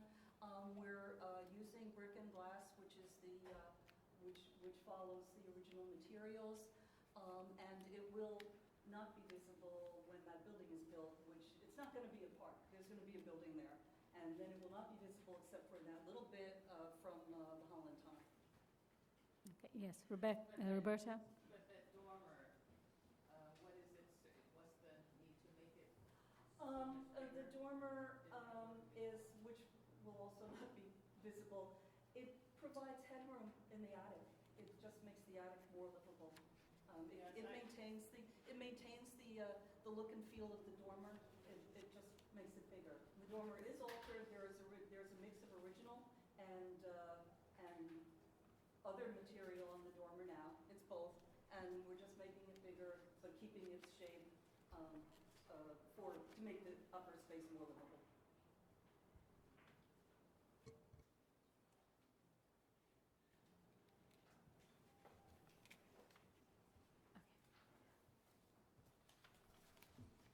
All right.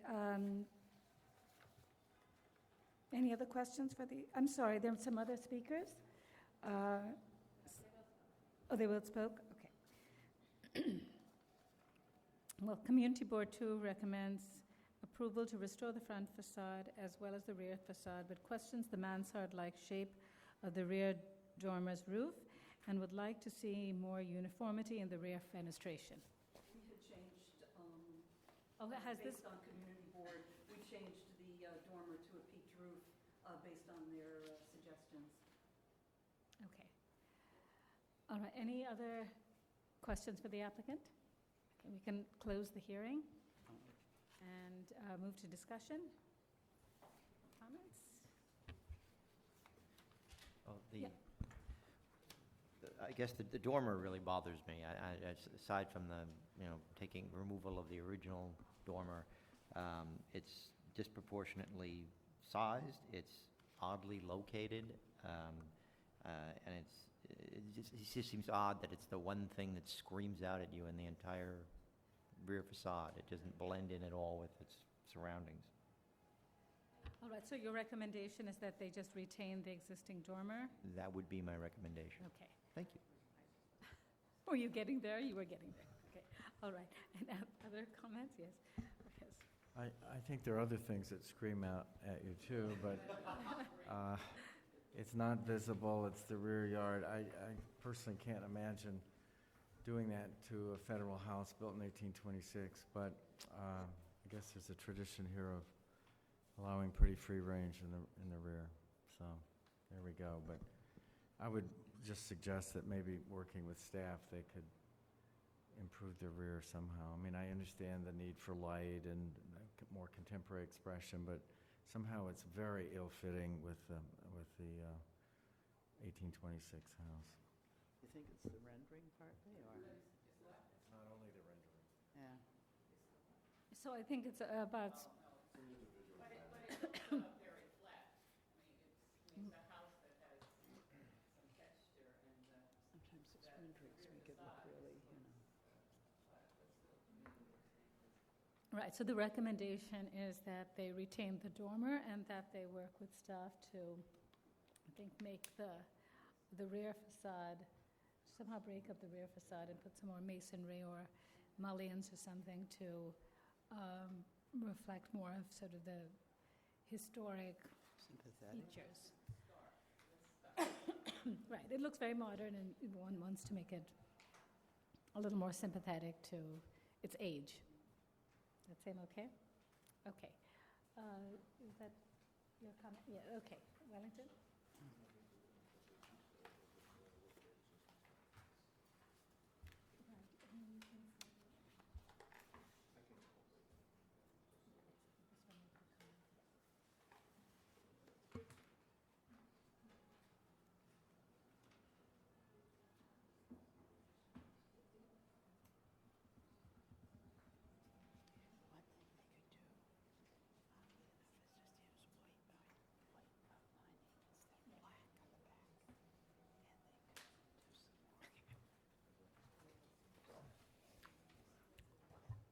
In the matter of 32 Dominick Street house, in an individual landmark, the application is to demolish a rear addition, construct a rear yard addition, and alter a dormer. I recommend approval with modifications, finding that the existing rear additions are simply designed with little or no historic fabric remaining. Therefore, their demolition will not detract from the historic character of the building. That the masonry openings at the rear addition will maintain a division between floor levels to be residential in scale. That the brick and metal materials palette of the additions will be harmonious with the building's materials palette. That the proposed work will retain the top floor of the rear facade. That the second floor rear addition will be adjacent to the historic stair location, and its presence and placement will be in keeping with the asymmetry typically created by windows as staircases adjacent to the rear facade of row houses of this age. That the second floor rear addition will be small in size and will not extend the full width of the addition beneath it, helping it remain a subordinate element. That the cumulative effect of the additions featuring limited heights and footprints which maintain the perceptibility of the building's original volume will not overwhelm this historic house. That the mesh metal trellis system will be limited in size and maintain a level of openness in keeping with the character of the terrace and deck furniture.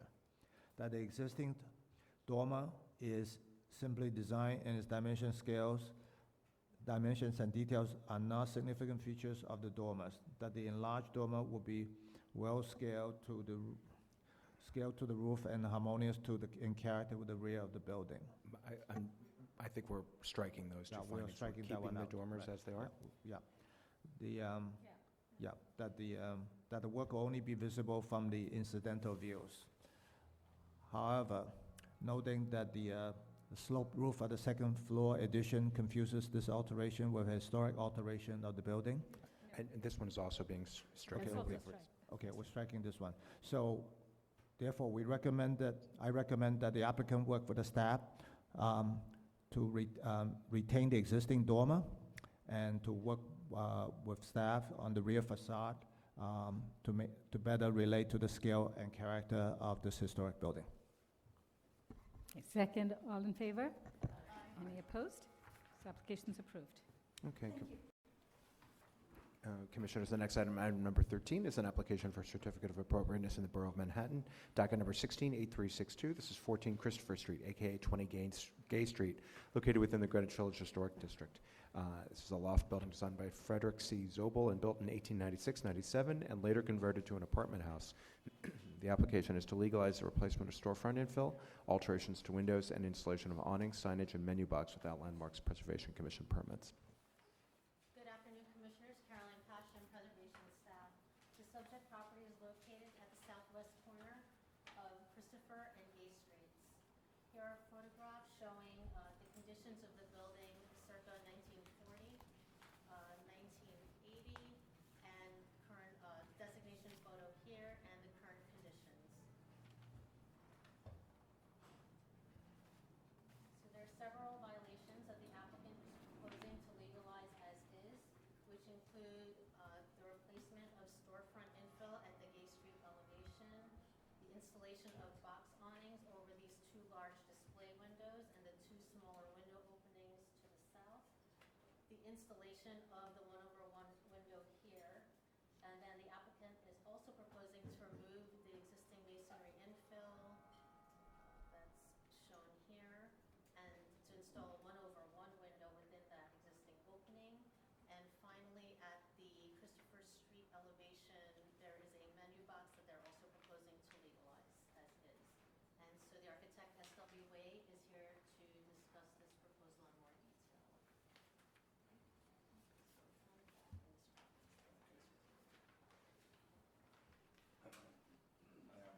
Steve Wygoda, SWA. So this is, the main part of this is, as Caroline mentioned, will restore that window. The main thing of the application is to take these windows that existed and create, I think it's better in the elevation. So that's the way the windows were seen originally. All we've done is taken the horizontal member that was here, raised it up, and made three metal, they're iron doors, steel doors, that bifold to the side and to the side. This will be restored. And the box canopies, they're these, these are, and there's the upper transom, glass transom. So, and then these box canopies, we're hoping to keep them. The menu box is here. There is a photo of an original menu box. There was something in here, this is 1980. The owner is here, he'd be happy to put that in. It's a little larger, it's probably, he's fine with doing that. This is what existed in 1980. I guess these were metal shutters, and this was a little awning in here. And this is, it's hard to read, but that's what the original 1940 tax photo is. Yes, Fred? How did it happen that in Greenwich Village, of all places, all this work at street level was done without any kind of permit?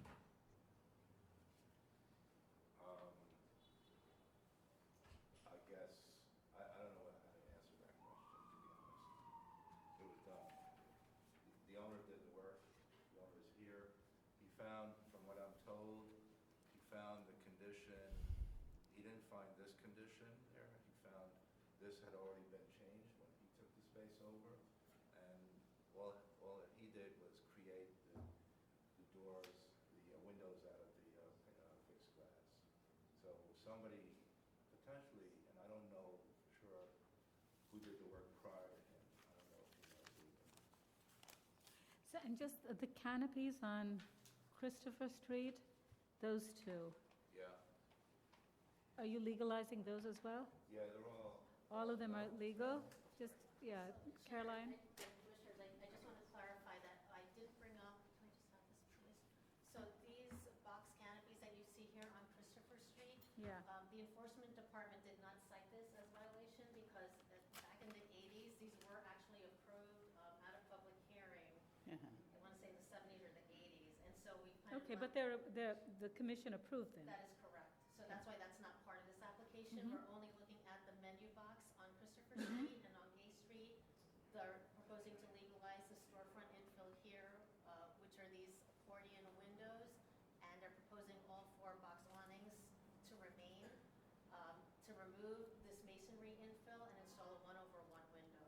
But again, these were both replaced or installed without permits. Okay.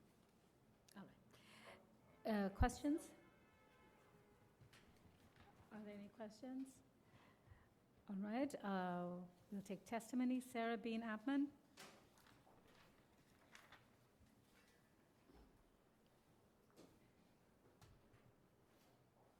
Hi, I'm Sarah Bean Atman from the Greenwich Village Society for Historic Preservation. The GVSHP urges the Commission not to approve the legalization of these windows. We don't believe that the replacements are appropriate enough to warrant the after-the-fact legalization being sought in this case. Thank you. Doug Lee.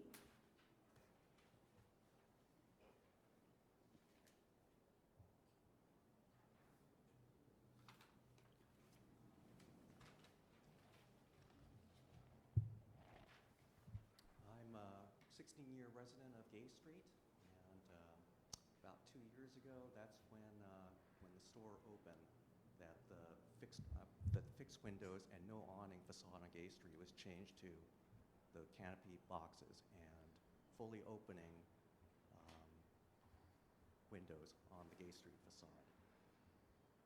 One thing that is different at this hearing than the Community Board 2 hearing is that the applicant really never brought up the fact that the infill for the Gay Street facade, the small window, was going to be taken out and replaced with the window. So that was not part of the discussion that we had for public debate or any of the sort. So I asked that at least that comes up in a different application because it was not part of what we saw before.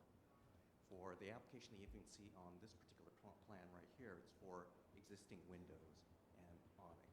That window does not exist yet. Another thing is that while looking at the presentation for 14 Christopher Street, if you look at the elevation drawing, I don't have remote control for that. It seems to be mislabeled. In relation to the 1980 tax photo, if you look at pictures of that, you'll see that there are the roll-down gate shutters across the two large windows, the display windows, and also across you see the white roll-down shutter apparatus, and that goes across the two small windows and also the rear entry door as well, which is on a different page altogether. It's a rear entry door on 14 Gay Street in the lower right left-hand corner. So if you see right there, that particular piece still exists, and you can see that roll-down gate shutter coming down. So unlike what it shows in the elevation drawing where it says that there's a roll-down gate shutter on the rear entry, but over the two small windows, it claims that they are retractable awnings. And then it doesn't even show on the drawing itself the roll-down gate shutters, which all appear on the 1980 tax photos.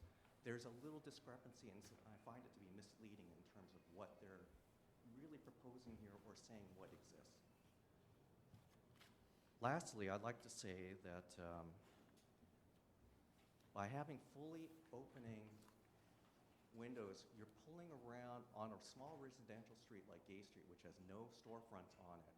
You're essentially pulling around almost 18 feet of commercial activity onto a residential street that can't even support a sidewalk cafe or anything of the sort. If you look at the existing photos of today of Why Not Bistro, you'll find that they have illegal benches and other kinds of accoutrements for the public to take up outside public space, but essentially extending the activity, pulling it around to the residential small Gay Street side.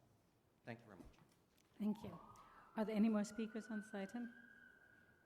All right, Community Board recommends denial of the application and recommends that the infill be restored to match the historic photos or the condition or designation and the awnings be removed.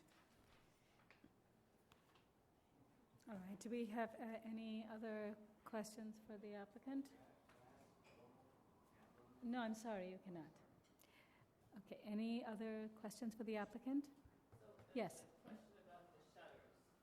So are there shutters now that you're calling something else, or what is that? Are they still there? So these are those shutters, Emil? No, there wasn't any shutters when I came. No. So what is that? That's just built out, but it's nothing, what is that? It's a fixed window. No, the top part that. Yeah, it's the transom. through into the ceiling. That's behind glass. it. Yeah, it's glass. You're seeing it through, yeah. Okay, so there are no shutters except for that one instance. That's what I noticed. Is there a shutter in the back door leading up to No, the back? when I came, there wasn't any shutters. Okay. I don't know when last time there were shutters. Okay. Any other questions? So when those windows are open, so how far, so how far do they swing? They open in. They open in? Yeah, they swing in. Because your sidewalk is narrow. Sidewalks narrow, we've examined, just looking at a unenclosed sidewalk cafe, it's too narrow. There, the owner, this current owner has put benches, he's removed all except the two, he's removed all the benches except the two that are in front of these operable windows. But you still have, you have the bulkhead at the bottom, isn't that correct? Yeah, the bulkhead remaining, the original bulkhead is still, Those benches aren't. this bulkhead, this was the original bulkhead, it's still there. So the benches are only in front, one bench here, one bench here. There were benches on the front of here, that's all been removed. Okay. Any other questions? All right, we can close. So when they're new windows, they are, what are the new windows? They're put in, or they're just They're, the same thing? this is the windows, Okay. they're like that, they fold in and they fold in. Okay. All right, any other questions? Okay, we can close the hearing. All right, comments? Okay, well, I can venture some comments. Okay, I think that the, okay. I think that the two canopies, those box canopies, where you have the two windows on Bay Street seem inappropriate. I think two of them that are on Christopher was previously approved, and perhaps the two that are above the two windows on Gay Street, where you had the shutters, historically, I think maybe there's an argument that you could make that a canopy over those two windows would be appropriate. But I think the two canopies at the end with the smaller windows, even if they're going to open them up, should be just removed. Okay. Any other comments? Okay, good. So why don't we move to decision and ask them to remove those, Fred? Yes.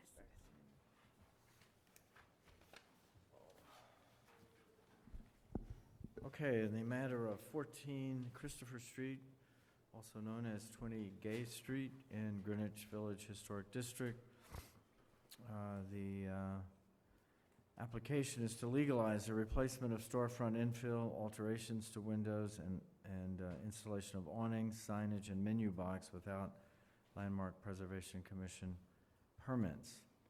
I recommend approval, noting that the replacement of storefront infill did not eliminate any significant historic fabric, that the existing infill, consisting of operable metal accordion windows and transoms, is harmonious with other infill found at the building, that the attachment of the awnings and menu box did not cause the loss of or damage to or hide or obscure any significant feature, that the design and placement of the awnings are consistent with awnings historically used on this building and match existing awnings at the Gay Street facade, that the installation of a 1/1 double-hung window and masonry infill did not replace special windows, and that the 1/1 double-hung windows match and will match the windows at the upper floors in terms of the configuration and operation. However, the awnings above the two smaller window openings are not proportional to the size and height of the residential scale windows and will be removed. Second, all in favor? Aye. Any opposed? This application's approved. Thank you. Okay. Commissioners, the next item is item number 14, an application for a certificate of appropriateness in the Borough of Manhattan, docket number 175584. This is 235 West 44th Street, the Broadhurst Theater, an individual landmark. This is a neoclassical style theater designed by Herbert J. Krapp and built in 1917-18. The application is to install LED signage. Good afternoon, Commissioners. Carly Bond, the Preservation staff. This is an application for work at the Broadhurst Theater, which is an individual and exterior landmark located mid-block on West 44th Street between 7th and 8th Avenue. This is the Broadhurst Theater. This is the stage house and then the new theater building. This is an application to remove a traditional billboard that was installed on the stage house prior to designation. You can just touch the top of it right here, and to install an LED video display board in the same location. And John Darby from the Schubert organization is here to explain the proposal. Good afternoon. I'm John Darby. I'm Vice President of Facilities at Schubert, and hopefully this is quite simple what we're proposing here. Broadhurst is located right in the main core of theaters in the theater district. There's an overhead shot, and it's in this complex of 7 theaters that are contiguous in 44th and 45th Streets that is our Schubert property. Schubert Theater's there. There's been a billboard on the 44th Street face of the Broadhurst as long as anybody can remember. We look back through some historic photos and we see it there in the 1950s, et cetera. And it has seen better days. This photo that you just saw is sidebar, a uniquely historical photo in that up on the billboard, Misery is the show that's going into that theater right now. The big tractor trailer is taking Mamma Mia's scenery out. And so it's a theater in transition in that photo. But the billboard, which you see right here, that has been used for displays of other theaters on Broadway, other shows on Broadway, I should say. And so it really had nothing to do with Mamma Mia nor the new show coming in. Here's a head-on shot of it. It's been front-lit in recent years. You can see the lighting, the lighting fixtures at the top. It kind of juts out from the frame because years ago they converted to flex space, which can be easily printed instead of the old poster where they'd have to post up different pieces of a display. So we simply in-house did a sketch documenting the existing conditions, the dimensions. We have a scheme just about the same dimensions, within an inch or two each way, but the new dimensions would have to conform to the new video display, which you're probably aware is built in modules, so it's kind of a fixed dimension, but it just so happens that the video display will be within a couple of inches of the existing billboard. What are the actual dimensions of the new proposed? About 13, right now it's about 13 feet. You can see here it's going to be 12.7 in height, and it's about 18 feet wide currently, and so it's a couple inches less for the video display. Yeah, thank you. These modules are just over a foot by a foot square. Okay. On each side will be the ventilation. We do want to put a picture frame molding around the display, just as the old billboard had, keep a traditional look there, and that'll accommodate the air movement for the ventilation. Is this custom manufactured, this display? Is it a... It's custom? The video itself is a pretty stock product, used all over the place for outdoor displays. It's only custom, and we're choosing so many modules by so many modules for the size to match the old billboard, and we'll redo the picture frame molding around it to also allow for that ventilation.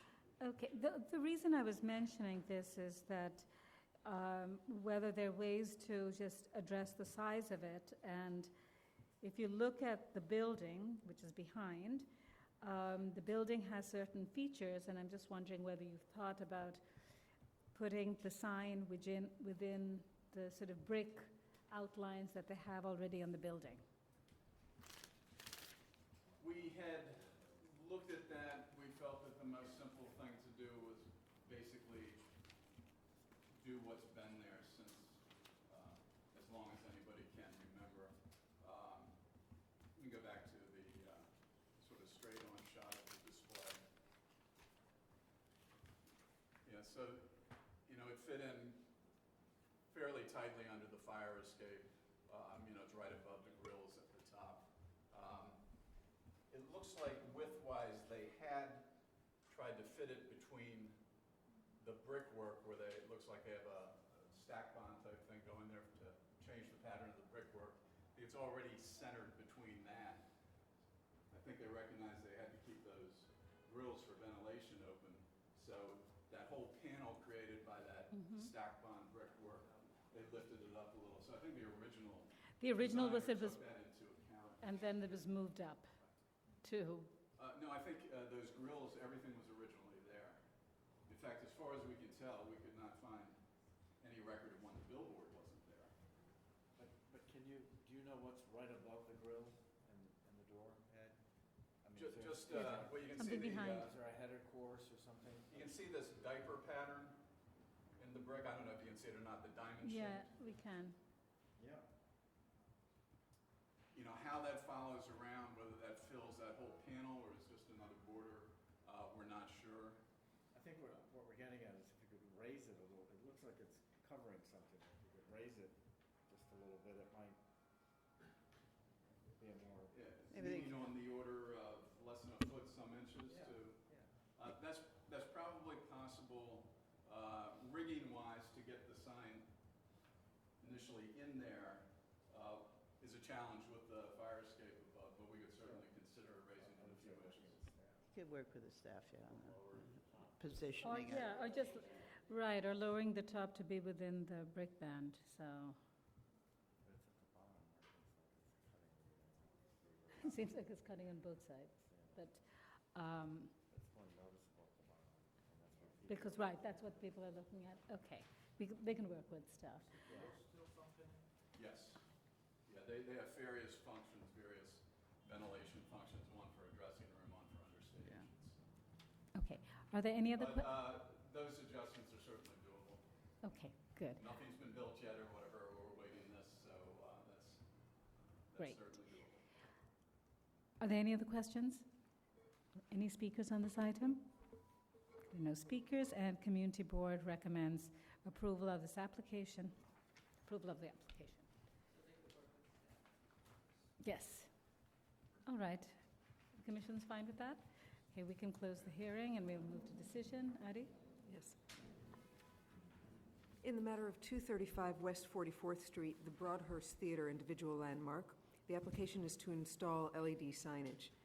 I note that the billboard on the stage house was present at the time of designation, and I recommend approval, finding that the proposal involves removing the existing billboard and installing an LED video display board in the same location on the stage house, and will not result in the removal or damage of significant architectural features. That the large-scale billboards have typically been added to less decorative stage house portion of the theater building over time, and therefore the presence of the LED video display board is in keeping with this type of signage and is consistent with other theater signage found within the block. That historically, the type of marquees and signs on theater buildings changed as technology evolved, that the LED video display board will incorporate state-of-the-art technology while being reminiscent of traditional billboards, display signs, and dynamic bright lights typically found at this theater and other theater buildings in Times Square, and that the proposed work will not diminish the special architectural character of the individual landmark. We noted that the grandfathered billboard obscures decorative brick banding, and the proposed LED video display board is approximately the same size, may also obscure this feature. So we'd request that the LED video display be reduced in height to fit within this decorative feature. Or to work with staff to, And okay, sorry, and to work with to staff be achieve respectful that. to the features. Thank Okay. you. Second. All in favor? Aye. Any opposed? This application is approved. Thank you very much. Okay, Commissioners, the next item is item number 15, an application for a certificate of appropriateness in the Borough of Manhattan, docket number 169175. This is 58-69th Avenue, located within the Gansevoort Market Historic District. This is a pair of Greek Revival-style row houses built in 1841-42. The application is to enlarge a rooftop addition, construct bulkheads, raise a parapet, and install lintels.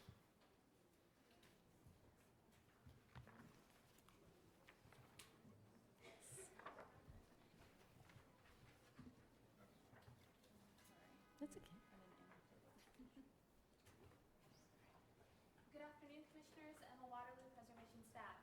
The item before you is 58 through 69th Avenue in the Gansevoort Market Historic District. The building is located on the east side of the street, mid-block between 15th and 14th Streets. The proposal has several components, including extending an existing penthouse addition to the rear facade, creating new window openings at the front facade of the penthouse, constructing stair and elevator bulkheads, and installing a railing at the roof of the penthouse. The existing penthouse, which is visible from public thoroughfares, was in place by the time of designation of the district. The extension of the penthouse to the rear will not be visible from public thoroughfares.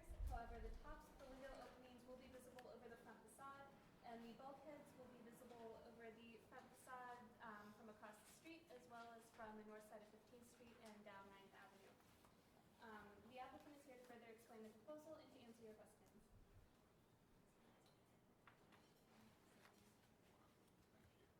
Good afternoon. My name is Antonio Dios. I'm the principal of Lord Architecture. The scope at hand is what Emma just illustrated. A brief introduction again. We are at the very northeast corner of the actual Gansevoort Market District.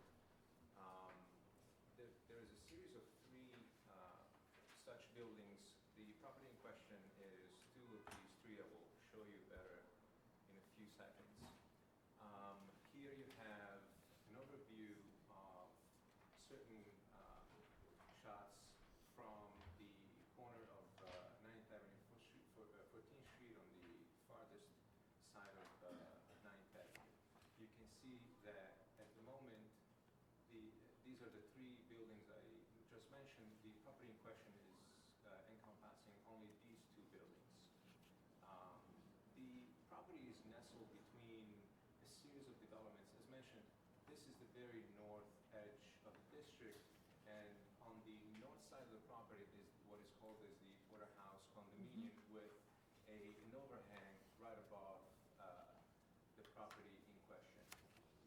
The addition takes place at the rear of the building. In the meantime, the bulkhead, as you can see here, the stair bulkhead is visible from the street. And therefore, also, during the dialogue with this agency, Emma, and other people in this agency, we understood and aimed to make the bulkhead more part of the background, which is somewhat brittle, if you will, and also overpowering in terms of, we made it part of it in terms of color and so to make it somewhat blend with it. And the aim, again, was to preserve the standing of these two buildings as red brick buildings. The addition that was already present is this sliver you see here at the top. At the moment, there is no fenestration. At this addition, we are proposing to add windows that follow the same pattern of the current fenestration at the property. Again, these are views from the midsection of 9th Avenue. You can see that certain views totally occlude visual, but if you look straight across, you actually see the bulkhead. As you can see here, the building, just to give you a broader understanding of the approach we gave to the project and what ownership has opted to do with the property, also for its financial viability. We are guiding the building. All systems are being new.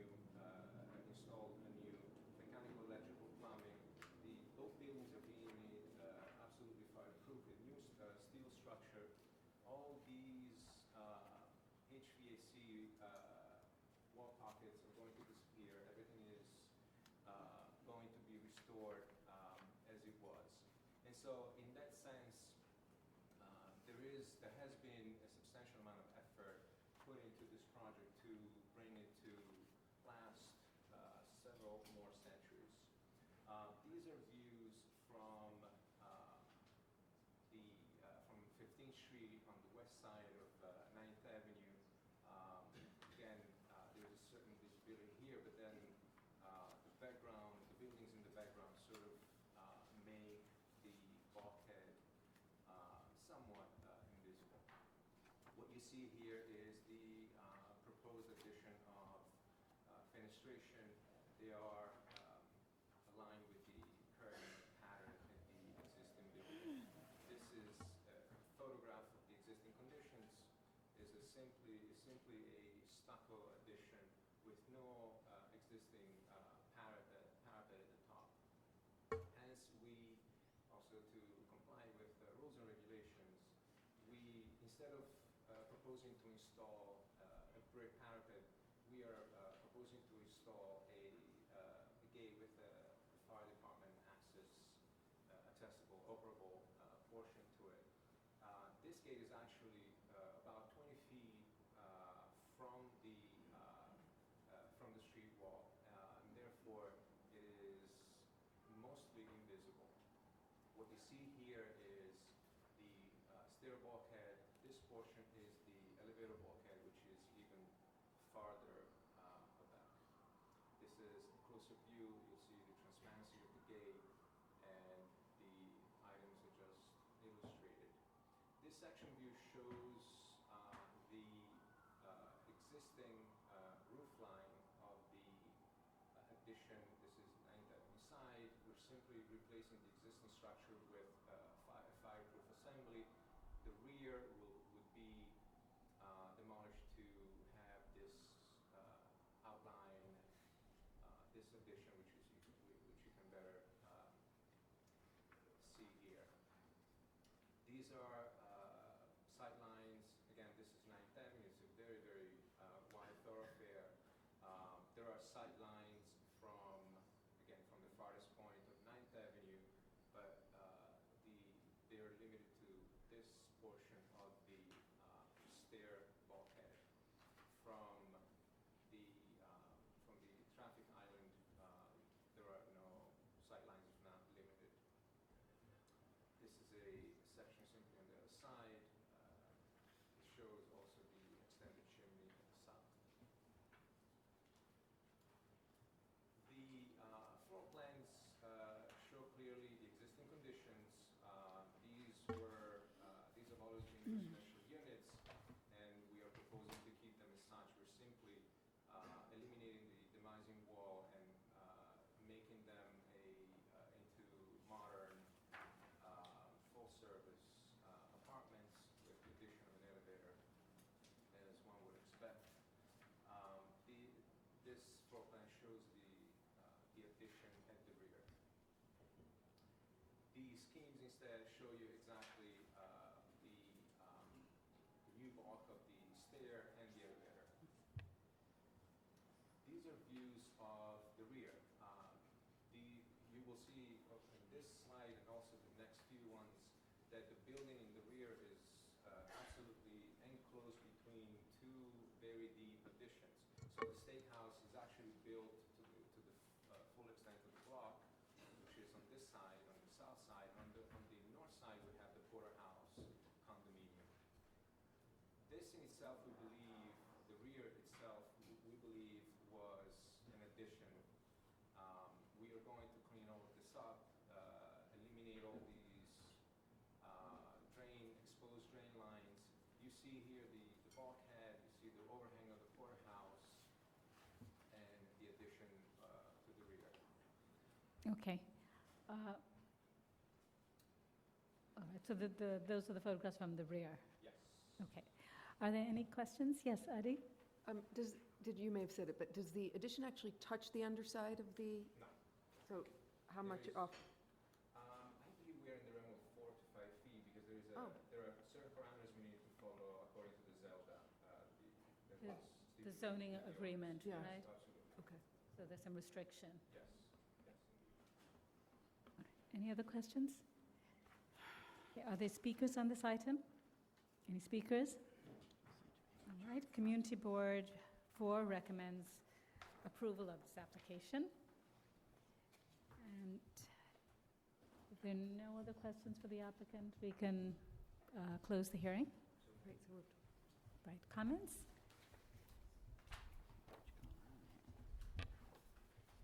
Any comments?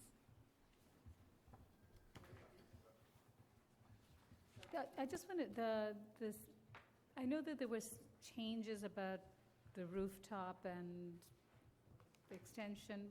Did the staff comments are based on the final? Is that correct? Okay, just wanted to make sure. So there's visibility of the... Yeah, so if you go to you want to go to can you just show us the slides which are the visibility from 14th, not from Hudson, from 9th and Hudson? I see the section that has that bulkhead.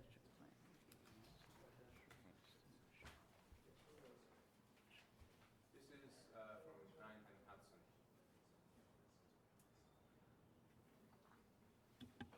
Okay.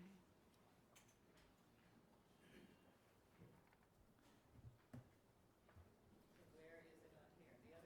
The other... Well, in these views, it's not visible. In these views, you can see it right here. Yes. That's Where is that from? Just across the street? This is from the farthest side of 9th Avenue. 5, yeah. Right here. That's about 100 feet away, right?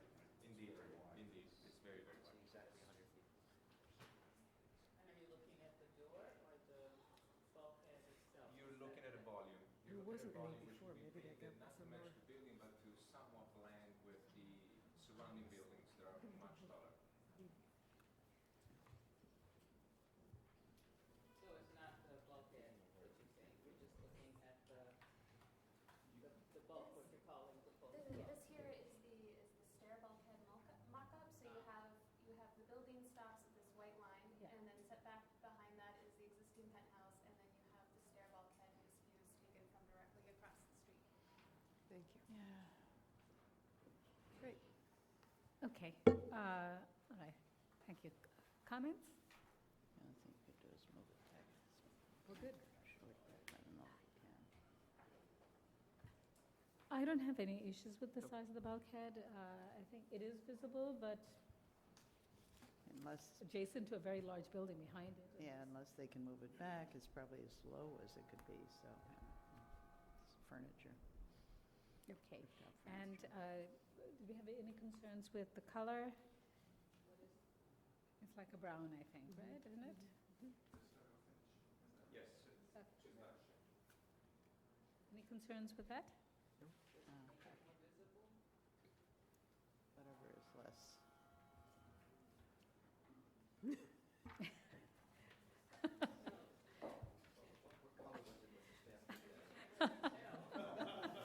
It says I can't tell. I mean, I couldn't. I think the staff should determine the least. I think that we have We don't. we have you see it in 09. So you see it on 9, and it's kind of a stucco brown color. With staff, I mean, I don't have an issue with the but staff work with staff. Yeah, so Okay, that's less- good. Roberta, you want to do that? Yes.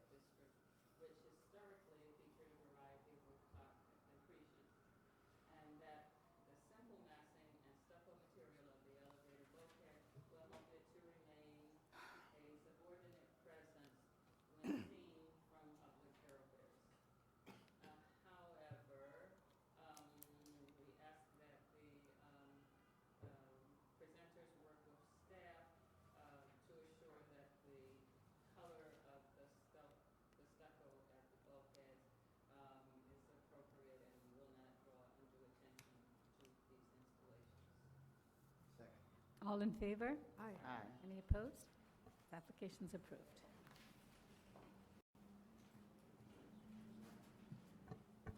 The next item is item 16. It's an application for certificate of appropriateness in the Borough of Manhattan, docket number 170663, 44 West 77th Street, located within the Central Park West 76th Street Historic District. This is a neo-Gothic style studio building designed by Hardin Short and built in 1907-09, and the application is to replace windows.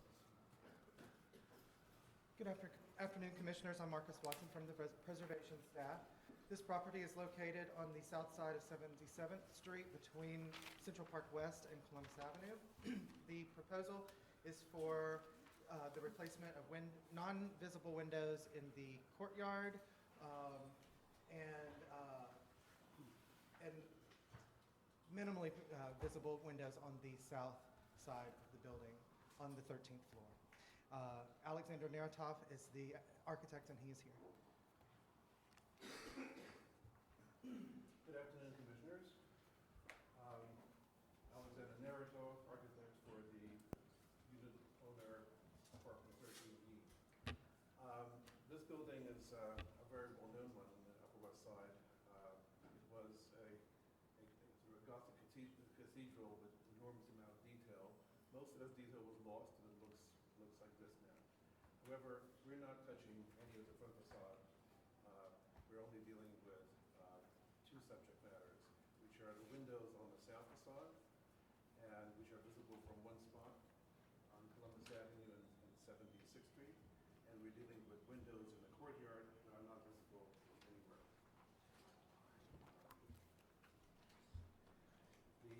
Taking the south facade first. So the existing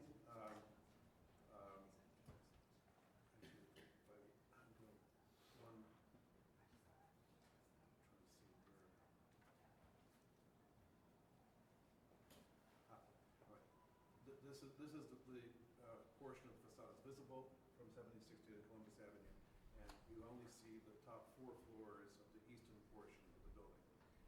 We're concerned with the 13th floor, which is right here. The 14th floor and the 12th floor have been replaced with single-pane windows sometime after the mid-1980s. The rest of the building actually lost all of its original fenestration probably in the 70s when the building was a rental building. So there's no historic pattern. We don't actually have any photographs. We don't know what the windows were.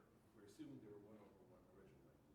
So what we had is 4 windows, top floor, and the 12th floor were already replaced with single pane windows, and including the top floor had actually installed windows in a different pattern than the ones below. So we had a choice of proposing to install double-hung windows or single-pane windows. The logical assumption is that 14 and 12 will never go back to double-hung windows.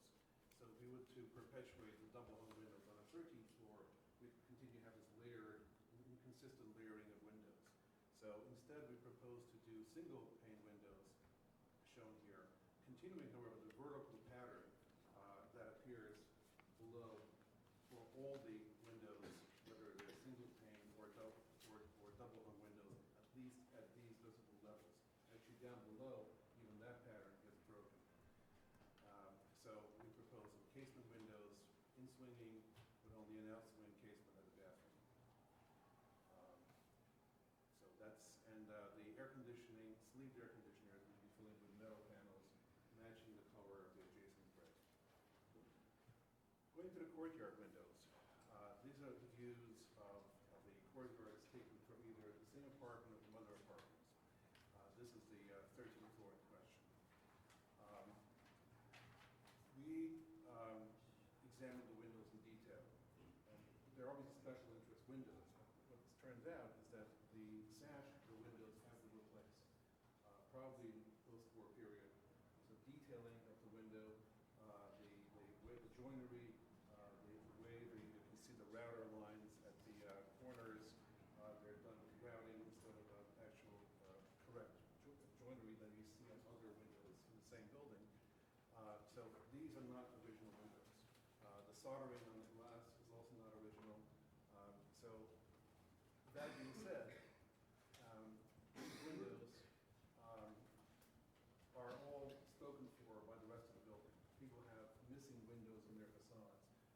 long line of co-op shareholders that really would like to get these windows. We originally proposed, before we went to the community board, of putting in 1/1 windows, plain glass. And the community board pointed out that we'd be breaking a pattern. And I've rethought the application since then. And what has emerged is that looking at this is the east courtyard, and that's the west courtyard. We surveyed the entire building. And what we found is that in the special interest category windows, because those are all utilitarian windows and have been original. So 69% of these windows are not original. I.e., they're replaced with air conditioning panels, they're replaced with single pane windows with different patterns, different colors. So there is really very little original pattern left. The one thing that is left is that at least the majority of the windows that are not completely replaced have retained the configuration of, this is some photographs. Most of the windows have retained the configuration of the wood mullions.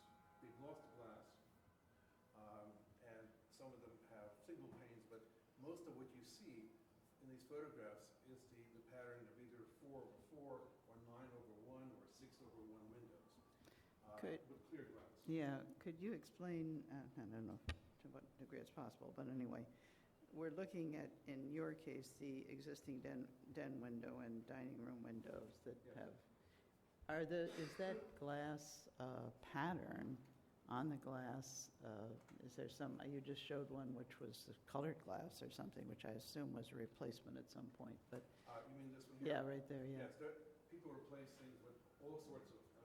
This is one of the apartments actually like our window because it's inconsistent. So is there any kind of are there any number of the similar pattern to the den window or a similar pattern to the dining room window currently, like on a floor? Well, the dining room windows are these here. So many of them, like, this is what we're doing. These are identical to ours, but clear glass.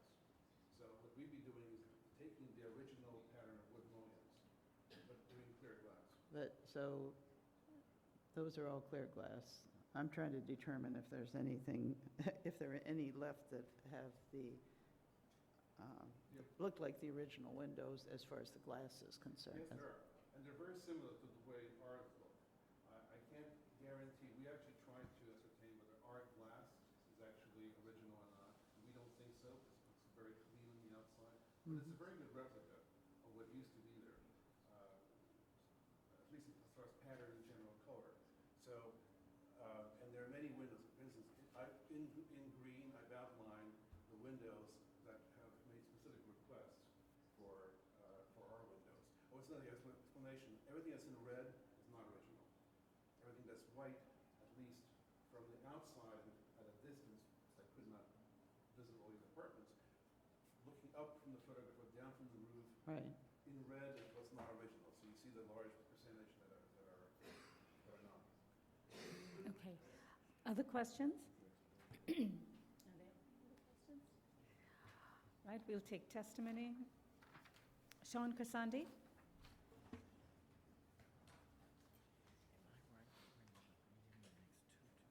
Good afternoon, Commissioner. Sean Corsandi for Landmark West.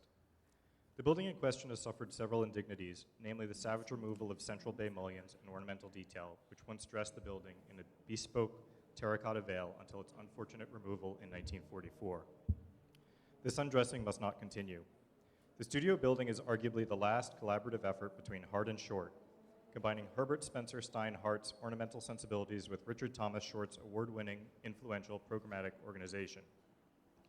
While still somewhat decorated from the exterior, the building as designated is a chastened version of its original intent. Our Certificate of Appropriateness Committee urges the Commission not to encourage the trend. The applicant seeks to remove leaded special interest windows that once graced the entire courtyard.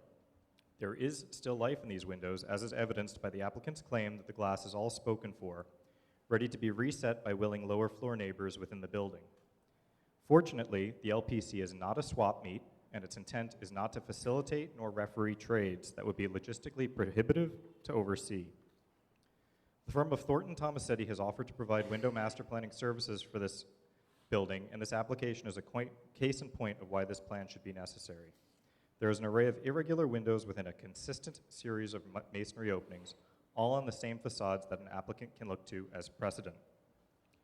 Our committee questions why one must theorize what might be when the original special interest windows are present in a known quantity. Landmark West supports the restoration of these windows with new sash. Alternately, we advocate for a stay on this project until a comprehensive master plan is produced and available for the LPC to review and consider. Thank you. Thank you. Christabel Guff?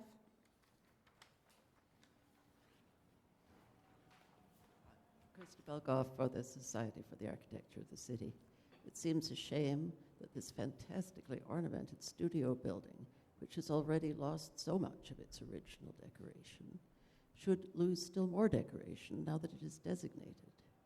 Courtyard windows with intricate patterns of art glass are features that owners really could adapt to keeping in some circles, as we're now hearing. Those windows would be sought after as expensive antique salvage, but they were, we think, designed and made for here. Thank you. Thank you. Kelly Carroll? Kelly Carroll, Historic Districts Council. No detail was spared on this building, even a secondary facade. The ornate window configuration a testament to this. HDC does not support the removal of these special windows. Care should be taken to restore them, in turn preserving some memory of the original grandeur of this building. Thank you. Are there any more speakers on this item? All right, Community Board 7 recommends approval of the south facade replacement windows, but disapproves the eastern courtyard facade replacement windows. Okay, do we have any other questions for the applicant? Okay, we can close the hearing then. All right, comments?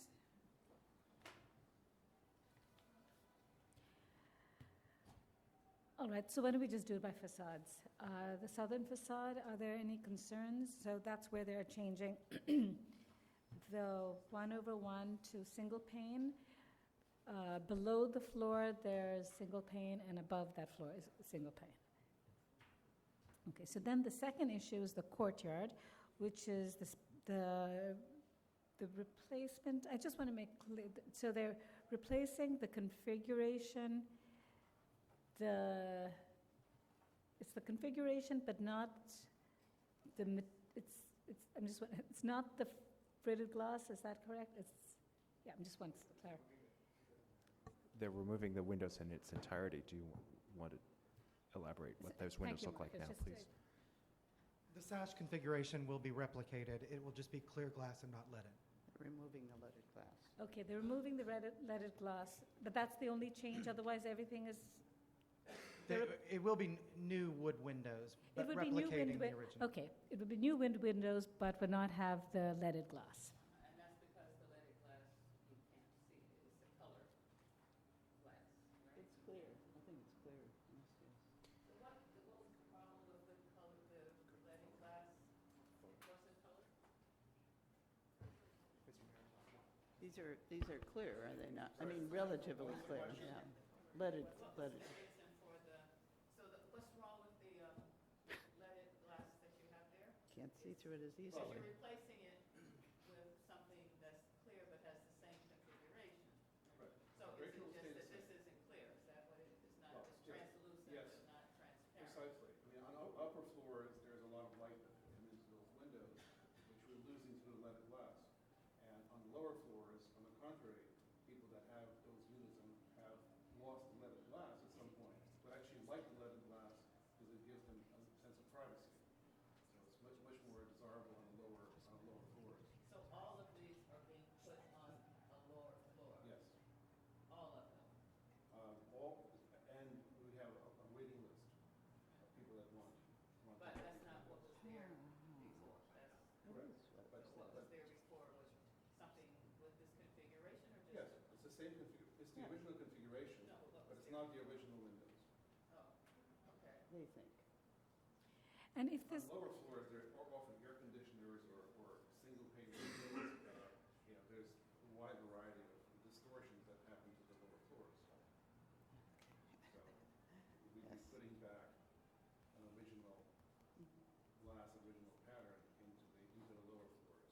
Okay, and these are not, these cannot be viewed from anywhere except within the courtyard? Only within other Other apartments units, or okay. or other windows, and in their, of course, leaded glass windows, you couldn't see them at all. So basically, they're really visible from the actual apartment interiors on each floor. Okay. And they're all being there, so all of the leaded glass is coming out. Yes. Correct. For that unit? It's for the unit, right? There are, one, two, there are four windows. Okay. All right, thank you. Okay, comments? So I'm assuming that they were once, sort of opaque-ish or modeled because of issues of privacy. Is that true in those, or other reasons in those courtyards? In the courtyards, whether they were leaded glass and therefore somewhat semi-opaque, translucent because of privacy? I don't know. I'm just. We can speculate, I think, right? Is that Why what they did were normally? they not transparent in those courtyards? Yes. Exactly, that's what I'm asking. And so, I mean, are there any issues with making these interiors no longer private? I mean, it's not our purview necessarily, but I'm just, We're not as private as we used to be. are we not? I don't know, it seems like what they said is a trade-off between having more light and versus privacy. That's all. So, That's me. I mean, but it imposes something on those courtyards for the future, that, where people can see right into each other's apartments 4 feet away. And they can buy different apartments. Okay. Are there any concerns with the proposal? Okay, yes, Yeah, I can't vote for this actually because I would not replace original, special windows. I realize there's an issue of light, and I'm somebody who loves light in my apartment, as a matter of fact, but if I had these kind of special windows, I would not replace them. I kind of All right. think maybe there should even be a master plan for this building, given all the special windows that are, I guess, still there.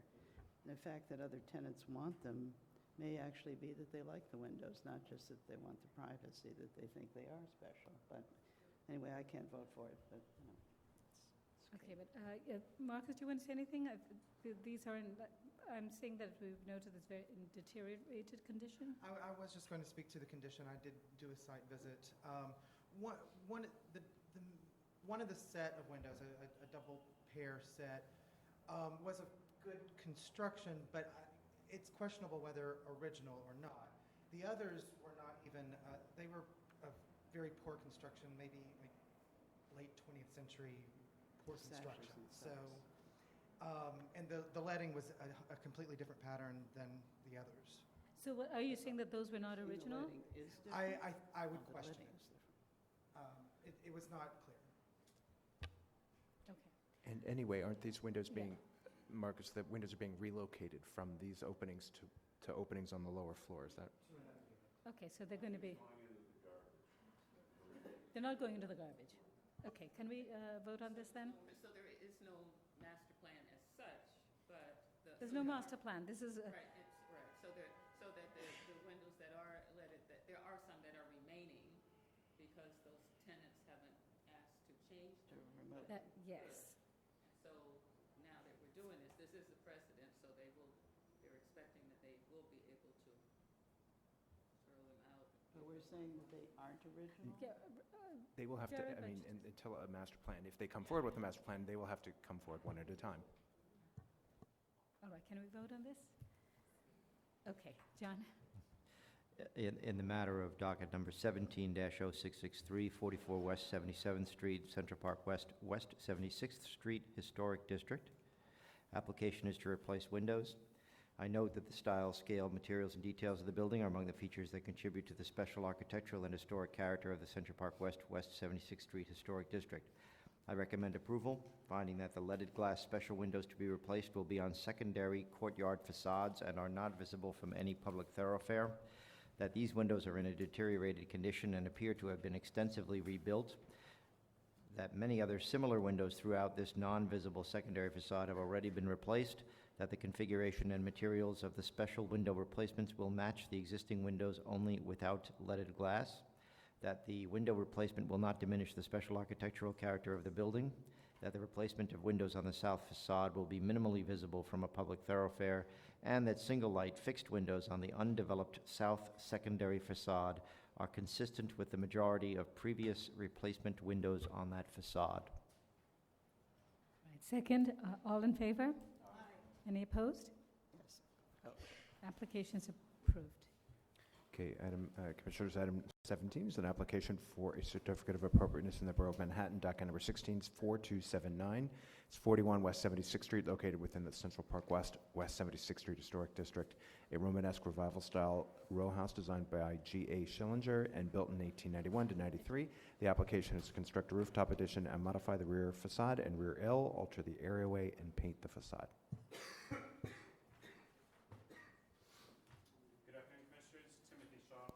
Staff.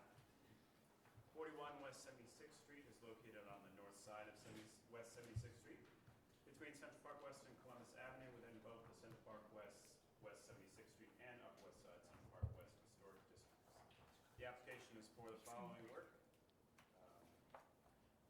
for alterations at the street elevation, including painting the front facade white, replacing the coated brownstone stoop stairs with bluestone stairs, and at the areaway, installing new light wells and raised planting beds. And then at the rear facade, is just non-visible rear facade, including combining and expanding masonry openings at the basement and first floors of the rear L and rear facade. Here. This is the side of the rear L. And combining and expanding masonry openings at the third and fourth floors of the rear facade. Also note that while it's, this information was just clarified right before the hearing, apologize, but while not shown on these elevation drawings, the intent is to retain this corbel brick cornice at the rear facade. It was just a drawing error. So they'll retain the corbel, but they're not going to retain the windows? Right, but just to be clear, Okay. that this corbel cornice is to, it's in the rendering. Yeah. Okay. That's all right. Please note, and finally, there is a one-story rooftop addition as part of the proposal. Please note that the applicant constructed a mock-up for the rooftop addition and reviewed the site visit, confirmed that it's not visible from the street. Good. Please also note that the adjacent rooftop additions at 39 West 76 and 43 West 76 were both approved by the commission. 39 in 2007, 43 in 1986. Okay. And Jane Grant is the architect who presented the proposal. Hi, how are you? So, yes, 41 West 76th Street, built along with 6 other townhouses adjacent between 1891 and 1893. Has a number of things that are significant, including a very beautiful facade, actually, that has seen some better days. But to give you a little context, some of the adjacent properties, including one of the properties across the street, which features some of this bluestone stairs that we were just referring to.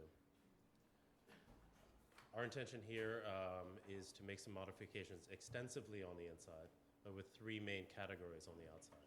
First of all, we would like to restore the facade in what fashion we can, and to slightly alter the paint color to match its adjacent neighbor, and to match the sunken entry area for the basement, for the garden level, to the neighbor in terms of finish, and we'll take a look at that in 1 second. It will also be to make some alterations to the rear facade in addition to the top of the building, which we'll look at in 1 second. So just to enumerate what we are proposing to do here, the proposed Photoshop rendering is on the right. What we would like to do is change the color of the building from something a little bit less, I don't know, cream yellow into something a little bit more grayish dove white like the next door neighbor. We would like to replace the windows as a part of the repair with 1/1 wood frame windows to match exactly what the existing condition is. We would like to alter this to make both the stoop as well as the sunken entry area paved in bluestone. And we would like to introduce these planted areas on top of the garbage bins in that sunken entry area. Just a couple images illustrating some of the current conditions of the facade.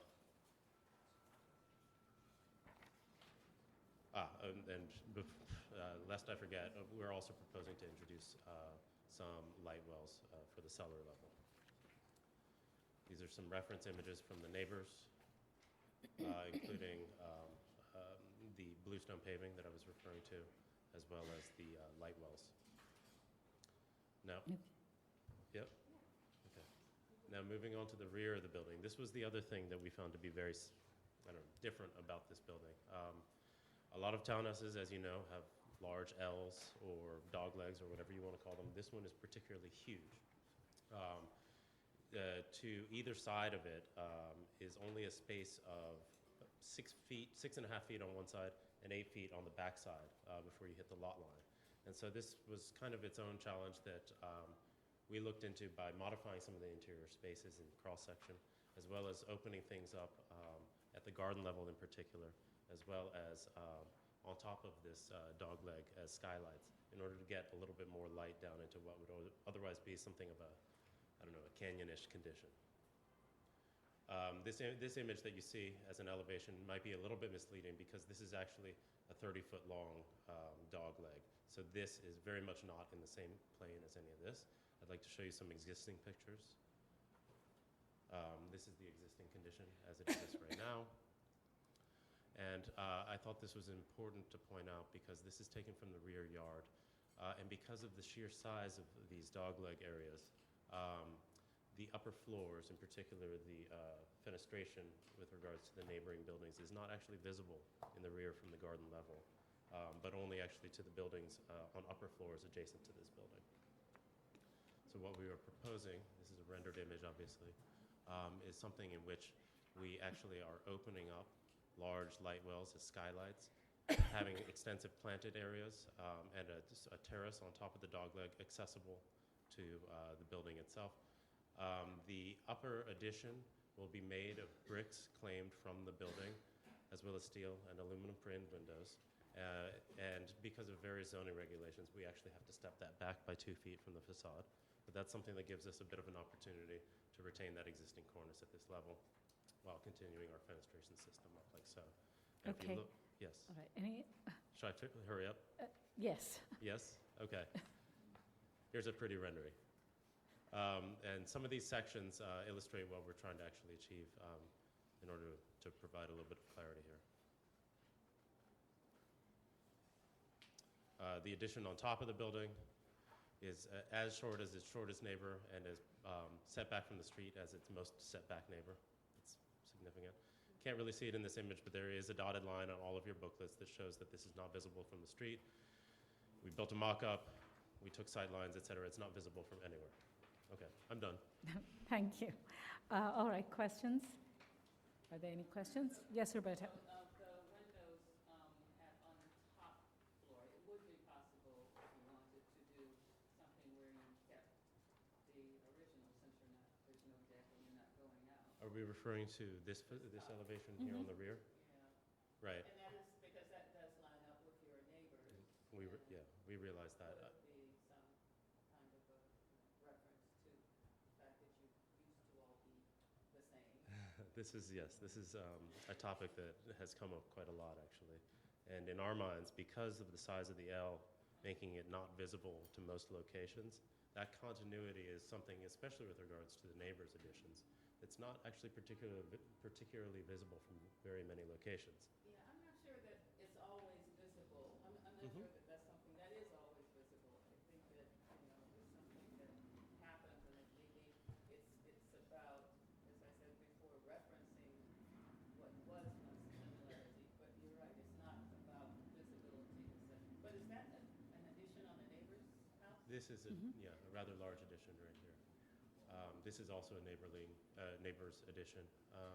We felt it was more important to maintain our own continuity in terms of the lines that we were creating on our facade than it was to maintain this continuity, which is not very legible. Okay. Any other questions? All right. We'll take testimony. Sean Corsandi.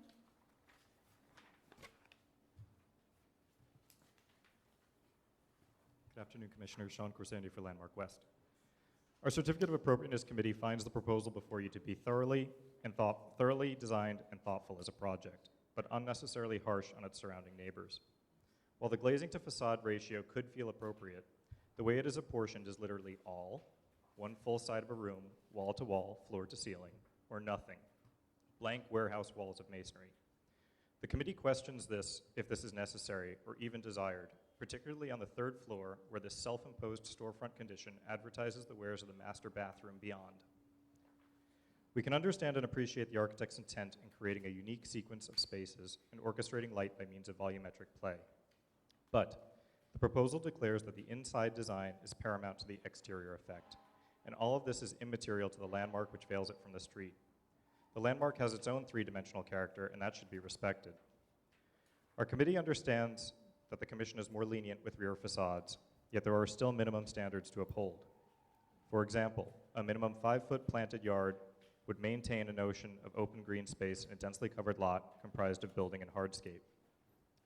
A properly set back rooftop addition sheathed in a contrasting material and the retention of fourth floor punch windows would also lie within these minimum standards. With regard to the front facade, the committee did not feel strongly about repainting an already painted facade, but did challenge why reference was made to an outlier color on the block rather than governed by a paint analysis study from the existing layers on the property. Ultimately, the maintenance of a stark white facade will become the injury to the homeowner. Thank you. Thank you. Kelly Carroll. Kelly Carroll, Historic Districts Council. As with so many Upper West Side applications, HDC asks, what is really left of these buildings after the rears are altered? The current proposal has a fishbowl appearance, and the proportions are not relative to the building or each other. Assuming that this trend of completely rebuilding the rears of townhouses one day becomes undesirable, we ask the Commission to ensure that enough historic fabric remains on these facades to prevent a situation where historic districts and wealthy areas of the city have been reduced to pure facadism. Thank you. Are there any more speakers on this item? All right, we got Community Board 7's recommendation. They approve the front facade and disapprove the rear facade unless the windows are revised. Okay. All right, do you want to respond to that? Any of the comments? Do we have any other questions for the applicant? Yes, go ahead. Sure. I want to highlight that it was a split vote via CB7 when, in terms of comments about that rear fenestration. Okay. All right. Can I just ask the history of the leg? Do we know if that came, when that came? Was the extra leg added? What year was it added? Was it not added? Was it part of the original construction? So far as I could tell, it's part of the original. Original. I mean, the windows at the ground floor seem to be the same vintage as the rest of the building. It's actually whereas this, it's a row, but it's an irregular row. They aren't matching buildings. They were built as a row, and the two neighbors have shorter L's, and they have, so there's say a pair there, a pair there. Mm-hmm. I believe it had a pair with the one at 39, that one modified significantly. And the sense is that most of these were built with the Ls? I believe so, and Yeah. I believe it's just that the neighbors to the west have shallower L's, but then further down are deeper L's. The same depth as 41. Yeah. Okay, any other questions? All right, we can close the hearing. All right, comments? Yeah, I actually think that this is a really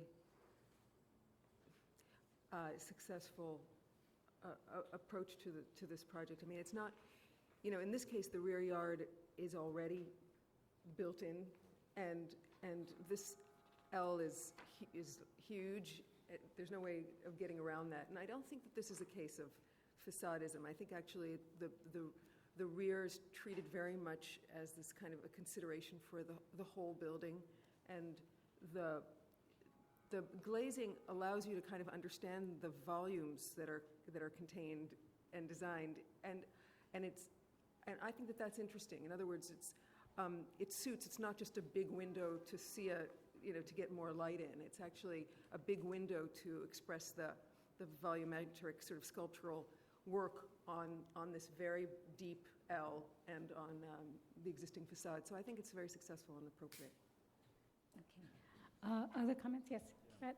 I want to say the same. I think this is a very interesting and kind of internally consistent and well-worked out scheme. I think the spaces inside, not that it matters to us, are going to be kind of an extraordinary place. I think the issue that was split the community board vote, and also a little bit my own mind too, is being split. This consistency that the commission has about saving the windows on the top floor. I think that's a good rule normally, but like all good rules, from time to time, using our power of appropriateness, maybe it can be broken. And I'm thinking in this case, there's such a compelling statement about how this is organized and all, that maybe I could support breaking it in this case. And I just want to also comment on that about the rule or the policy of maintaining the top floor. It definitely preceded me. It works. I've never felt that it was always critical, but I think in this particular case, they've done other things to perhaps retain the scale. So here, because they're following the L, you have the larger glass panes that go all the way up, but then you have a row of the smaller windows on the side.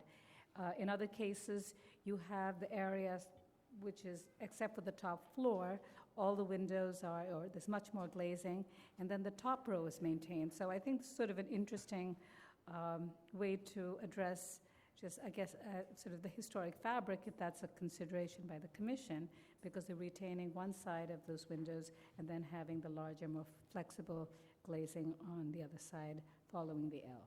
So I think I could support it without making that change that we have often asked applicants to do. Yes, Roberta?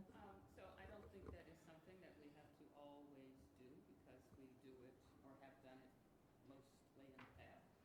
But I think in this particular case, it actually does work to improve your interpretation of what you're seeing. I think that the fact that the addition is so close to the edge and looks just like the other two bottom floors, makes it difficult to read the building as a building that was of a certain style or type, like its neighbors, and has an addition.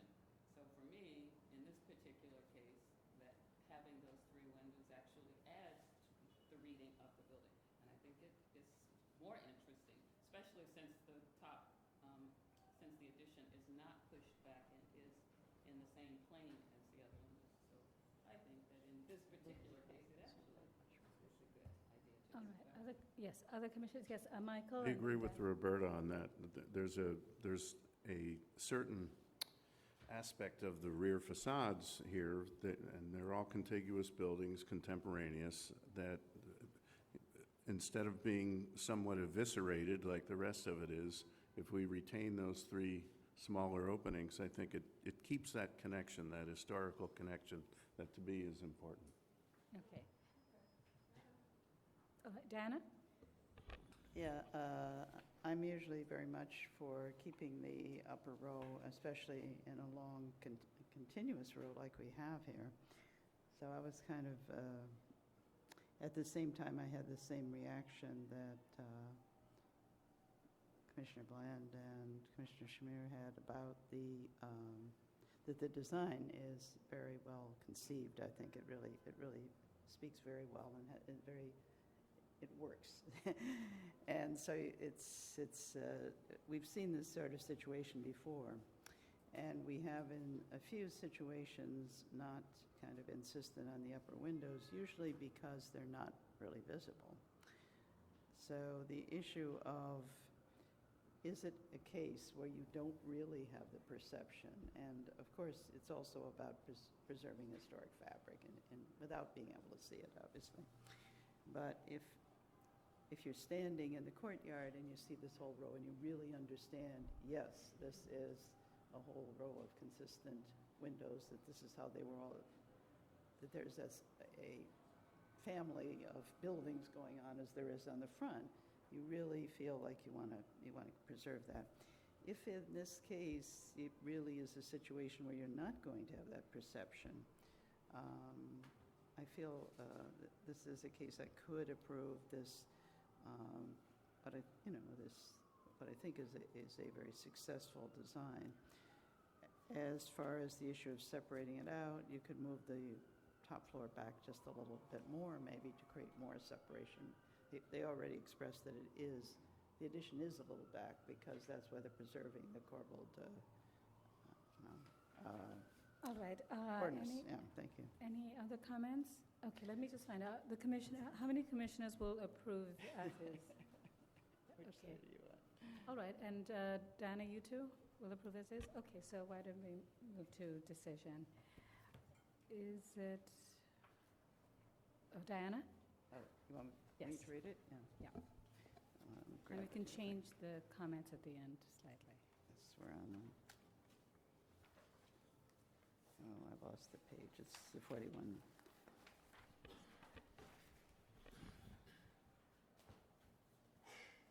I'm sorry, did we need to change? You were saying some, I'm sorry, were you saying we needed to change? Yeah. Okay, fine, thank you. All right, thank you. Dan. In the matter of a certificate of appropriateness, Borough of Manhattan, 41 West 76th Street, Central Park West, West 76th Street Historic District.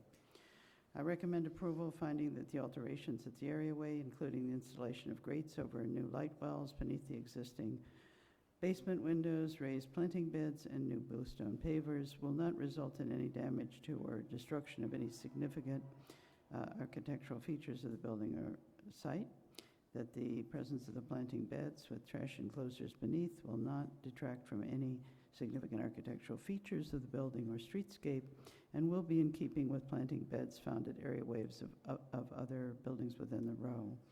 That while the use of bluestone is not typical for steps at an entrance on a brownstone row house, it is a material found on other building types elsewhere on the block and within the historic district.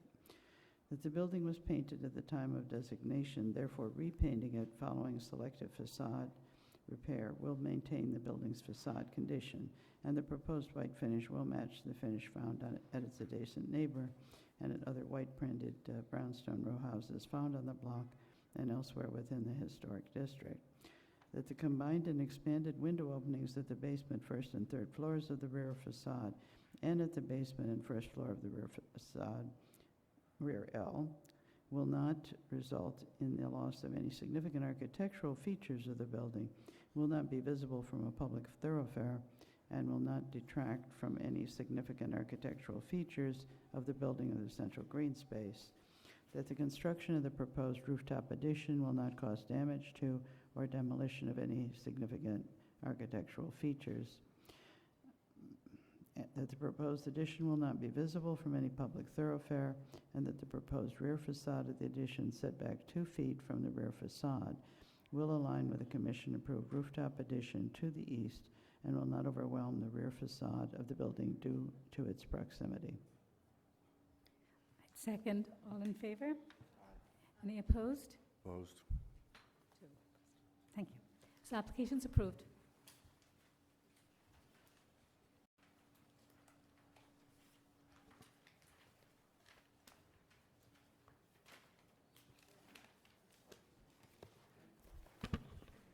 Okay, Commissioners, next item is item 18, an application for certificate of appropriateness in the Borough of Manhattan.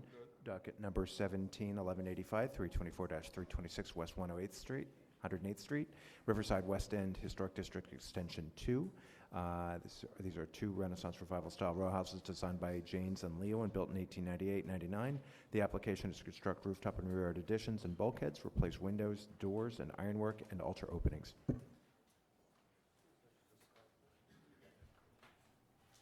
afternoon, Commissioners. Mike Owen, Commission staff. So the application before you concerns 324 to 326 West 108th Street. It's on the south side of the street between Broadway and Riverside Drive. The two Renaissance Revival style row houses are part of the Riverside West End Historic District Extension 2 and a part of a row of three buildings designed by James and Leo and built in 1898 to 1899. 324 to 326 were both combined prior to designation, and both essentially function as one building and are situated on one tax lot. The application before you is to construct a rear yard addition to alter select windows and doors at the primary facade, and also to construct a rooftop addition with bulkheads, a portion of which is visible from a public thoroughfare. Dominick is here to present. Thank you. Sorry, clicker. Sorry. All right. Okay, that was nicely summarized. Dominick Pilla, 324, 326, West 108th.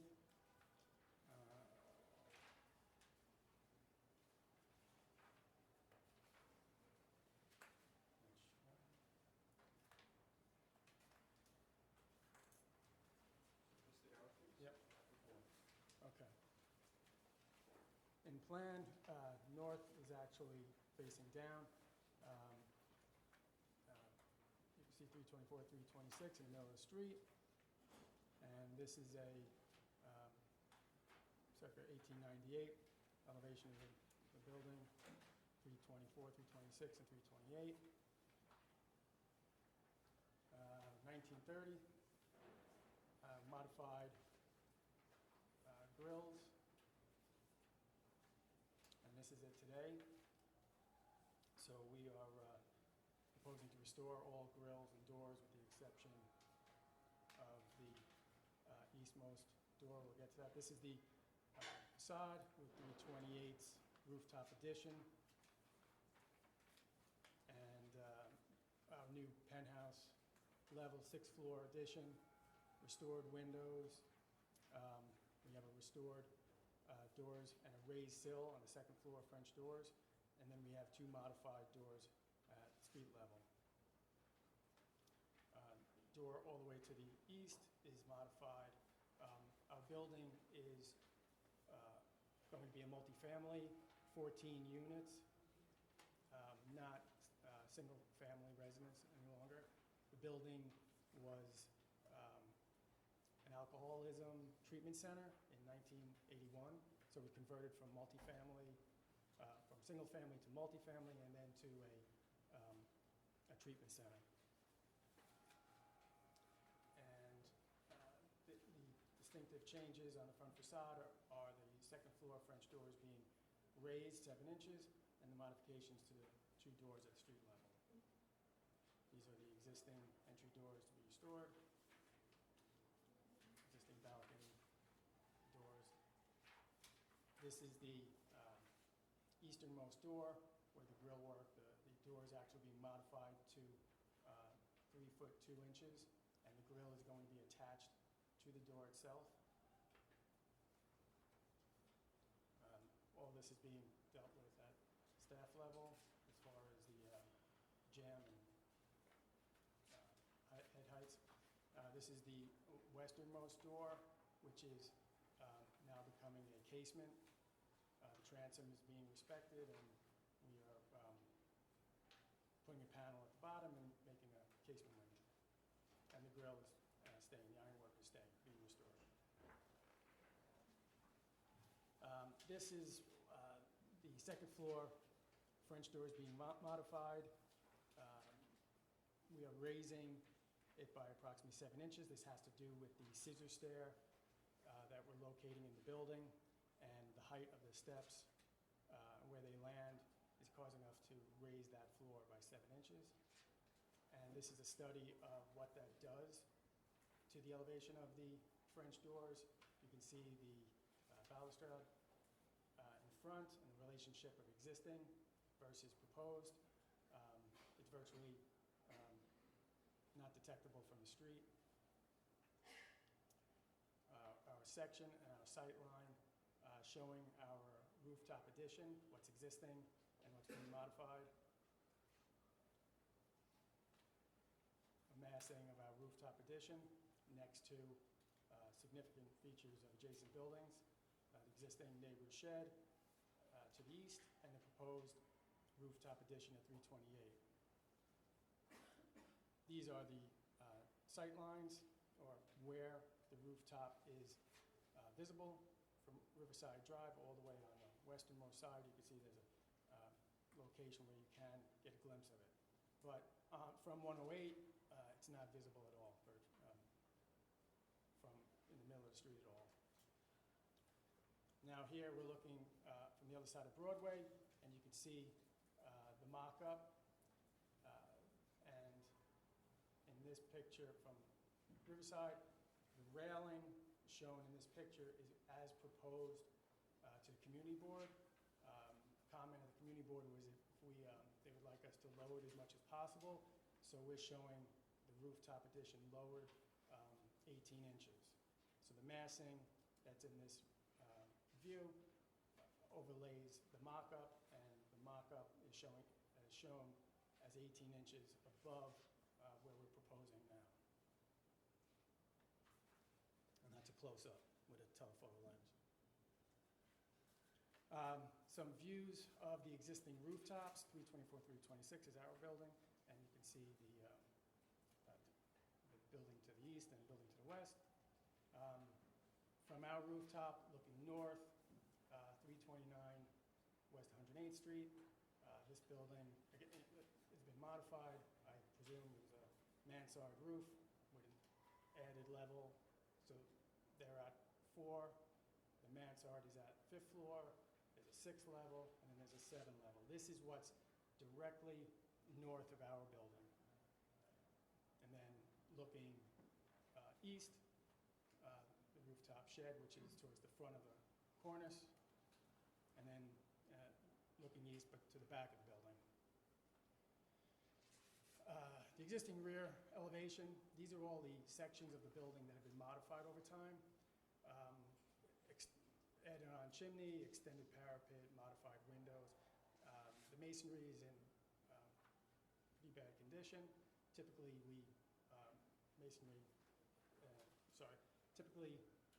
masonry in the condition of this building, we rebuild it because it needs all repointing and lintel work and parapet work.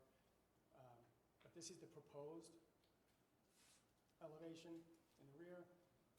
Our scissor stair does not go to the 6th floor to minimize the mass, but we are proposing a fire escape from the 6th floor for 2 means of egress from every apartment.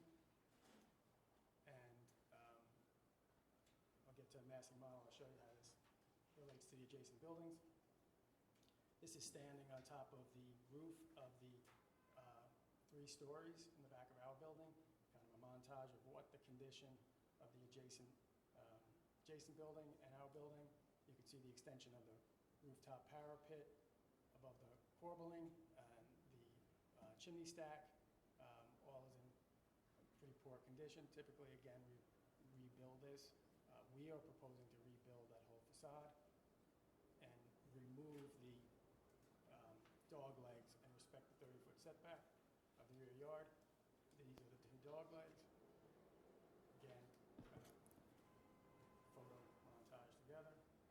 This is looking at 107th Street from the backyard. These are the adjacent the buildings from our building on the backs of buildings on 107th Street. Okay. Yeah, questions, go ahead. I was just going to ask, where is that? The previous one? Yeah. Is your building in that row, or is this another? No, we're looking from our building. From the other side? Yes, from the other side. Just context of the surroundings. This is from our building, looking east and looking west. So looking west, we see 328 West 108th Street, and this is looking down at their dog leg, and then looking east, this is what we see on top of their dog leg. There's a greenhouse or solarium built out. Maybe you can show the rendering, which is the 3D that you have, the existing massing and the proposed, because that's Pages have 40? 29. Okay, there you go, sorry. Yeah, so that's what it gives you. Okay, so the existing massing, you can see the alignment of the buildings in the back. 328, that is the proposed massing with the rooftop and their proposed facade. And then we have our proposed massing next to their building. Is the rooftop additions, are they visible from anywhere, from the street? No, the only, I mean, of course, from the courtyard they may be, but, or from the rear yards, but from the public thoroughfare? From 108, they're not. From Broadway all the way on the eastern side, there's a very small piece. And then on the other side, in the park, essentially, on the west side of Riverside Drive, you see the top of the railing and the massing of the proposed addition. Mike, you want to add anything? So I just want to add that this building here is 328 West 108th Yeah. Street. Currently also has a mock-up. Staff member John Graham's project. So they incorporated what that will look like, which will mask also some of their rooftop massing. And that's why this is what will be there, the neighboring building at 328, which is their next door neighbor. Okay. All right, are there other questions right now? Yes, Fred? Maybe I'm wrong. I thought, I was under the impression you can't add fire escapes to buildings now. Is that wrong? Must be wrong. No, I mean, if it's part of the design where it's required, we could do. We just can't have pull-down fire escapes. We can have actually fixed fire escapes and landings to the back, but I can't have a pull-down fire escape any longer. And does it go towards your egress requirement? It goes to the rear yard, which you can exit through the building to the front. So it's an official egress, it's a second means, Second as means- opposed to a second Right. stair inside. That's right. You have two modes from every floor plate, with the exception of the penthouse. This fire escape services the penthouse. So it goes back out through where? This building? This building. Through a door that's all. Yeah, this is a multifamily, so there's a community space in the basement, so you can go down.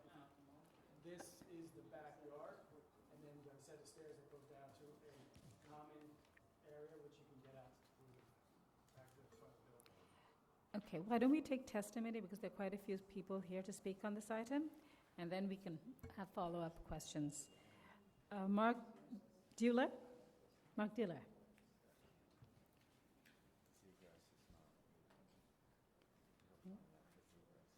Good afternoon, Commissioners. My name is Mark Diller. I'm a member of Community Board 7 and of its Preservation Committee, but Jay Adolph has already communicated to you our resolution. So I'm speaking in an unofficial capacity about a few concerns I have with this proposal. The largest has to do with the rear facade, and the proposal actually modified from when we saw it at the board. Originally, they were proposing balconies, and our request, which I believe is in the resolution, asked them to scale them back because they did not seem to be appropriate and they didn't seem to be any precedent for them.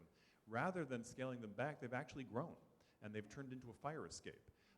If it is intended that these should function as a fire escape, then it should only be a fire escape, and I'm not sure how the invitation in these, maybe this is a building code issue, not so much for you, but the appearance of trying to do double duty as a fire escape and a balcony, especially if somebody does what one does with balconies, which is to put furniture out and try to use it as an open space, is an invitation to mischief as well as a real compromise of the integrity of this kind of a building. We also asked them to reduce the rooftop bulk. It appears that they've done some of that, but it is, I believe, still visible. On the positive side, on the front facade, we asked them to, one of the concerns that I had was that there's a mottled collection of grill work on the front facade. And the wings, the small doors on the east and west, in my view, are the most typical of the Morningside Heights, Upper West Side kind of grill work. And to their credit, they agreed to change the one on the east to match the one on the west and retain that kind of grill work. I personally would like to see that not necessarily exactly the same, because I see that there is a purpose for having two separate but unified facades. But I'd like to see that grill work in the front be more typical of Upper West Side and not those concentric circles overlapping that can be kind of, that one can see anywhere. The final point I want to make is actually right there on the screen with you, which is the invasion of the rear yard by this stairwell that tries to make habitable space out of what is really a cellar. And it concerns me both because it effectively invades the rear yard in a way in which I don't think zoning anticipates, and it doesn't really conform to what one expects in a rear yard for a townhouse. It is neither a garden space nor is it a habitable space, and it appears now that this is actually a function of the fire escape that I also find to be the double duty fire escape that I have so much trouble with.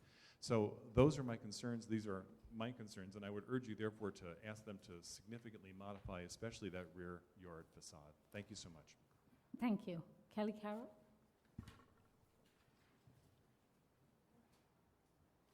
Kelly Carroll, Historic Districts Council.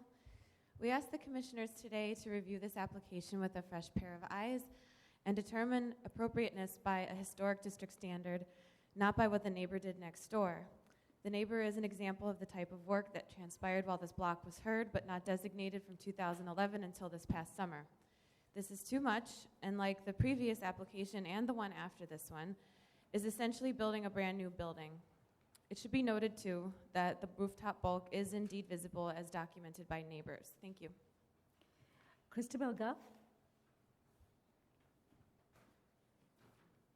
Christabel Goff for the Society for the Architecture of the City. 324 and 326 with 328 were built as a part of a row of 3 new dwellings illustrated in the Real Estate Record and Guide. Normal commission policy would require preservation of some memory of that row as seen from the rear. It is not generally encouraged to design a new uniform rear double extension which demolishes original backs and then joins them, as if the original building had been a conventional small apartment house with 20th century amenities like slab balconies. No one could guess that 324 and 326 had once been part of a designed 3-building row from 1899.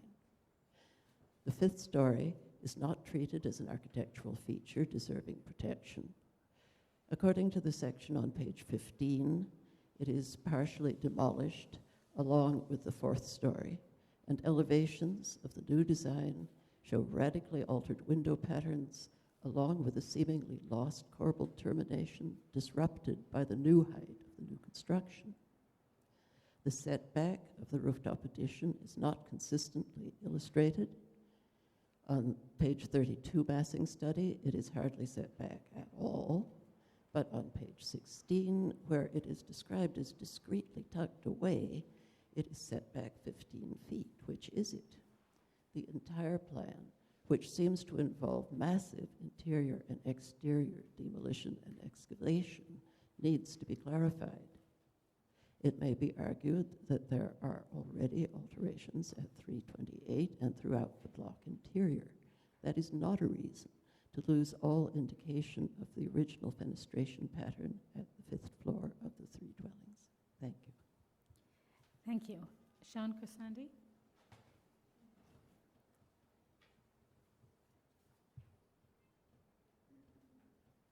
Hello again, Commissioners. Good afternoon. This is Sean Corsandi for Landmark West. On August 18th, our Certificate of Appropriateness Committee asked the Commission to be mindful of this then upcoming application while reviewing a similar manifest of alterations, including facade restoration, removal of dogleg, new lot width extension, rooftop addition at the neighboring 328 West 108th Street 35 days ago. It too is a Renaissance Revival style row house. It too designed by James and Leo between 1889 and 99. In that instance, you discussed the bulk of the rooftop addition indeed visible from both a public thoroughfare, 108th Street, and a public park, Riverside Park. although you also considered a leaded special glass window on the rear facade. After discussion, the bulkhead was deemed too high, but lowering it was ultimately not read into the resolution. The rear leaded window with its wooden surround were, however, deemed significant enough to preserve, and the resolution was reworded requiring the applicant to reintegrate this element into the facade as a condition of approval.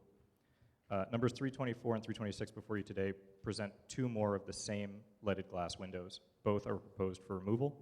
Numbers 324 and 326 before you today also propose a much more voluminous rooftop addition.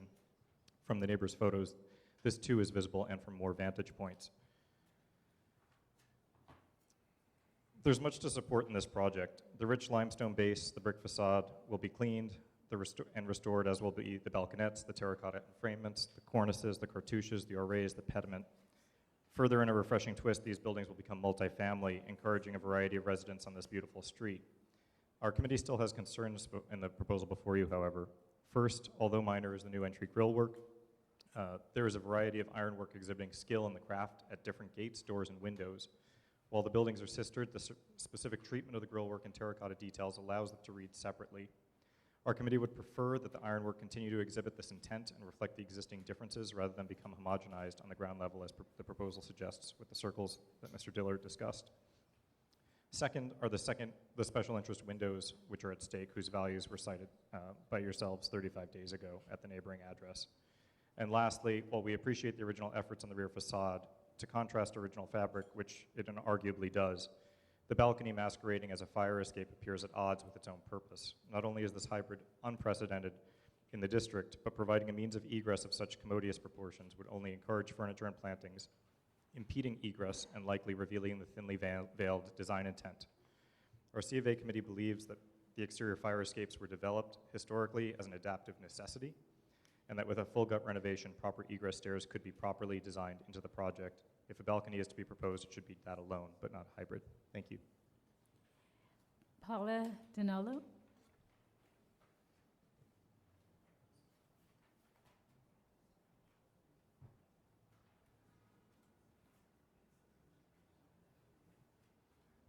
Hello, my name is Paula Donolo, and I'm a board member of the North Foundation, a not-for-profit organization, and the owner of 322 West 108th Street, directly adjacent to the project. The foundation has been at this location since 1991 and has witnessed the evolving changes in the neighborhood. Thank you for our opportunity to comment. We're thrilled that the Commission has designated the beautiful Renaissance Revival row houses on West 108th Street as part of the historic district, and urge the Commission to use this designation to protect the unique character of this very special block. We'd also like to commend the applicant for their efforts to renovate, restore, and improve the existing buildings. In an effort to present the Commission with the best possible information, we sought the assistance of William Rockwell, an experienced architect. He reviewed the applicant's presentations and the Community Board resolution and prepared a report highlighting some aspects of the project that are of most concern, along with certain recommendations that we hope the Commission will consider. We have entered into the record of proceedings the architect's report and some revealing photographs of the project. As you are aware, Community Board 7 disapproved of the rooftop and rear yard additions because the applicant did not reduce the rooftop addition and bulkhead massing, nor the depth of the balconies as per its resolution. We specifically urge the Commission to note the following points regarding the proposed rooftop addition and bulkhead massing. The sheer size and bulk of the roof-head addition and bulkhead are out of scale and will overwhelm these historic townhouses. Much to our dismay, the proposed additions would be significantly visible from the street.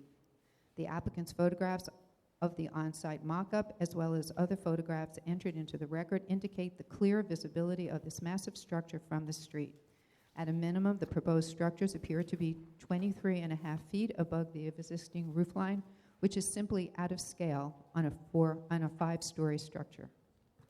In addition, a rendering of the HVAC, plumbing vents, and required air intakes for the 14 apartments are missing from the submitted plans and should be properly shown, especially since the material and height of the mechanical equipment and screens suggest that they will be visible from the street. Applicants should provide actual sizes, materials, and elevation drawings, as well as renderings that can be properly reviewed and assessed by the Commission for appropriateness. Thank you. Thank you. Richard Rustiger.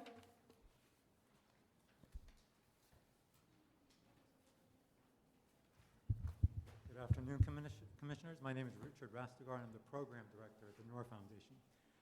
My colleague just spoke to you about the reasons for the inappropriateness of the proposed rooftop addition. I'd like to briefly address the serious concerns raised by the proposed rear yard massing and the rear balconies. Initially, the rear yard massing should follow the adjacent building planes. As currently shown, the changes to the rear facade create ungainly building facades that project without any consideration of the adjacent buildings. The height of the fifth floor rear massing should also align in height to the adjacent fifth floor buildings, and the masonry parapets at the upper balconies should align with the masonry of the neighbors and not be made as high with metal railings. As for the rear windows, they are rendered in a crude and heavy way. If they are to be of black aluminum, the applicant should provide details for review of the profiles. As shown, they look like commercial or storefront style aluminum components that are inappropriate to the district and to other rear yard openings in the adjacent and neighboring residential buildings seen in the rear yard.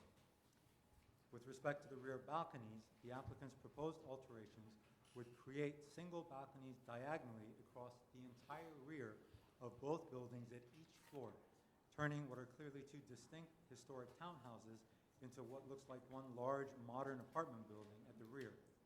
Such a reconfiguration would erase the essential character of this portion of the historic district, known for its elegant turn-of-the-century row houses.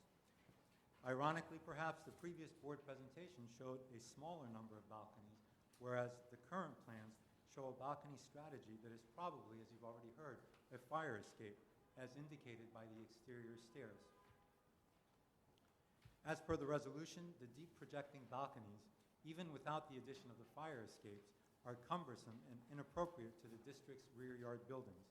Thus, the applicant should be encouraged to provide two means of egress from all units inside the building, which would allow for a return to a reduced balcony reconfiguration without stairs, such as, for example, the Juliet balconies initially recommended by the board.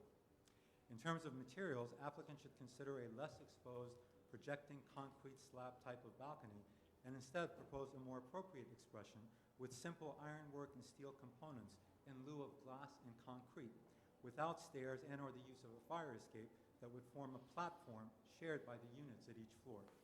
In conclusion, then, the cumulative effect of the massive rooftop addition, the oversized balconies, and cumbersome fire escapes on the rear facade is simply suffocating and overwhelms the adjacent and surrounding row houses. Moreover, as highlighted by my colleague, the rooftop is significantly visible from the street, and the current plans fail to include specific dimensions of the mechanicals, HVAC, plumbing, and other additions that would conceivably make the rooftop addition even more bulky and visible from the street. Thank you for your time. Thank you. Mina Lahi.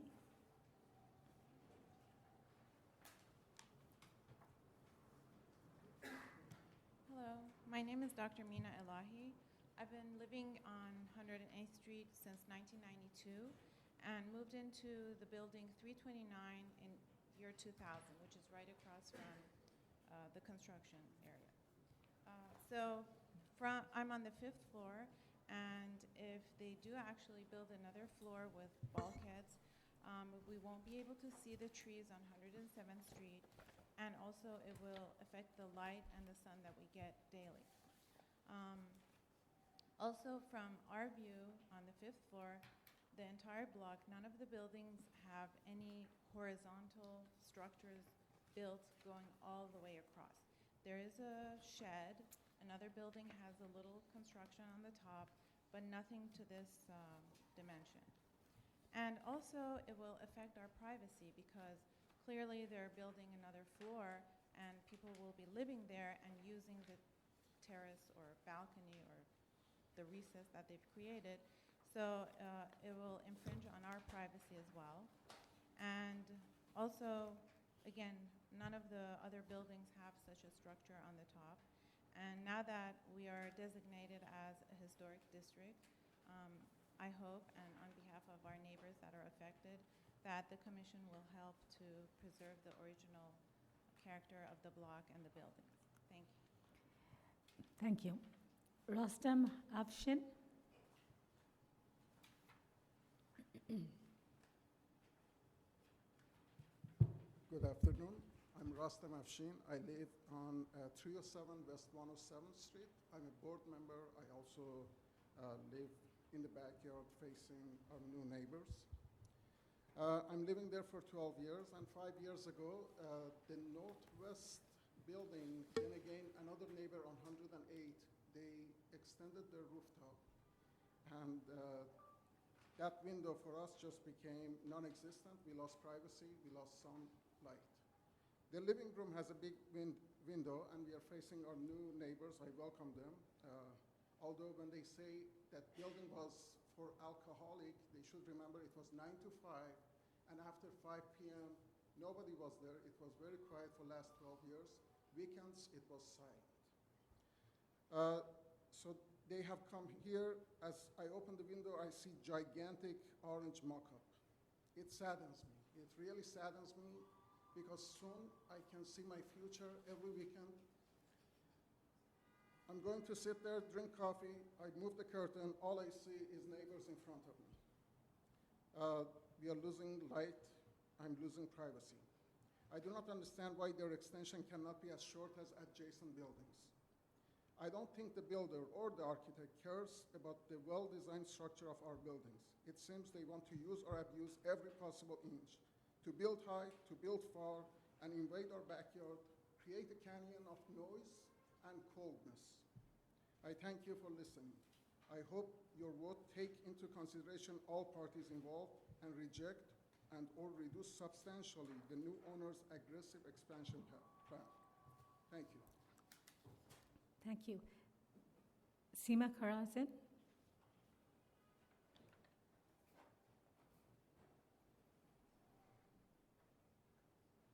Hi, thank you. My name is Seema Karazmi. I reside on 107th Street, and I'm actually facing the backyard of the new development. And the L shape of the historic characteristics of these buildings and the openness and the green space that you look at when you look at the rear view in the backyards is just really very serene and very calm, and it gives it that historic characteristic. And we even have a mansion right around the corner, and the views are beautiful.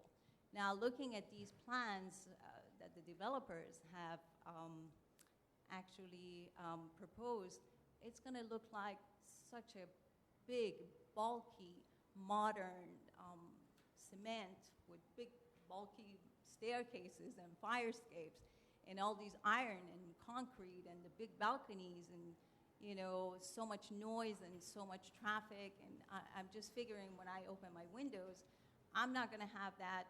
I'm not going to be able to enjoy that characteristic anymore. And also on top of that, they're building on the roof, and it's just going to be massive and bulky. And I don't know, from the mock-up that I see from my window, it actually looks like, I don't know, it just looks really bulky, as if like an army bunkhead or something. So I just wanted to ask Commission to please keep this in mind, that the balconies could be reduced, as the Commission Board has suggested, to Juliet balconies, which adds actually not only takes away from the characteristic of the buildings around it, but it actually adds to it. And several other buildings in the backyard have balconies, but not on each floor. They have maybe 1 or 2 balconies per building, and they kind of keep that L shape, the building L shape, they keep that consistent. Whereas this building, the way it's been proposed, is going to be just one big front with huge balconies, huge bulky staircase, and it looks very invasive, and it just takes away from the openness and that green, beautiful backyard that we're used to seeing. So I thank you so much. Are there any more speakers on this item? Is Community Board 7 here? Right, they're not. They sent their resolution. They approved the facade work as modified, and they disapproved the rear facade unless the bulkhead is reduced, parapet removed, and balconies resized. We also received a letter from West End Preservation Society that said they appreciate the facade restoration work. They had concerns about the additional bulkheads and air handlers placed on top of the rooftop additions. And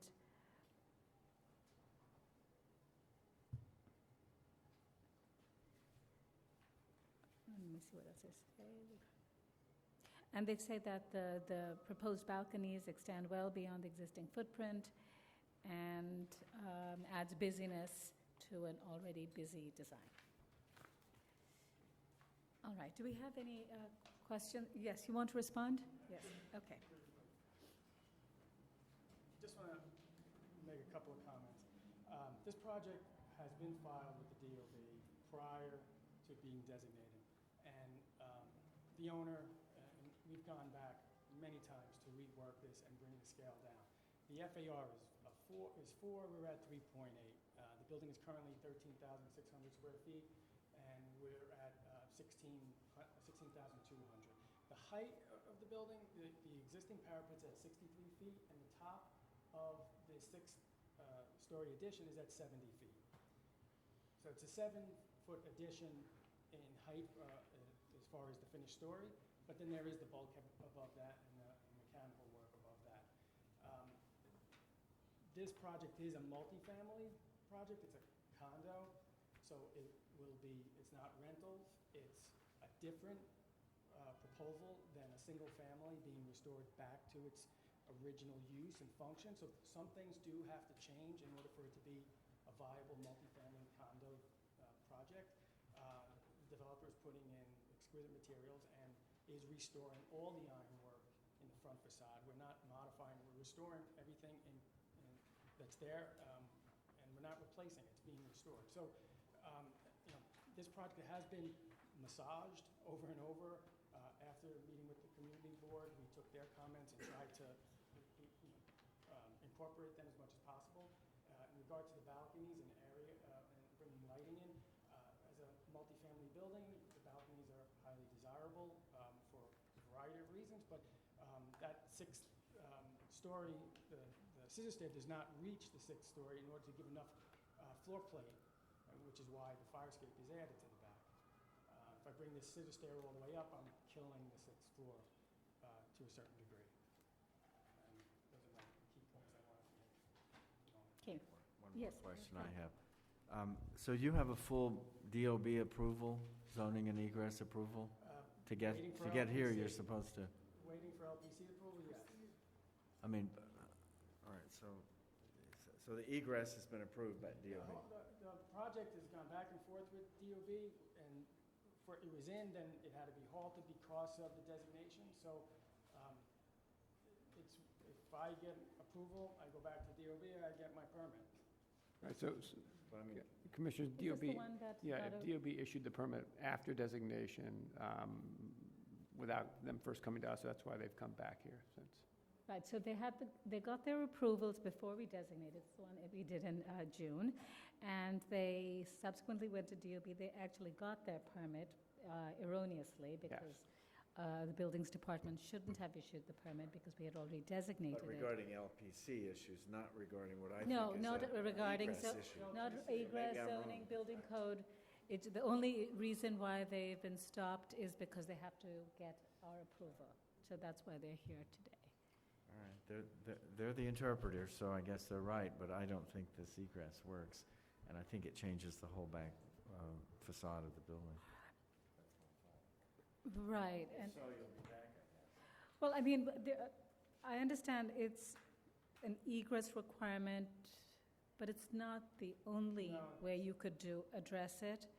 Right, the The- other floors are all receiving 2 modes of egress by means of the scissor stair. The scissor stair, So you are, okay, so you don't need this, do I you? only need it for the sixth.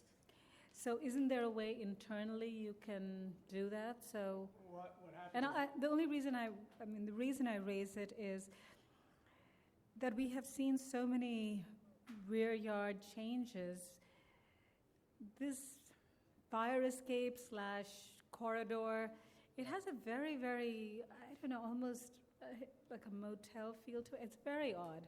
And And he said that you didn't take the scissor stair all the way to the top because you wanted to reduce the bulk, but I'm just wondering, there's no image of how bulky it would have been if it needed to be that? I do have the floor plans that I could show Because you. Yeah, to why don't have you that just show us that, what would it mean if you had to take the scissors stair? I mean, it would be something that we want to think of. All right, so these are the stairs coming in. You see them in the cellar and first level, and you can see second, third. Show us where people egress out onto the sidewalk. That's what I still don't get. One through the lobby and one where? So here you're coming back into the building through the community in the back, the community area in the back, and you have access to that stair. And then you get back to the first level and you're out the building.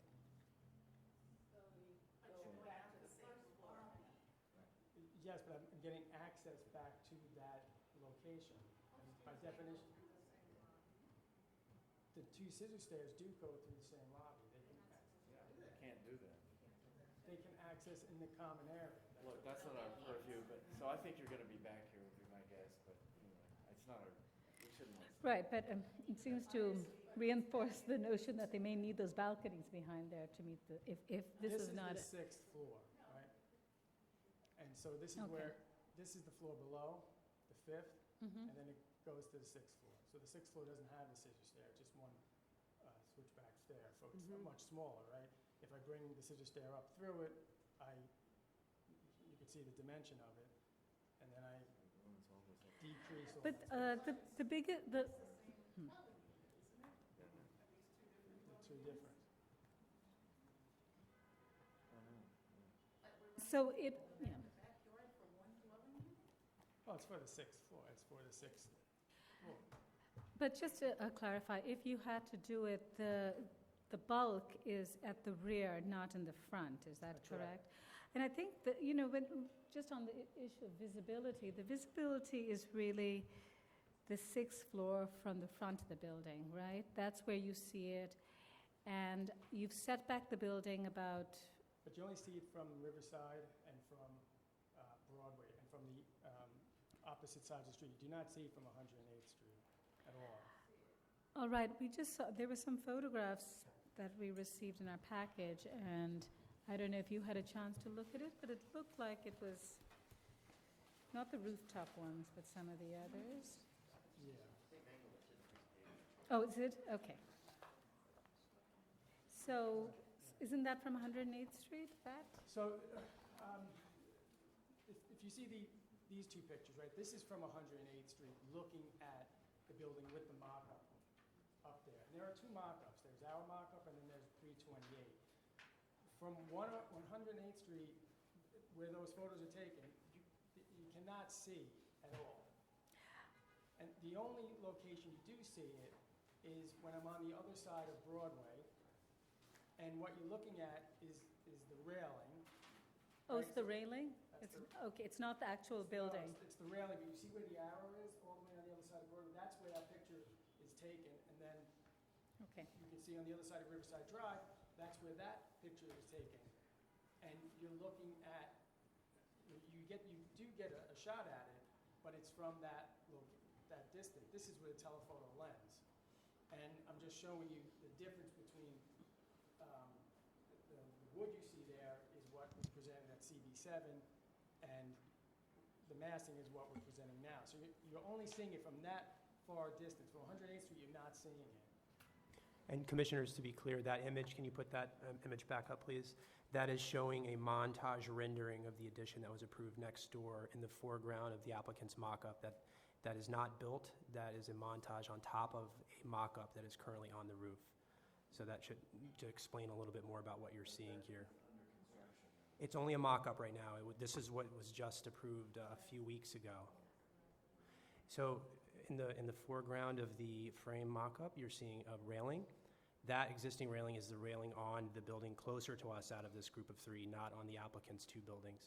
And it's screening part of what they're showing a mock-up of, which would be the railing on the roof of their sixth floor and perhaps a tiny bit of the top of that sixth floor. But in that previous one, didn't we make them drop, wasn't there a question of bulk for that building? Wasn't it a couple of weeks ago?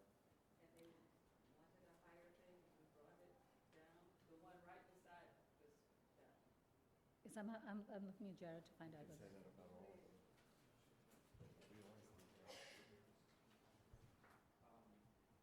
Yes, Mike.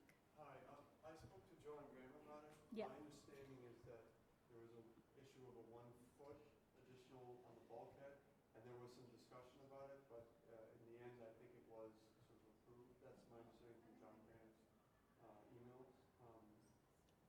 But it was a question of lowering it 1 foot. Okay, I didn't think that it was approved. What the All right, approval but ended it up... is but the mock-up we see over here, is that with the reduction or not with the reduction? No, this, well... Tell me what, No, I'm sorry, it's a little confusing. Can you tell me which one is your mock-up and which one is the adjacent mock-up? Or montage? Right, so... I'm quite confused. So Yeah, this Michael. view is from Riverside Drive. Okay. So the building closest to us is Yeah. not their building. This is 328. This is John Graham's project. Okay. Currently, this is not what's there. Right here is another mock-up. And they, using, a computer, they did a rendering of it Okay. to demonstrate how what we approve will end up masking Okay. a very small, most of their rooftop addition. And Okay. this is their two buildings right here. Okay, so that extension along, that's the railing, and then the wooden structure that we see, that's the Yeah, that, actual building face, is that correct? yes, but, right, and that is built 1 foot, 18 inches higher than it should be. That was what was presented at CB7, and we have put the massing and the rendering down where it should be. Commissioners, not to make this even more confusing, but I believe what you're seeing is the railing, right? The mock-up is your proposed railing. Where And- is the building face that, It's below it. oh, it's below it, we can't see it? Can't see it. Okay, And so now you're saying that mock-up is 1 foot 8 too high? So you won't, in fact, see You anything? won't see anything.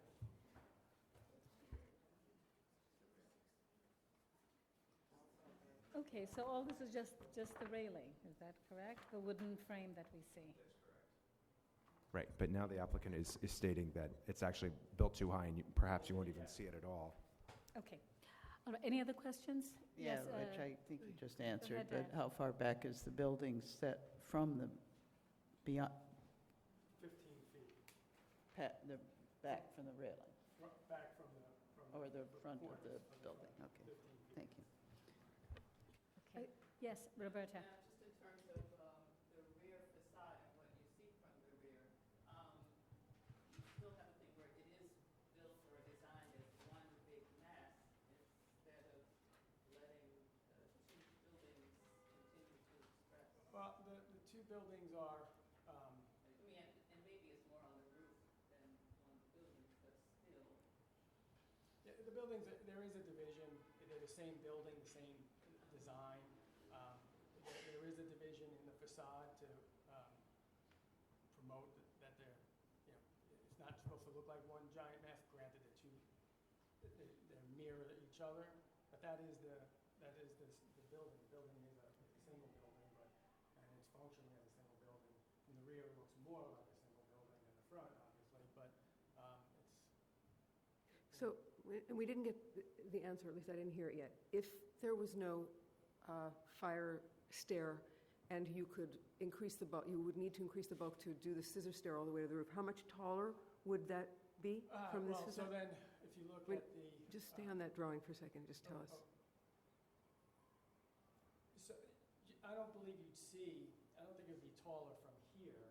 It'd be taller from the side of it, because right now I could slope that bulkhead because the stairs have come through. If the stair comes through, then I square off the bulkhead. Yeah, I think we should see that, right? I So mean, if look at without the stair. massing, you can see where the bulkhead is sloped Yep. here. Otherwise, then when I bring the stair up, it extends here and it goes straight up and it squares off. Uh-huh. That might be the That thing is to see. the salient point, that's the difference, really. Right.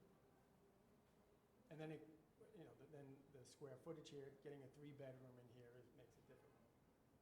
And again, it being a multifamily, it is functioning different than a single family. Right. And we're not bursting, going right to the FAR. been pared back quite significantly. Is that the only three-bedroom?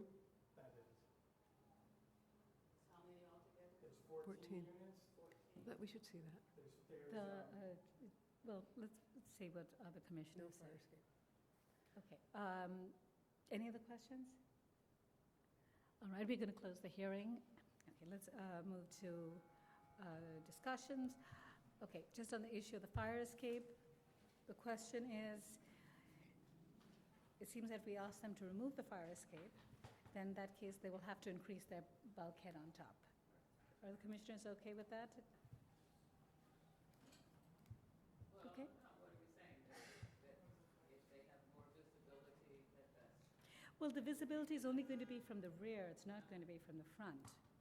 Oh, Because it's extending to the back. So, maybe. There's no way to do anything else internally to not have that opening.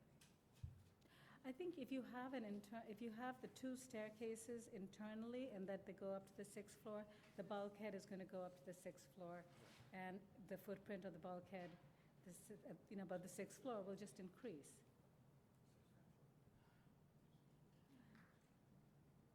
Is that worse than a really strange fireplace? I don't know. I think that if the bulkhead is towards the rear and not seen from the front and the public areas, then I think it may be okay. Me too. And so they'll be able to get their egress, and we won't have this very awkward set of fire escape / balconies / terraceways or. But the question is, can they still have balconies, Juliet or otherwise? Because I think I heard that was an important consideration. Well, then it's an appropriateness question. Right, that's what I'm asking. It has nothing to do with egress or. Right, well, it has, They wouldn't be that big. okay. I think yes. Balconies, maybe? If they're small, and I think what they were contemplated before, I mean, I don't have strong feelings about the balcony, but I do think that the way it's shown right now, the extended Correct. breezeways seem very awkward. Are we fine with that? So let me see. So the issue is the modifications. They'll work with staff. The modifications that they can, increase, take the egress to the top. Well, I'll have to give in a little bit, otherwise, I'm sympathetic because they've gone through their entire sort of DOB review. And it's a good thing that there are Right, 14 and- units being Right, added. I was going to comment on that. We've seen so many cases where, in fact, we have 14 units being converted to one, and now we have one converted to That's a good thing, 14 or two. It just allows that. And the interesting, I guess, challenge of that is when you have 14 units, you have to actually provide egress for the 14 units. So I think that since it's all at the rear, the visibility is just not on the public thoroughfare, and we can ask them to remove the balconies, breezeways, and just have smaller residential balconies at the rear. Does that seem fine? Work with staff on that? Excellent. Okay. We can close the hearing, and Kim?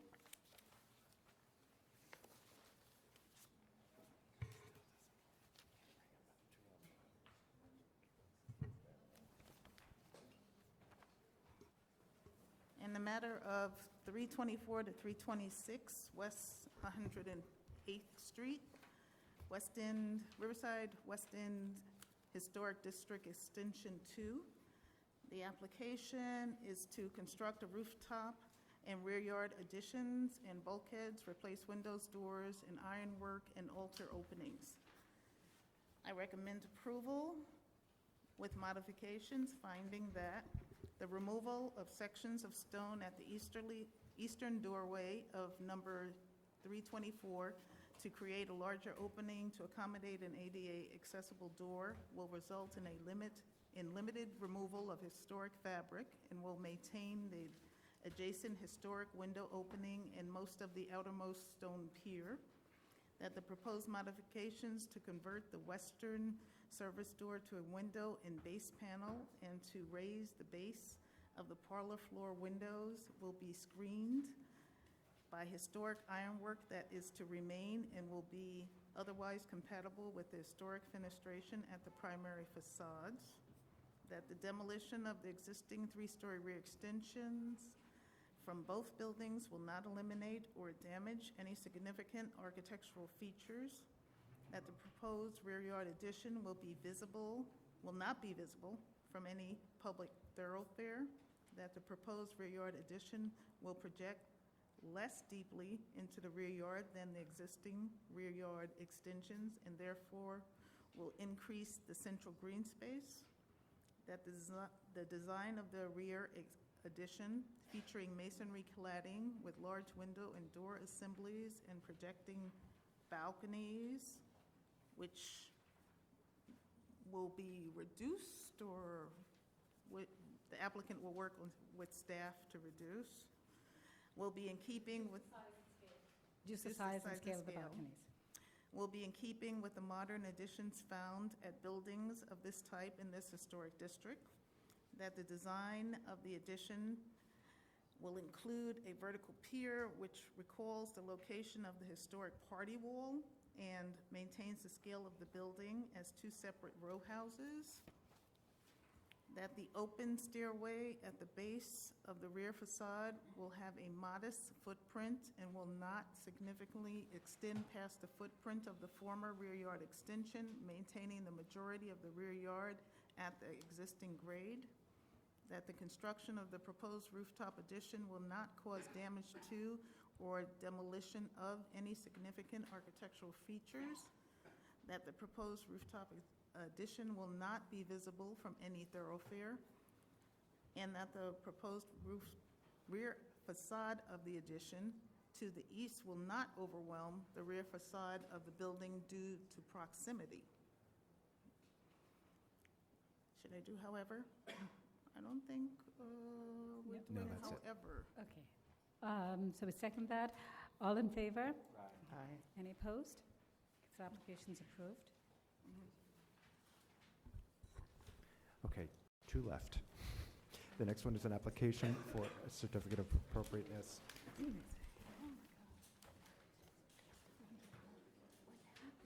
the Borough of Manhattan, it's docket number 17, 4002, 320 West 101st Street, located within the Riverside West End Historic District Extension 2. This is a Beaux-Arts-style row house designed by George F. Pelham and built in 1900-1901. The application is to construct a rear yard addition and rooftop bulkhead and modify masonry openings. Okay, good afternoon, Commissioners. Karina Bishop, Preservation Staff. This is 320 West 101st Street, located in the Riverside West End Historic District Extension 2.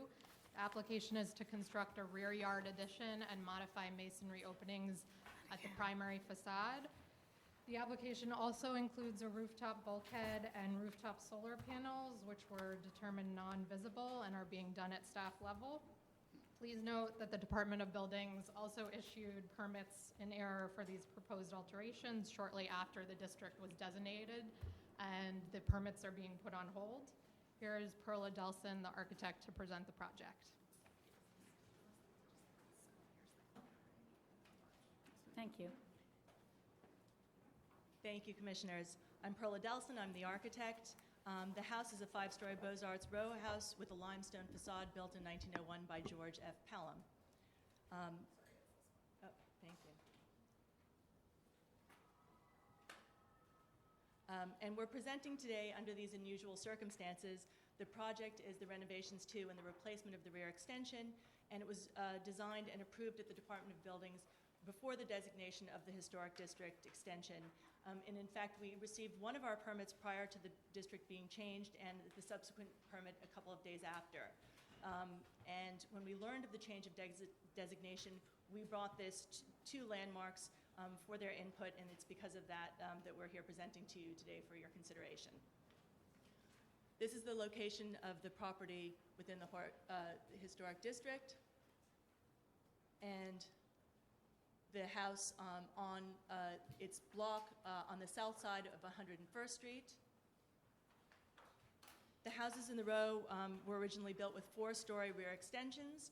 We propose replacing the existing deep extension with a full-width 4-story extension that is shallower than the existing one, and this will make the rear yard a compliant 30-foot rear yard and will increase the amount of green space within the donut. Here's the proposed massing of the extension, which is 4-story like its immediate neighbors, and we are also slightly enlarging the bulkhead. And as Karina mentioned, none of the new construction is visible from the street or public ways. On the front facade, we are replacing the windows and will be matching the historic double-hung wood windows. We did some archaeology which revealed that the original paint color was black, which we'll be matching. At the second floor, we are preserving the stained glass transoms. The stone will be cleaned and repaired. And the only change to the masonry openings at the front facade is to remove the existing cellar to remove the existing cellar hatch gate and modify that opening to match the adjacent window. And infill that with stone to match. Here's the house within its row. 6 other facades along the row have been substantially altered from removal of the stained glass windows at several houses, including 326, alterations and the removal of the stoop at 330 and 332, and most significantly, the removal of the cellar access gate and replacement with windows at 310, 312, and our neighbor at 318. This is the existing condition of the rear facade.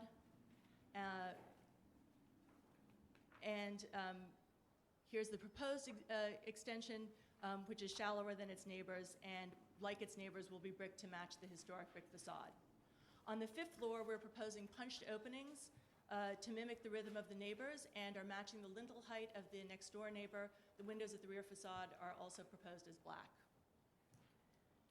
Here's the tax photo of the house and its condition today. The tax photo of the next door neighbor, where you can see the former cellar access door, and its current condition where that's been modified as a window. Likewise, the tax photos at 310, 312, where you can see the original cellar access gates, and the modification here, where this is the one at 310 and this is at 312. We're proposing matching the head height of the adjacent window as was done at 310. This is that existing gate, which has been modified over time, and a view to with it open to the dangerously steep cellar access. Here's the rear facade of the building, and as you can see, there have been several changes to the masonry openings and to the brick over time. At the second floor, there's an existing stained glass transom. The next door neighbor does not have a transom, and there's no other stained glass visible at the building rear facades from our vantage point on our side of the block. And in fact, there's some variation to the windows, like this bay with ganged windows nearby. There are a number of different extensions. Some are taller and some deeper. Here's a 6-story rear extension and roof addition, and a 5-story extension within the donut. Almost directly across the donut is a deep, full-width extension with enlarged window openings, which has a 6-story rooftop addition, and a few houses down, there's a 5th-story addition. And that concludes our presentation, and we look forward to your consideration. Thank you. Are there questions for the applicant? Any questions? All right, why don't we take testimony? Kelly Carroll? I'm not speaking. Okay. Sean Crisandi? Sean Crisandi. Good afternoon, Commissioners. Sean Crisandi for Landmark West. Our Certificate of Appropriateness Committee finds the design for 320 West 101st Street to be largely appropriate. The facade will be cleaned and restored, and the proposed materials are true to the structure. While we typically advocate for retention of a rear yard dogleg, in this instance, our committee finds that the altered state and the limitations of the 17-foot wide lot make this massing acceptable. Some members question the angle of the proposed rooftop solar collectors, which will seemingly be impaired by the proposed new bulkhead, but in general, there were very few concerns. The committee did, however, home in on the second floor rear facade. While the photos are obscured by a tree and selective camera angles, drawing LPC 107 readily shows a special transom window here. The applicant's proposal exhibits an affinity for glass, especially at the rear facade. Our committee believes the special window could be reincorporated as a potential means of ventilation for the replacement rear facade, which is now proposed to be at least 84% glass. Thank you. Okay, thank you. Are there any more speakers?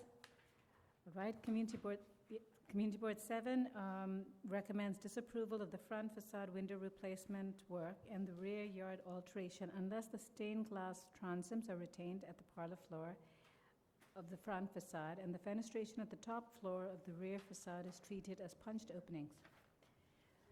All right, do you want to respond to that? Yes. We've made those adjustments. You've made those adjustments for that. They were recommended by Community Board 7. Okay, so both those issues. Okay, good. Any other questions for the applicant? Okay, we can close the hearing. All right, comments?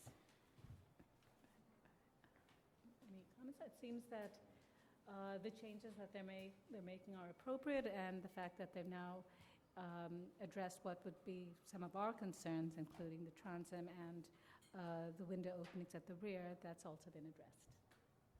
Okay, good. So we can move to decision. Michael?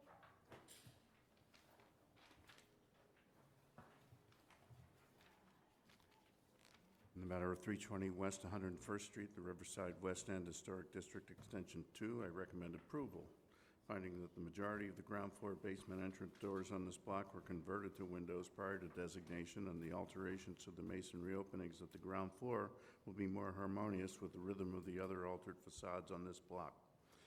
That the proposed limestone cladding, punched window openings, and architectural detailing at the ground floor are in keeping with materials palette and design details of the building. That the demolition of the existing three-story rear L will not eliminate or damage any significant features.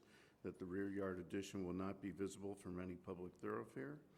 That the rear yard addition will not project into the rear yard further than the historic rear yard extensions within this block, and therefore will not further diminish the central green space. That the rear addition will not rise to the full height of the building, thereby preserving a sense of the building's original volume. That the design and materiality of the rear addition, featuring multi-light window openings and brick cladding, will maintain the building's residential character. That the punched window openings at the top floor and the spandrel panel dividing the large window on the basement and parlor floors will maintain the scale and character of the building as an individual row house. And that the multi-light windows at the rear yard addition will recall the large openings at the front facade. Yes. Second, all in favor? Aye. Any opposed? This application is approved. Okay, Commissioners, last item, item 20, an application for a certificate of appropriateness in the Borough of Manhattan, docket number 175110. This is 706 Madison Avenue, located within the Upper East Side Historic District. This is a neo-federal style building designed by Merwin Schrady and built in 1940. A neo-federal style bank building designed by Frank Easton Newman and built in 1921, and an empty lot with a brick wall. The application is to replace the sidewalk.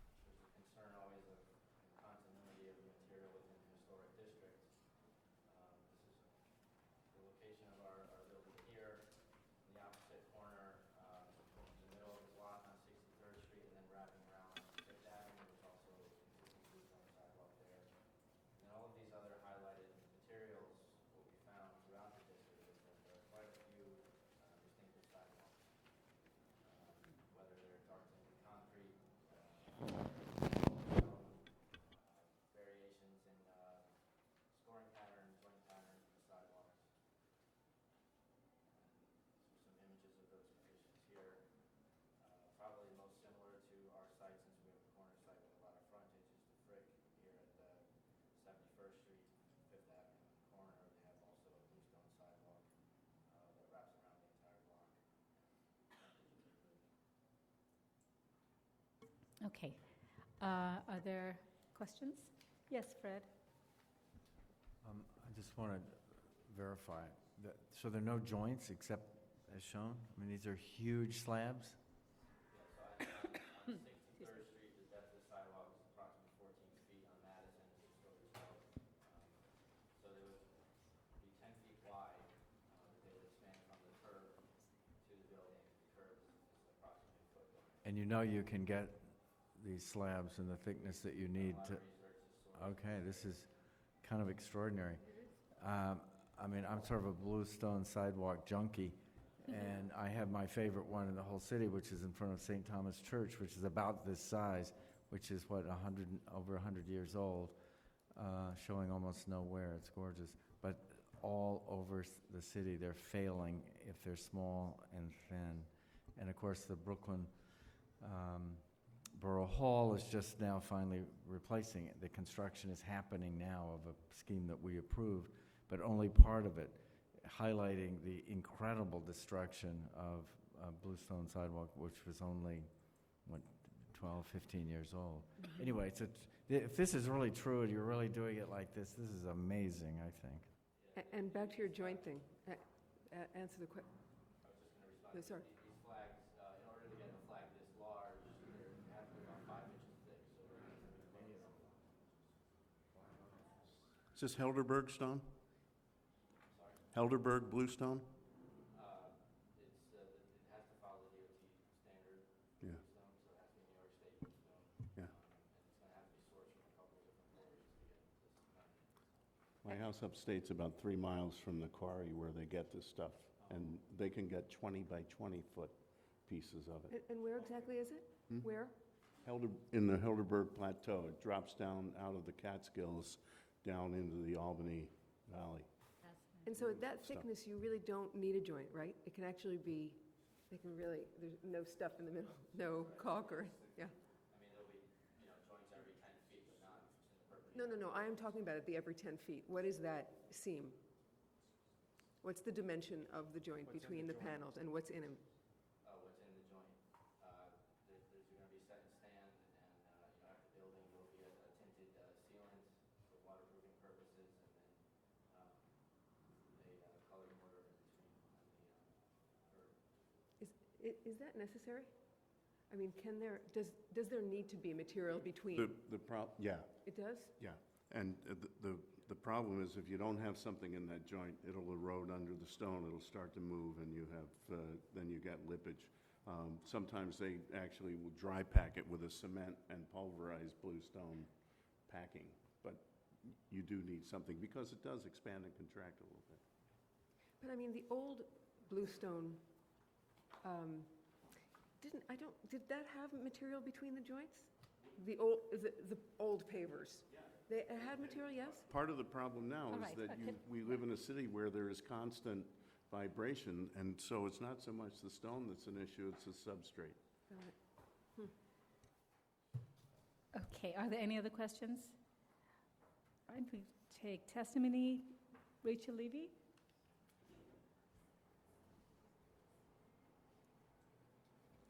Rachel Levy, Friends of the Upper East Side Historic Districts.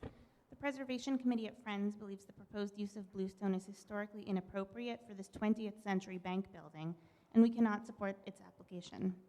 We ask the Commission to work with the applicant to devise a more appropriate sidewalk material. Thank you. All right. Community Board 8 recommends approval of this proposal. All right. Are there any questions for the applicant? Just a quick question. Yes. You were mentioning standard DOT width. Is the curb cut the standard DOT width? Sorry, The curb cut for the handicap. Is is that the standard DOT width? Yeah, the DOT standard detail. We actually have an active application with DOT currently, so we've met with them and worked out some of the details with them before coming to you. Okay. All right. Any other questions? Okay. In that case, we can close the hearing. All right. Comments? Questions? Yeah, I think it's fine too. I think just as a counterpoint to the comment we heard right now about it being inappropriate, it seems that the applicant actually did the study, and they showed that within the historic district, you have found bluestones and other kinds of sort of variations in sidewalks. So it's not completely out of context or incongruent to the historic districts, because there are other examples of bluestone. Well, those are distinctive sidewalks that they were showing, not just bluestone. I mean, I think by definition, there's almost nothing that's inappropriate ever in New York City about a bluestone sidewalk. Right, okay. And it's, yes, you did say, you started by saying that you're a bluestone fan, a junkie. And So it says, you have a bias, yeah, I'm just joking. whose is this? Who's sponsoring this? Who's sponsoring this? It's probably the owner of the building. It is the owner of the building. Is it? Okay, any other? Should be commended for this. I mean, it's, I loved bluestones. Because he's a bluestone. Fred, we're going to make you read it. I can do it. Where is it? It's This the is a last one, right? Big fan. I have to calm down, though. I have to just read it Yeah, without... I know. Okay. In the matter of 706 Madison Avenue in the Upper East Side Historic District, the application is to replace the sidewalk. I recommend approval, noting that the concrete sidewalk to be removed is not a significant feature of the building or district, that although concrete sidewalks are the predominant paving material in front of buildings constructed or largely reconstructed in the 20th century, in this historic district, there is some remaining bluestone at the earlier row houses and some distinctive paving throughout the district, including bluestone at some 20th century apartment buildings, and that the presence of bluestone at this sidewalk will relate to these discrete installations found elsewhere in the district, and that therefore the proposed work will be harmonious with the building and streetscape. All in favor? Aye. Any opposed? Okay, this application's approved.